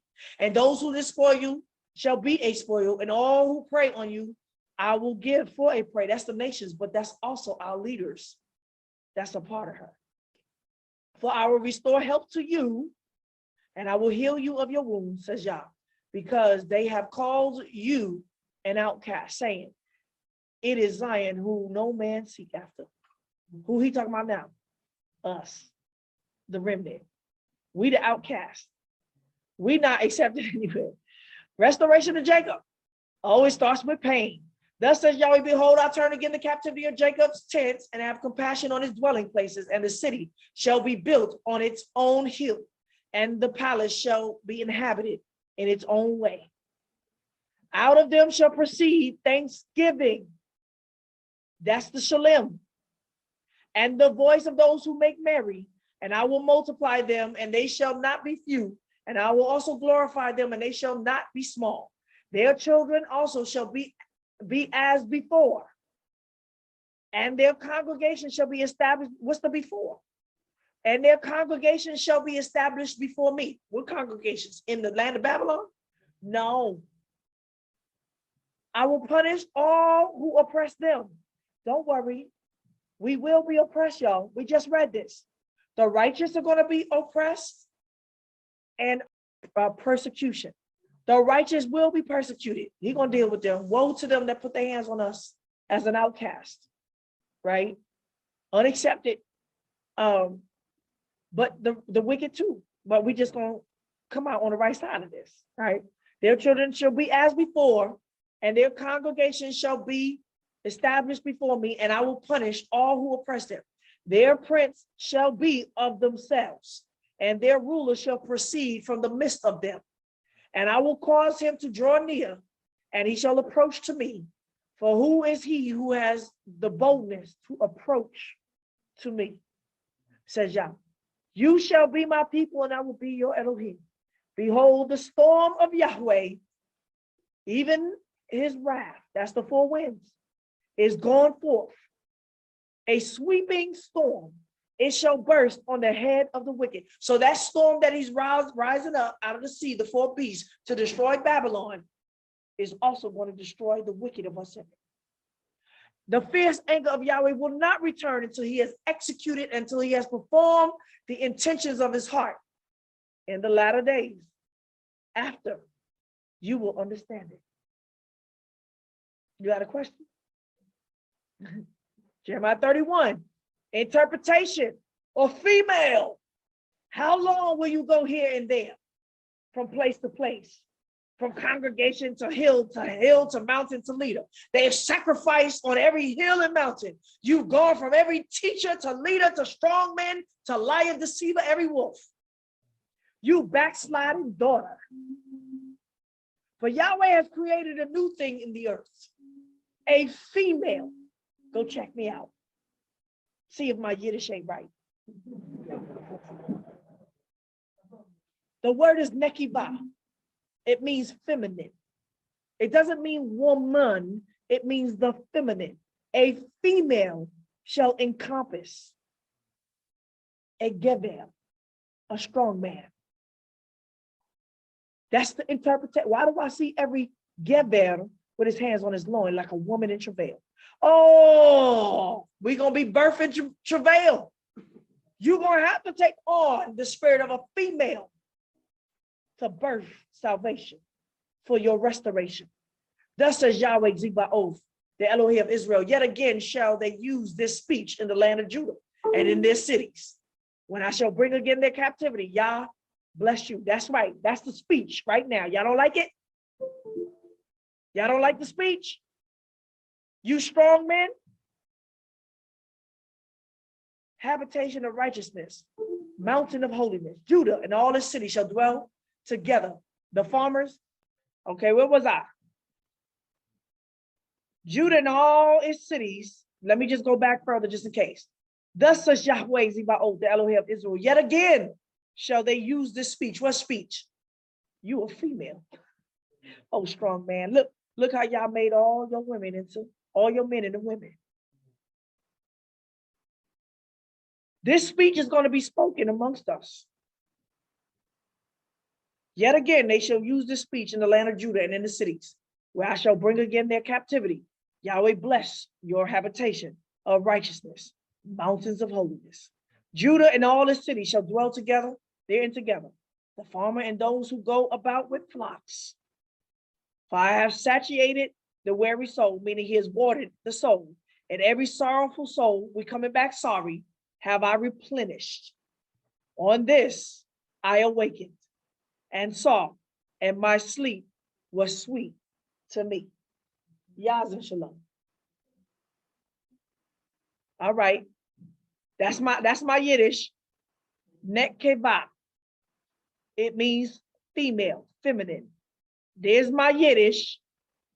Gaber, which means strong man, violent man, valiant man, warrior. Let's look at it again, right? After 3 days is an abomination, 3 strikes you out. Proverbs 11:1. Dishonest, treacherous deceit, false balance, scales is abomination to Yahweh, but a just, accurate, correct weight is his delight. The word for just, accurate, correct is what? Somebody can read that? Shlema. Shlema. We just read it. We just sang the song. V'viyat HaMashiach. V'viyat HaMashiach. Okay. Ani mami be'emuna. Emuna shelema. With complete faith. It means just, accurate, correct, weight. Shalom. But if I keep coming to the table, judging the matter, and y'all keep putting false weights and salt, Yah, this is an abomination to Yah. I'm gonna read it. Dishonest, treacherous, deceit, false balance, scales is an abomination to Yahweh, but just, accurate, correct weight is his delight. When you witness correct. Don't add no salt. Don't change the story. Don't switch a word around. Let's see the principle. Leviticus 19:35. You must not use dishonest measures of length, weight, or value. This is the principle of everything. Leviticus 19:36. You shall maintain honest scales and weights, an honest ephah and an honest hin. I am Yahweh your Elohim who brought you out of the land of Egypt. This is in all your business. I work for this. Then let my pay resemble that. Unless we're doing what? Retribution. It might look like this for a while until everybody get restored, right? Deuteronomy 25:13. You shall not have 2 differing weights in your bag, one heavy and one light. For everyone who behaves dishonestly in regard to these things is detestable to Yahweh your Elohim. Just balances, clean hands. This is what clean hands look like. Proverbs 16:11. Honest scales and balances are from Yahweh. The 2 or 3 got in my name, I'm there.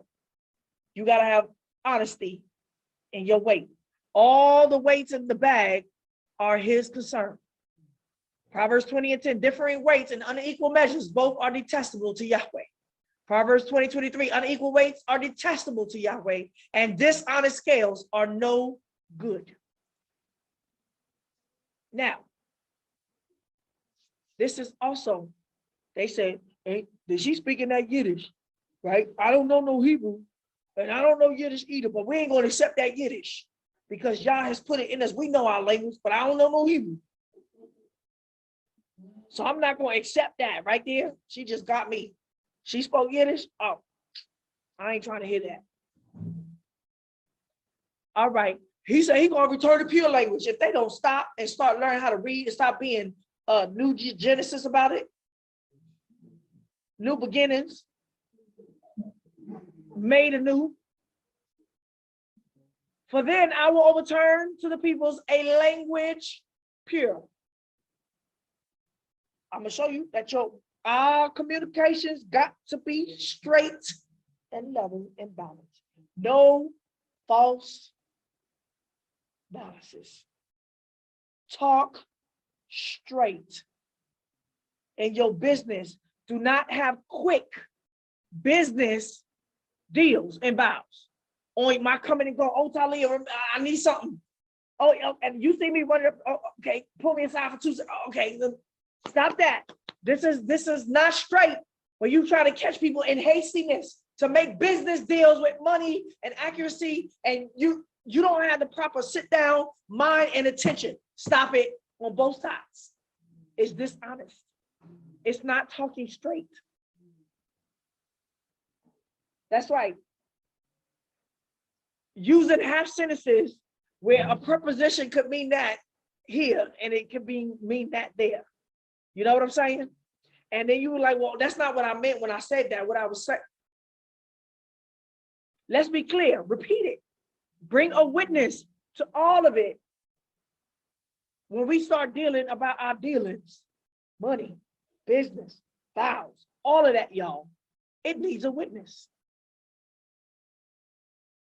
But then I will overturn the word is ehefuk, from the word afuk, which means upside down, backwards. The language that you speak is upside down, is backwards. What, English? No. How you use it. For out of the heart, the mouth speaks. The language of the heart is upside down and turned around. Afuk. So I have to turn it back upside right to the people's choice, pure language. For everyone to call on the name of Yahweh to serve him with one shoulder. Who's one shoulder? Balance. Right? We looking eye to eye. I see you, you see me. We clear. Right? That would mean that word means clarity, honesty. Watch. Let the word interpret the word, not my Yiddish.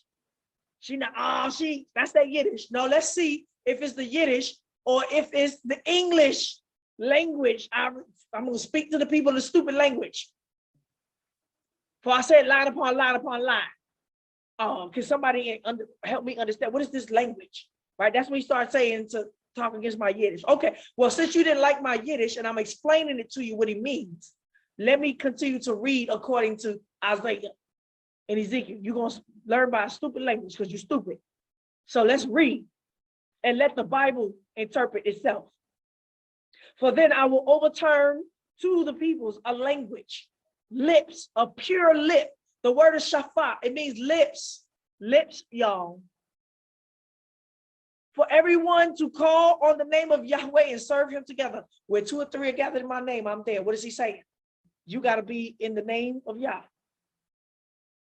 For over the rivers or streams of Cush, my supplicants or worshipers, the word is incense. That's why we got incense. Right? Atar is the word for frankincense or incense. The daughter of my dispersed, meaning we come in with what? Peace offer, a sweet prayer, a sweet confession. Dispersed shattered people will be led or carried along. The word is juvalon, from the word jubilee. My offering, minchati, the grain offering. Who's the grain? We are. So when I show you that 1/3 is coming out, and out of that 1/3, according to what? Ezekiel, out of that word third, according to who? Isaiah and Amos, 1/10 is coming out of that. And out of that 1/10, another 1/10, which is the grain offering. The tithe. That's the grain offering. And in that day, you will not be ashamed for all your evil deeds. We've done it. All of us had evil deeds. And why? Because we have brought a supplicant to Yahweh. And we have what? What happens on the Yuval, on the Jubilee? When is the Jubilee? Atonement. Now we have atoned Jubilee for our sins and brought a what? A mincha, a grain offering. When we do that, and that day when we do that, we shall not be ashamed for all our evil deeds in which we have transgressed or rebelled against me. For then I will take away out of the midst of you the proudly exalted ones, the ones that want to sit right here. And you will no more be haughty in my holy mountain. But I will leave in the midst of you the afflicted and poor and lean people, and they will take or seek refuge in the name of Yah. Poor is not about money here. When he says, blessed are the poor in spirit, that means humble. The remnant left over of Israel will not do iniquity nor speak falsehood, deceptive thing. Neither will a deceitful, fraudulent, loose lips, loose tongue be found in their mouth. Speaking quick to each other, making quick deals where we're not clear, getting people caught up in rash decisions and making rash decisions yourself. This is what this is the pure language, and this is what we're gonna practice here. This is what we've been practicing. And if we don't do it, we will not be that mincha offering, the 10th of the 10th, the tithes.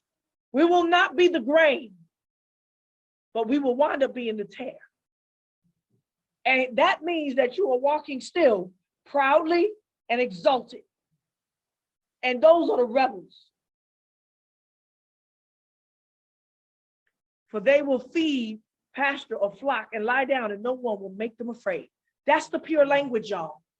It ain't about Yiddish or Hebrew. How you gonna say, I ain't gonna accept your Yiddish interpretation, which I don't speak no darn Yiddish. Hebrew is not Yiddish.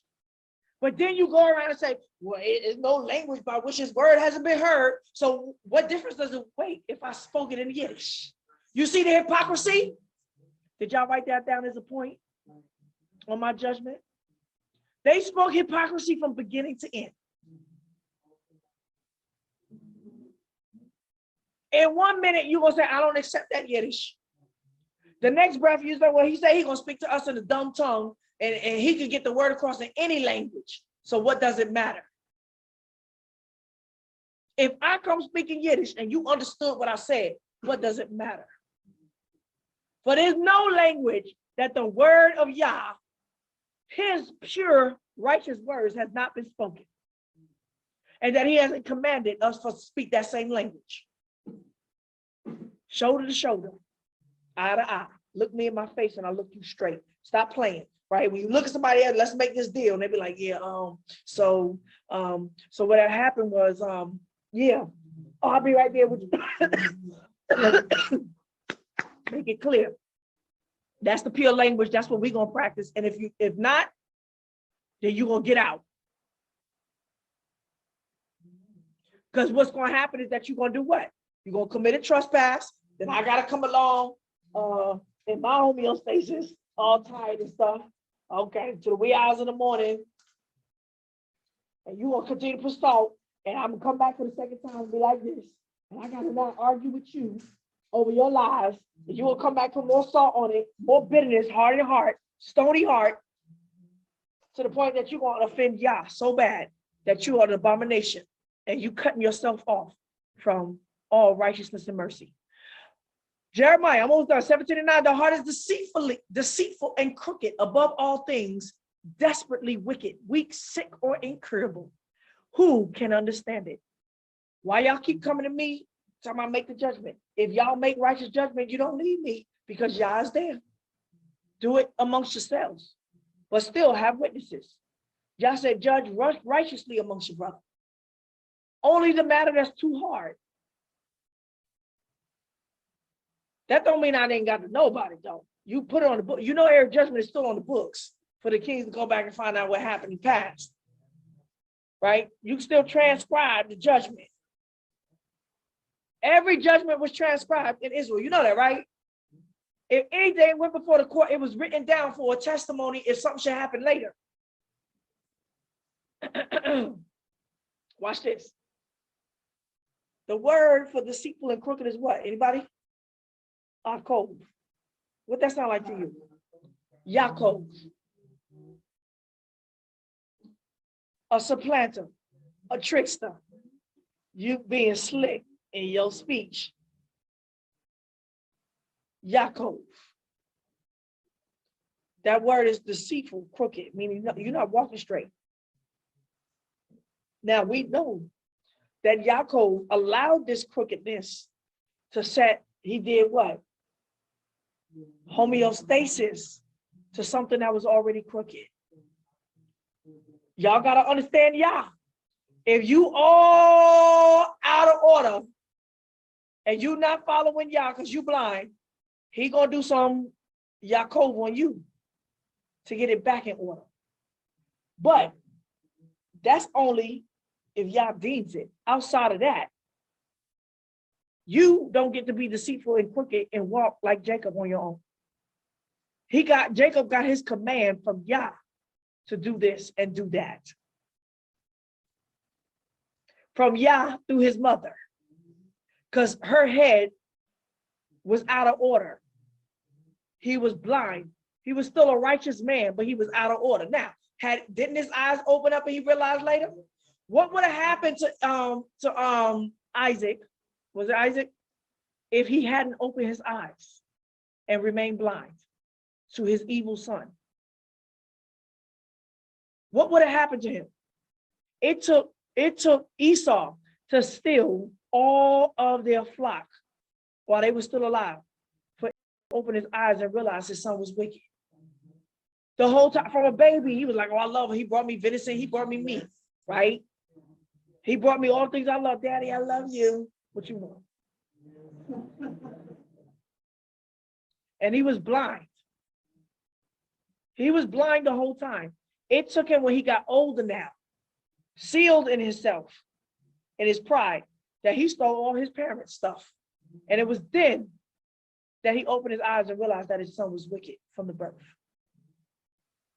So, yeah, some of this had to happen. Physical blindness and mental blindness. Yaakov, the heel, supplanter.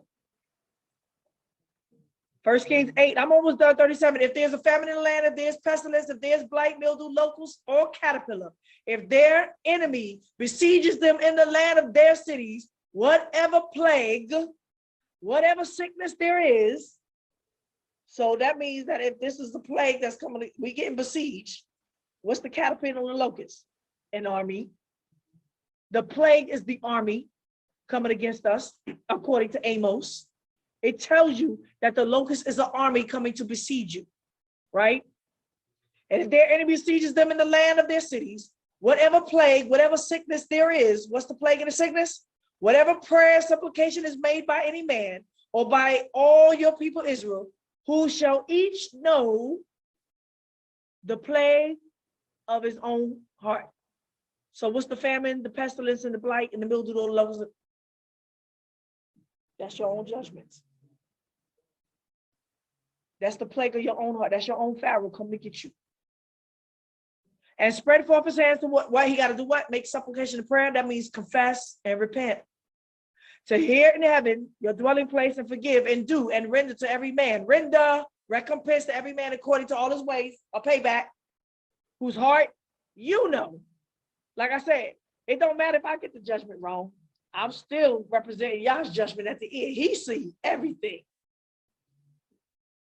You say I'm wrong. I beg to differ. Yah said, how many of y'all went to see the Talia wrong on her judgment? Because I didn't even say that like that. The spirit didn't smack you and be like, but I did do that the other day, though, right? Right? For you, even you only know the hearts of all the children of men, that they may fear you all the days that they live in the land which you gave to their fathers. 2 Corinthians 6 reads like this: whatever prayer and supplication be made by any man or by all people of Israel, who shall know every man his own plague and his own sorrows, and shall spread forth his hand toward the house of Israel, Why you acting like I'm some witch that you just gonna come before me, some witch doctor, some worldly seer, and be like, okay, tell me what's in my heart, prophetess. And you all like this. Okay, tell me why I'm so brokenhearted and painful. Why are you playing? So now you want the psychiatrist, right? Right? What the psychiatrists do? They don't tell you the answer. They draw it out by asking you 1,000 questions, what you should have did already to know your own heart. Why are you playing? Then you still want to be deceitful. And guess what happened? If I gotta tell, if y'all say, oh, so you gonna ask of me? He said, if you asking of y'all like that with deceit, coming acting like he don't see you, but the prophet don't see me, but y'all see you. What's wrong with you? Right? Y'all be over here talking about peekaboo. Y'all, right? Y'all be coming for y'all like this. Y'all, do you see me? Can you tell what's on my face? Guess, y'all. Can you guess what's wrong with me? Y'all, can you tell me what's wrong with? If y'all gotta tell you, guess what's coming with that? Some strong retribution. He said, even I will repay that man to his face. You go ahead and keep playing with prophets like that. How many of y'all would try to manipulate me with false accusations? And y'all be telling me the best story when I first meet y'all. Some of y'all tricked me at first. It didn't reveal. But some of y'all, I see right away. I'll be like, that's your best story? You still wicked. Right? Even your best story is so wicked. Right? All right. Shelem equals shalom. I'm going to end. Shelem equals shalom. Isaiah 1, Judah's rebellion. The vision of Isaiah, the son of Amos, I'm going to read fast, which he saw concerning Judah and Jerusalem in the days of Uzziah, Jotham, Ahaz, Hezekiah, king of Judah. Hear, heavens, and listen, O ye earth. Who's he talking to? To your mind and your soul. That's what he sees. That's what he judges. For Yahweh has spoken. I have nourished and brought up the children that have rebelled against me. The ox knows his owner and the donkey's his master's crib. But Israel doesn't know. Israel doesn't know. My people don't consider. Ah, sinful nation. A people loaded with iniquity. That's us. A seed of evildoers, the children of the evils. Children who deal corruptly. False balances. They have forsaken Yahweh. They have despised the Holy One of Israel. They have estranged and backward. They are estranged and backwards. Jediah will read this and say, this is what he's going to do to the nations.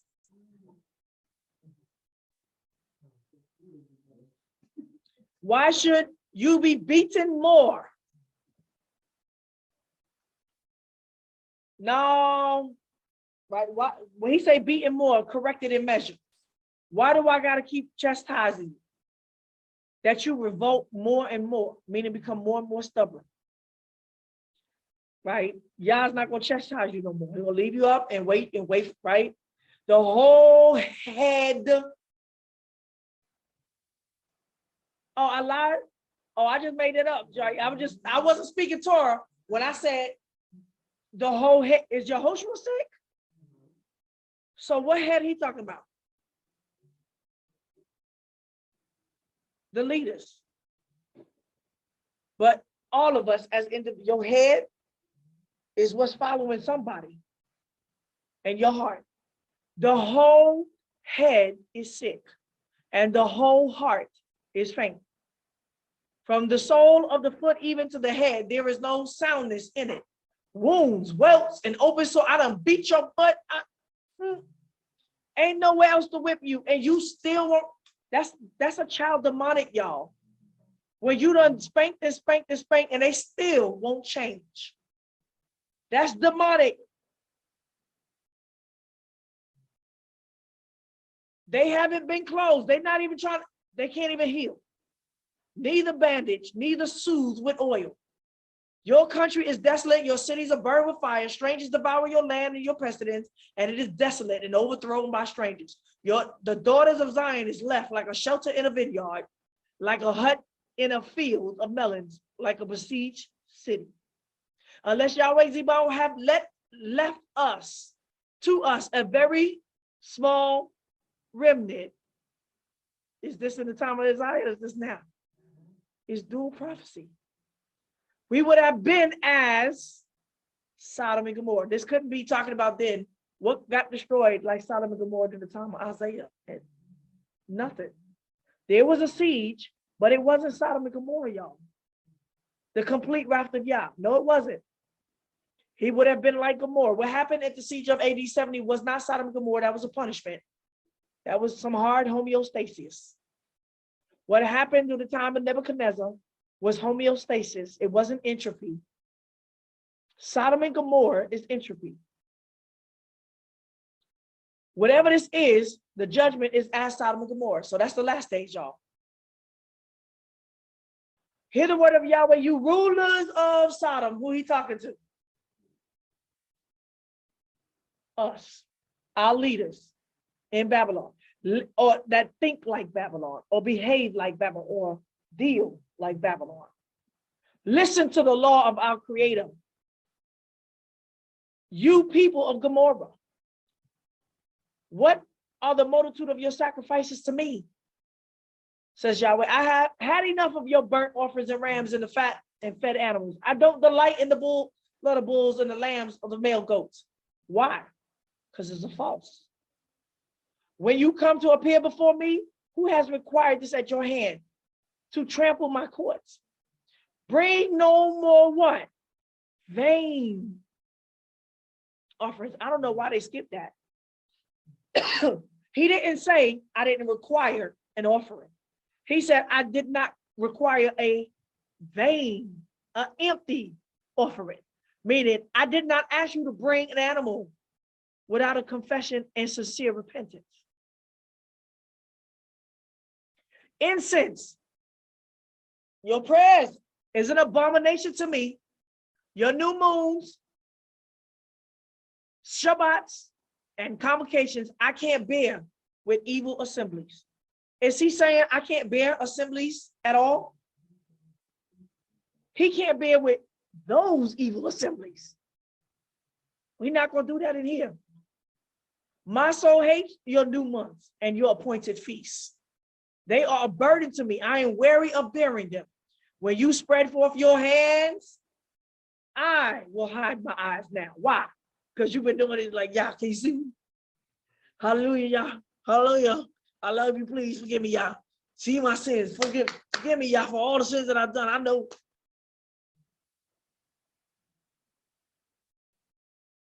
No, when you lift up your hands in supplication, now Yah's going to hide his eyes from you.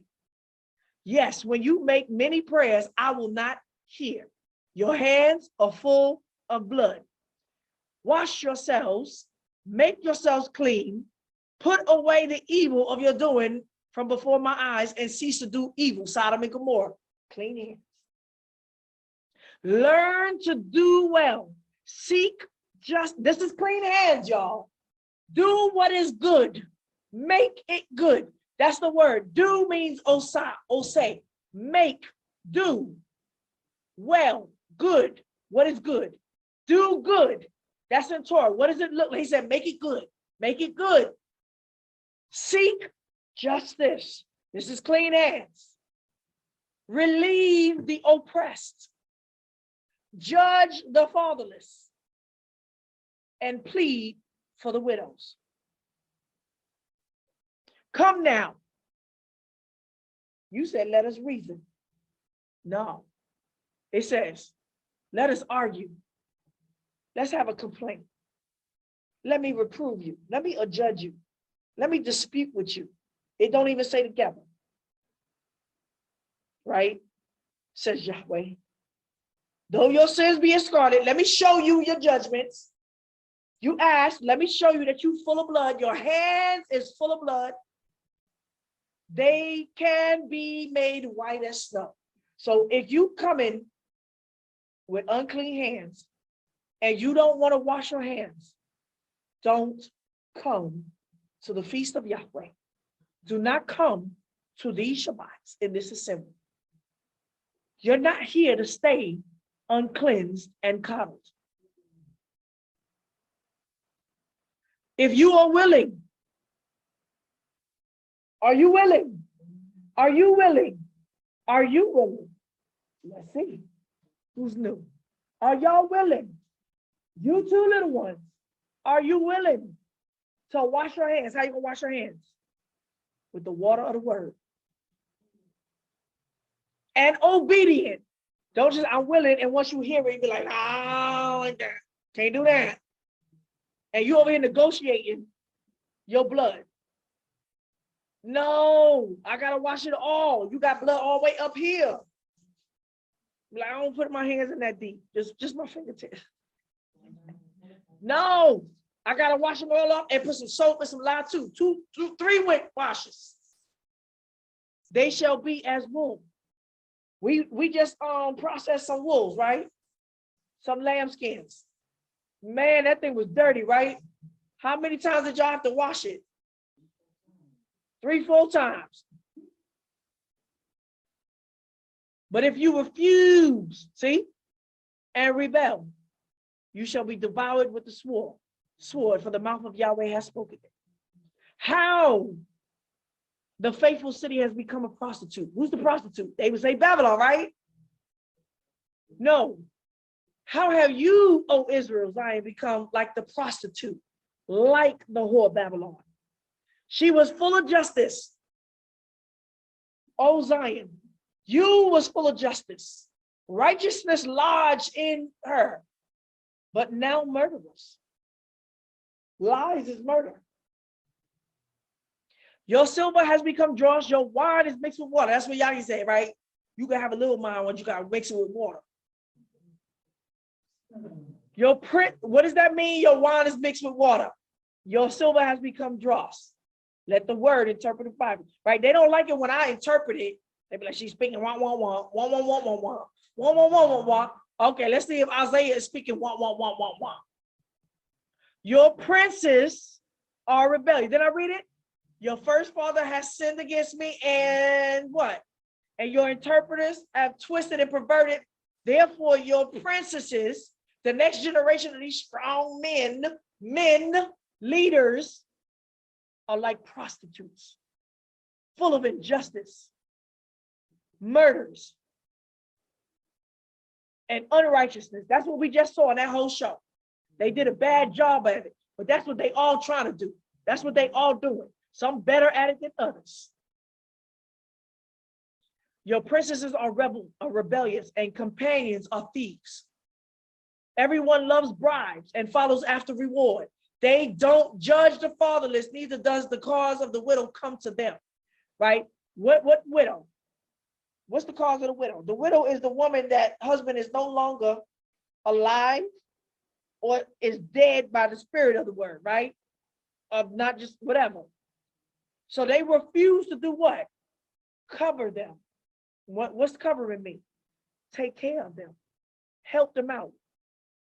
Unless what? They become your prostitute. You got to get something in exchange. Unless they sleeping with you. You got to marry me for me to cover you. That's a lot. You got to be married, sister. You got to be covered. I got to get something out of this. I ain't going to be giving you my hard work money and I can't get none in return. That's prostitution. They don't say it like that. That's what they mean. Therefore, Yahweh Zebaoth, the mighty one of Israel, says, I will get my relief from my adversary. Who, the nations? No, on the heads and the princesses of Israel, and avenge myself on my enemies. And I will turn my hand on you, thoroughly purge away your dross, and I will take away your tent. Now, what he say? He gonna purge them. I will restore. How is he gonna do it? Okay, y'all said I'm making up my own account. That what am I practicing over here? I ain't practicing Torah. How is he going to what? Purge the dross from away from us. He's got to restore the judges as the first. That what he just said. He said, I'm gonna make your children like before. and your counselors as from the beginning, like in the wilderness. Afterwards, after I restore judges, somebody got to judge your matters, and counselors to counsel you after your judgment. Afterwards, when you do this, clean hands, you shall be called the city of righteousness, Zion, a faithful town. Zion shall be redeemed with justice, and her converts with righteousness. Do we want this? So far, everybody that left didn't want it. But the destruction of transgressors and sinners shall be together, and those who forsake Yahweh shall be consumed. For they shall be ashamed of the oaks. What's the oaks? The mighty leaders, strong men, strong trees. All y'all's gonna make them ashamed. Which you have desired. That's what you want. You want a strong male oak to stand before you with a deep voice. And y'all's word, like thunder and lightning. Right? No, you're gonna be made ashamed of these men, talking about the men is the head. That's what y'all said about the head. And you shall be confounded for the gardens that you have chosen. The gardens of the trees, the fresh.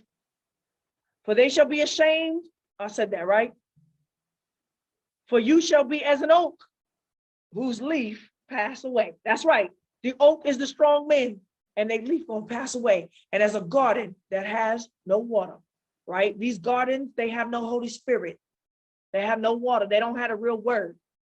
That's what I've been trying to show you. You say Yah is injustice. When you be made ashamed, you're not gonna stand before Yah and say, Yah, you didn't want us. He said, I sent my servants, the prophetesses and the prophetess and the prophet. I've sent them rising up. He said, I came early, rising up in the morning, late at night. I've been exposing them the whole time. What is wrong with you? I've been exposing their lies the whole time. You didn't listen. You're not going to blame Yah when you find out that your oaks is full of lies and your gardens don't have no Holy Spirit. The strong will be like the tender. See? And the work like a spark. All their assemblies they're working their hands. Oh, we doing the work of the Most High. Oh, he gonna fire it up. Fire it up. They will both burn together and no one will quench them. Let's see if she speaks the word of Yah or not. Go ahead, try this. Deuteronomy 8. So now here we are. Yah's got to do it all over again. He's got to humble us. And then he will restore us with tender mercies. For all of our sins, there's a payment. Remember Yahweh your Elohim.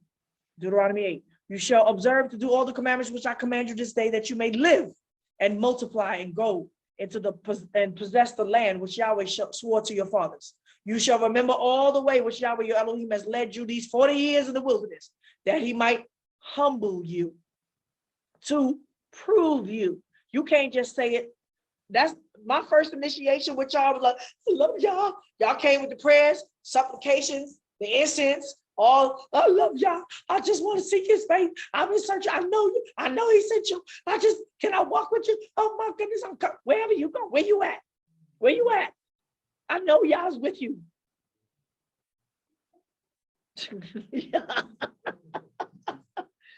You said it, and then you didn't pass the first test. You didn't get proofed.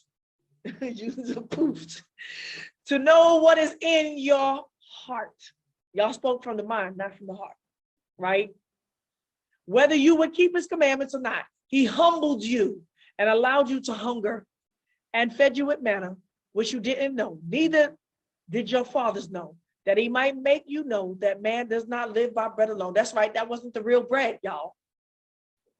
that man does not live by bread alone, but by the everything that proceeds out of the mouth of Yahweh does man live. That's Yahoshua the word. Your clothing did not grow old, neither did your foot swell these 40 years. You shall consider in your heart that as a man chastens his son, so Yahweh your Elohim chasts you. Y'all realize that? Young son, I know you're sleepy. Wait. Get up. I want you to hear this. This is the end of matter. Y'all, I want you to consider in your heart that as a man chastises his son, so Yahweh, your Elohim, chastises you. Y'all know chastisement is good, right? I want to hear the word. Y'all know chastisement is good, right? It means what? That he loves you. Izzy, come here.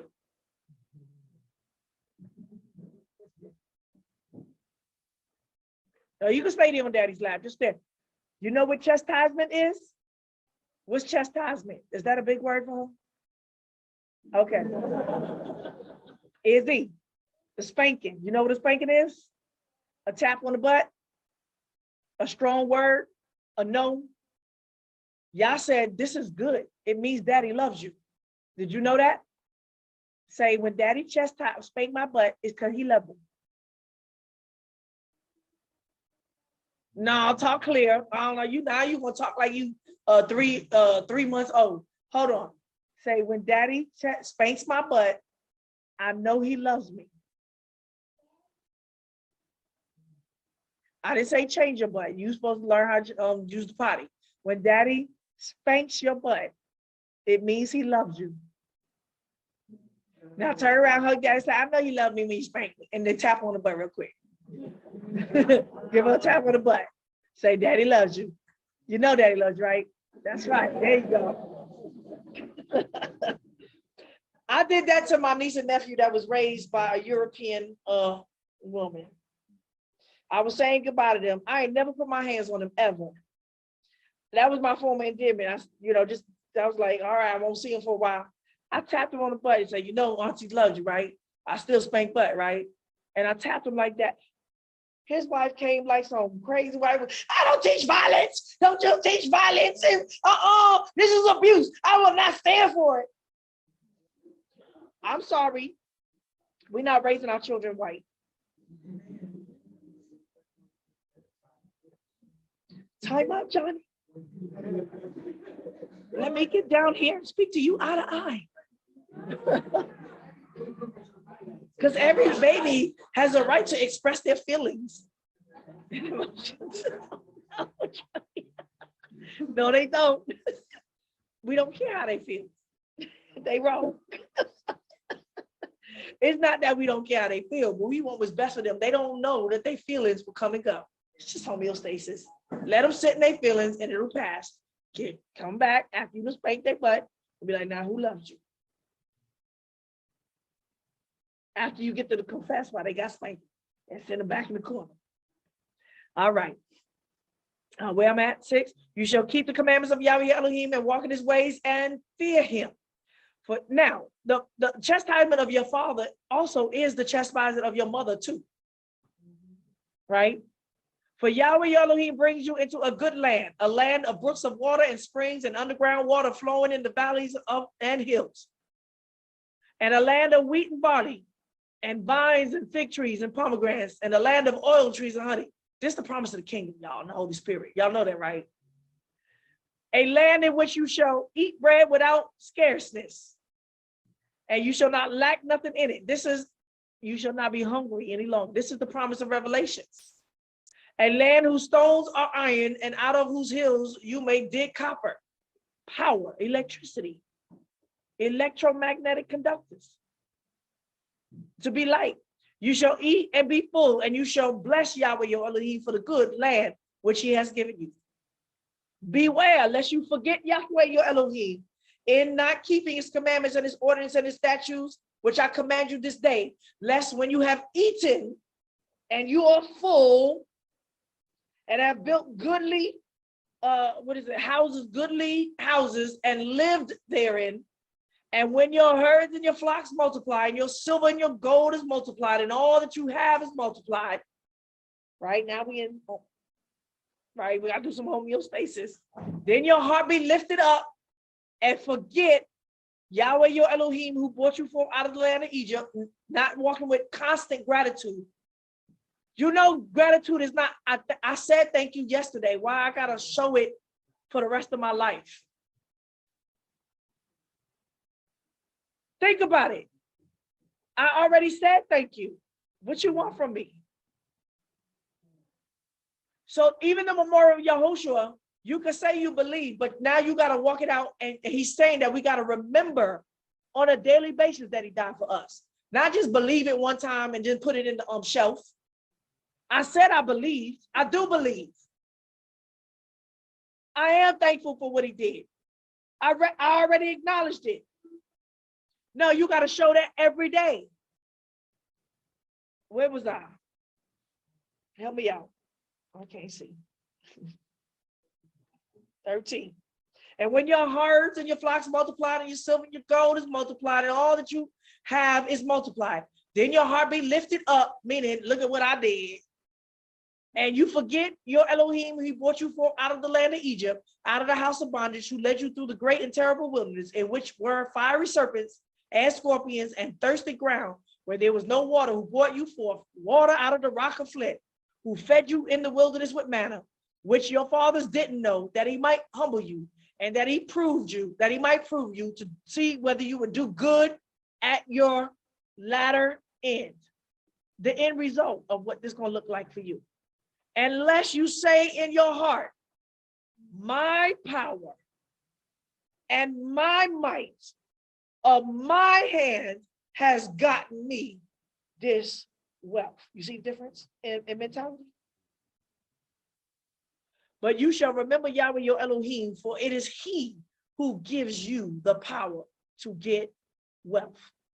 He is the one that's going to give you the right mind to do, strength, power, energy, intelligence, wisdom to do what you need to do with constant gratitude, never forgetting that it's not you, it's Yah. So that means you must always walk grateful and thankful. You are always in debt to Yahoshua. Always. That's why we're not free. We just free in him. Where was I? But you shall remember Yahweh Elohim, for it is he who gives you the power to get wealth, that he may establish his covenant, which he swore to your fathers at that day. What was the wealth for? Now, he just purposed it. The wealth was just for you to sit down and live fat, like kings and queens by yourself, and be heads yourself. I gave you all this wealth so that you could just be kings yourself. I gave you this wealth so that you could do what? That he may establish his covenant, which he swore to your fathers as this day. It was a reason for your wealth if you got it. It shall be, if you shall forget Yahweh your Elohim and walk after other Elohim and serve them. What is that? Walking after Elohim. The fatness of your own belly, the goods and the gain of your own life. Homeostasis, a land of plenty, prosperity, the modern world. That's idol worship. And serve them. That means you served them. You didn't use them to serve Yah. And worship them, these idols, the goods.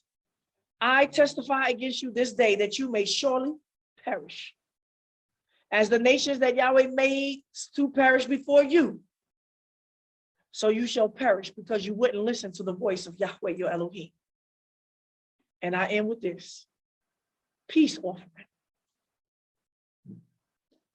You got a Shelem pay to get shalom. Every man is a debtor by the grace of Yahweh Yahushua. For he paid a price. He bought a bride with his blood and his life and his sweat, his work. and tears. Selah. And so every man must bear his cross, just like he did.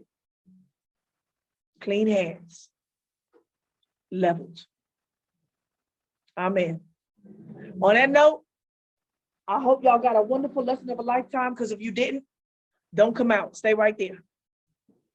Stay right there with the nation that speaks liberty and justice, but actually is a dragon, and get burnt by the fire. On that note, Chag Sameach, everybody. Wadim L'Simcha. I hope this word blesses all of you, keeps you, and waters you towards this move out and how we're supposed to proceed. In the name of Yahoshua, I declare that everything that I said is the word of Yah. Try it and test it. Weigh it in the balance. But if you ain't gonna touch the whole thing, don't touch it at all. Shut your mouth. Selah. Shalom, shalom. Salamu alaikum. May peace be unto you. All right.